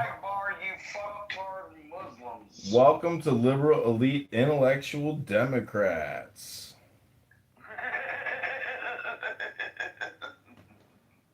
That's funny as fuck. Okay, I want to give you a quick sample. So climb Clyburn, CBS. I mean PBS. No, I think this would be, Amari, this is important enough for us to listen to it in its entirety because for us, we can chop it off every 5 minutes. But for us to be listening to out of sequence clips that are not going to give me any understanding, because he started in a different spot this time. You notice that? So let me, I do apologize. Let me bring this, let me see if I can bring this up in the YouTube long format. And just so that you know, it's called Firing Line, right? With Margaret Hoover, all right? Oh, okay. He's with Margaret Hoover? Okay, I know. Yeah. That's okay. She's a good Okay, so I would like us to be able to hear it. No one has any place to go. This is Friday night. And if they're talking about Jim Crow and Clyburn is a good, he's a good interview. I mean, he's gonna say something right off the cuff. I mean, you know what I mean? He doesn't hold back too much. So I think it's worth us listening to it. Anybody disagree? And then we can move on from there and continue having this conversation. I think it's worth saying. So South Carolina, I mean, I think I know who said, I think Amari said this. I mean, and then another lady who was another part of Saunders, another part of the country. I think it's worth noting that, I mean, the United States is a pretty big place. There's a lot of different people, a lot of different views and ideas. In South Carolina, I mean, there's slave ports there. My great grandmother was from Spartanburg, South Carolina. It's a pretty racist place. I don't think South Carolina is representative of all of the United States. I think we need to take that note. We're looking to the land of Jim Crow, who actually has to be the first Black American in 1971 to be an advisor to a governor in South Carolina. Right? That's Jim. We're talking about the same guy. Hey, Daryl. Yeah, hey, Misa, I have an answer to your question about the clip. Okay, I found the clip on YouTube. The interview was done in January this year, so before the Supreme Court issued its decision in the Calais case. Hey, brother, I just wanted to correct you on that fact. What? So the Jim Crow laws didn't come before 19. Oh yeah, Dave, I'm talking. Yeah, so there's nothing to correct. Just mute up. Wait. Oh, sorry. No. I'm sorry. Mute up. When I'm done, then you can talk about what you want to talk about. Okay. I'm talking about a YouTube clip. Mute up, please. You too, Chris. Mute up. You guys mute up on the stage if you're not. Don't mute. Don't yell at me, gay boy. Mute. Whoa. Stop, you guys. We're not gonna do that. This is a long night. Y'all already hyped up and yeah. So Lisa, the clip was posted on YouTube in January this year. It's about 30 minutes long. I can post a link in the chat. I don't know if you guys want to listen to 30 minutes, but it's Jim Clyburn talking about America, race, and where we're going in terms of civil rights. It's a bunch of stuff. So here's the. Okay, you guys have the link. Omari, you have the link. Yeah, I mean, I don't know if I can play 30 minutes of what's that, but we can try to, because you know, you might not got nowhere to go, but I definitely got to run up and down those stairs. Right, brother. Yeah, I just posted the link. Because it said firing order with Margaret Hoover, and that's what I found. I'm about to settle in and go to a cigar lounge and just listen. All right, so 27 minutes. You don't have to play the whole thing, but I believe that's where Rhombus got the clip from. So. Yes. And we can just stop it. Have it up. Okay, so we can stop this clip every. It'll take a little too long every 5 minutes. I'm not sure. So you want to run? Omari every 6 minutes? I think Rhombus said he'll run it. Okay, yeah, so I'll run it every 6 minutes. Okay, so every 6? Yeah. Oh my God, what do you guys like? No, seriously, because I'm trying to get to the 3 minutes. We'll be forever. Well, we're not trying to get through this whole. You trying to get through this whole thing tonight? Oh Lord. Okay, go ahead, Rhombus. Start it. Do every 5 minutes. Is it 5 okay? Oh yeah, 5 times 6 is 30. So yeah, that's fine. All right, it's 5 minutes, y'all. You guys need to. ADD is for real, and I think RFK. Just relax. If we might hear something that's going to help us with the conversation, maybe help you make some informative decisions about what's going on with voting and should you vote and what's actually happening. This is informative. Look at it that way. Informative. Not if you're listening to mentally ill people. Who are you considering mentally ill, sir? The homosexuals. Oh my God, I can't. I just cannot tonight. Sir, can you keep your I moved him to the audience. That was absolutely called for, and that's not what this room is about. Okay, this is just too much. I cannot control the crazies. So, all right. Don't even try to control the crazies. No, I'm not. You see what I'm doing? I'm trying to find something to eat. And I'm just trying to get you guys to have a room until I get home that's Some of the mods agree with what I say. That's why they brought me back up. Oh, okay. Well, those mods are not going to speak up, so. And can you just not talk until we get through 5 minutes of this? Well, so a mod that dropped you Fix approved that. you to come back up. Yeah, and I just realized that, I just went and dropped it again, and it'll stay that way. My bad. I do apologize, everyone. Talk about hypocrisy. You know, I make mistakes. I am not perfect. We're playing at 5? Go ahead, Robert, man, calm down. Go ahead, man. What? Let me get Little out of here first. It's a warning for the future. This is on firing line. My cautionary tale is this: anything that's happened before can happen again. South Carolina Congressman Jim Clyburn is talking about segregation. All it takes is a road Supreme Court, and I'm not so sure that we have not gotten there. So you think they would reinstitute Jim Crow? Absolutely, and I think the Supreme Court is well on the way to doing that. Clyburn's recent book, The First Eight, is a reminder of Black Americans' political advancements and deliberate political suppression. It tells the story of the 8 Black Americans elected to Congress from South Carolina immediately following the Civil War. There wouldn't be a night until Clyburn was elected in 1992, close to a century later. And you say that it became more urgent to you to tell this tale after January 6th. Right. I am convinced that whoever put January 6th together used a roadmap that became right out of this. Thank you. At 85 years old, Clyburn is a national power broker. His famous fish fry is a mandatory stop for any Democrat with presidential ambitions. Which is Congressman Jim Clyburn. Say now. Firing line. Margaret Hoover is made possible in part. Make that mistake, sir. Well, I think that whitewashing of history has always been a part of this country, especially since the Civil War. The people who came out of the Civil War and had lost the war decided that was just a battle, that they would continue to fight and to redeem the South to its pre-Civil War days. And in my book, I refer to them as redeemers. The Redeemer Democrats were the Southern Democrats. They wanted to redeem the South. They wanted to redeem the South to pre-Civil War days. And constitutionally, they couldn't get it done. But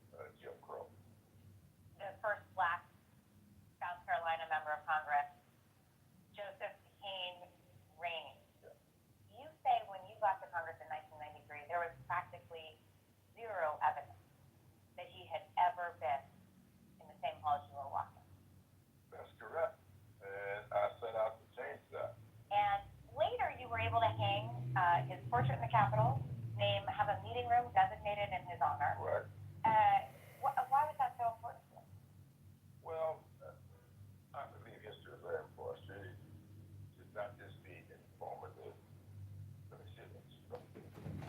And because I believe that so strong, I think that the extent to which we are left out of that mystery takes away from the foundation that our children and grandchildren can build upon. Okay, we're at 5 minutes. Any thoughts? Am I continuing on? Do we need to fast forward more? So, Are we good? hold on real quick. I just give people a chance. I don't know, Misa. Did you hear? Okay, so it looks like they clipped the part where he talked about Jim Crow, and then they seemed like they mashed it with another section of your original clip. Did you hear that? I was hearing the conversation, and it sounded like the original one, but still, listening from here, the conversation is, do we really think this is viable? Like what he's saying, because this is what the room is about. He is coming out of his mouth. This is somebody who's been serving for a long time, a long time. Hopefully he won't be reelected. But 85 years old, right? yeah, time to retire, buddy. Time to retire, buddy. But he sounds good though. He does, but he should be. What do they call emeritus right now? Yes. He should be bringing somebody up behind him. He should be on his porch drinking lemonade, riding the wave until. No, he should be pouring all this knowledge into somebody who can come up behind him. While drinking lemonade. Y'all Don't forget the lemonade. You guys are just or really sweet tea. silly tonight, right? I really like This gonna be the silly room. This will be the silly room, or in the what? hall. I think that there's more. I think that there's more interview to be listened to, and so she will ask that the question that we originally heard again, and then that was when the rest of the context will kind of roll out. But she's kind of teasing out some of the conversation, and this is that kind of like the first time we heard the word slavery come out of his mouth, because the last one he didn't say slavery. He said they don't want slavery. They want as close to Jim Crow as possible. But what I heard just now, he said they want to get as close to slavery as possible. Right. He's talking about Rainey though. He's talking about the congressman. So when he was talking about that, he was talking about in that context. That's what I heard. So I mean, I didn't realize he was the person that got the picture in the halls of Congress. So shout out to him. That was something that I wrote down. That he did, that he was a big part of. So shout out to him for that one. So. All right. Well, I'll roll out another 5 minutes. Go ahead and press play again if you quick it. Misa, you got to mute up because I can hear them. Okay, sorry. The Chinese chicken wing with feathers on it. Okay. Well, this speaks to you. But we said that that's what they said. So don't be surprised that he said slavery, because that's what we said earlier, over an hour and a half ago. We said, they said slavery. But you didn't ever say Claremont. He said it. Yeah, so I get what you're saying. But go ahead.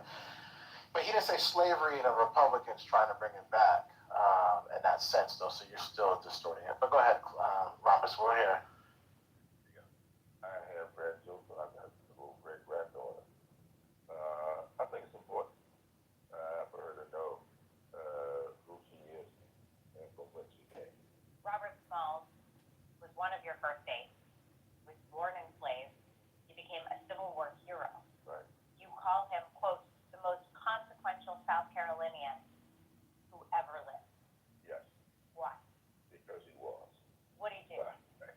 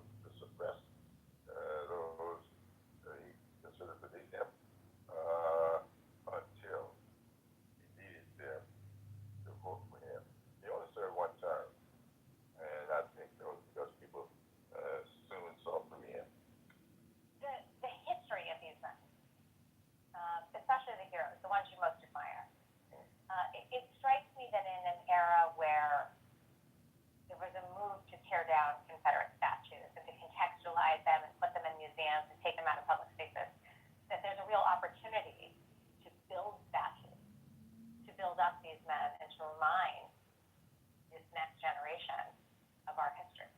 Yeah, these things evolve. You'll see various approaches to Robert Smalls in places, not really official. I have not seen, I have talked with the legislator that was working on putting his likeness in the Capitol.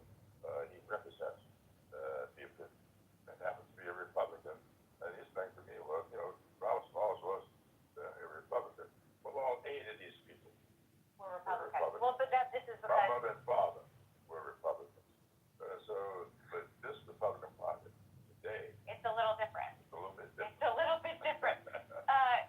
You say that, as a result of the tumultuous and challenging times in which we live now, this book has become much more than an introduction to heroic figures. Absolutely. Heroic figures have been lost to history. It is now a cautionary tale. Right. And you say that it became more urgent to you to tell this tale after January 6th. Right. You say that the Redeemer Democrats are echoing the tactics of MAGA Republicans. Absolutely. Tell me more about that. Well, this was all the stuff that they did. A guy named Witherspoon Gary, a general in the Confederate Army. Completely unrepentant, believed that Robert E. Lee should not have surrendered. Absolutely. And he did everything he could. He, like the particular figure in the White House today, he overtook the entire mechanism. He wrote and given instructions as to how they conduct themselves.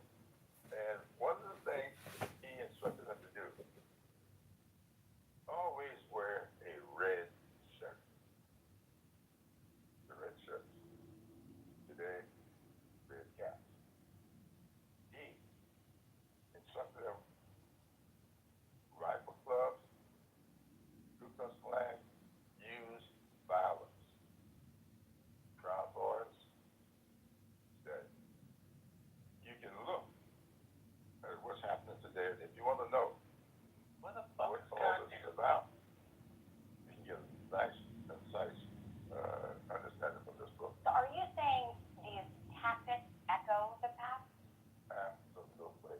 In fact, I am convinced that whoever put January 6th together used a roadmap that they came right out of this era. How far do you think the current MAGA Republican Party, because you say it's Proud Boys, which are different from run-of-the-mill MAGA, how far do you think MAGA Republicans, and you even Donald Trump as the leader of the MAGA Republicans, I mean, when you reference the echoes of history, how far do you think, or are you warning that they're willing to go? All the way. What do you mean by that? What do you mean by all the way? Because you write at one point in the book, the MAGA Republicans and their supporters who want to make America great again want to be remaking it in the image of the antebellum era. I just want to be clear. Are you saying you think they want to reinstate slavery? No. They wish to get us back as close to slavery as they can possibly get us to without violating, because the Constitution they can't do it. Jim Crow? Yes. So you think they would reinstitute Jim Crow? Absolutely. And I think the Supreme Court is well on the way to doing that. Remember, all of this started with the Supreme Court decision called Dred Scott. That's what defined and laid the foundation for all of this stuff. And then we got another case called Lester versus Ferguson that established separate and equal. Well, of course, the Supreme. Okay, so that was what we heard the first. Yes. Okay, I'm glad you I played hope you defeat her. and I can't wait to hear what comes after that, because that's the part that, like Tiffany and others were stating, we need to hear that second part. But he said slavery, no. Jim Crow, definitely. Yeah. He said definitely. Okay, I heard that loud and clear. I have a little bit of pushback. I think since I've been coming in the stages, we're trying to have a conversation. I would say since I would say since I've been coming into space, I think people take policies disagreements as wanting to go back to a Jim Crow slavery. Yeah, you voting, because you want voter IDs, voting, to have an ID to vote, that you want Jim Crow, right? Because you may have stricter immigration policies, right? That you want to go back to slavery. I'm not sure how you can put tens of millions of people in that bucket. And that's just my one pushback there on land. And not only that, Amari, it's a very abstract thing. It's like you can't approve or disapprove that statement because it's just too abstract. It's too obtuse. And that's the issue that I have with it. I mean, he's just having a conversation. And we're hyper focusing on this conversation, and we're all going to take away our own meaning from it. But I mean, the guy's also selling a book too. It's not to get that, right? Like follow the money, find the truth. I mean, I think this interview. I mean, obviously, I understand who Jim Clyburn is. We all do. But I think things can be taken out of context or lost in translation. I mean, I want to know where his book. I mean, did his book get published around this time? Is he on a book tour? What if we came out and found out this guy gave the same interview 30 different places at little Rotary clubs and Kiwanis clubs all over South Carolina? Would we give it the same amount of, Okay, I got issues with that because the thing is this: everybody who was going through this administration, even the first time, has written a book, right? There are, I think, multiple reasons for that. One, you want to get that person's perspective. It's selling. If you're living in a mega world,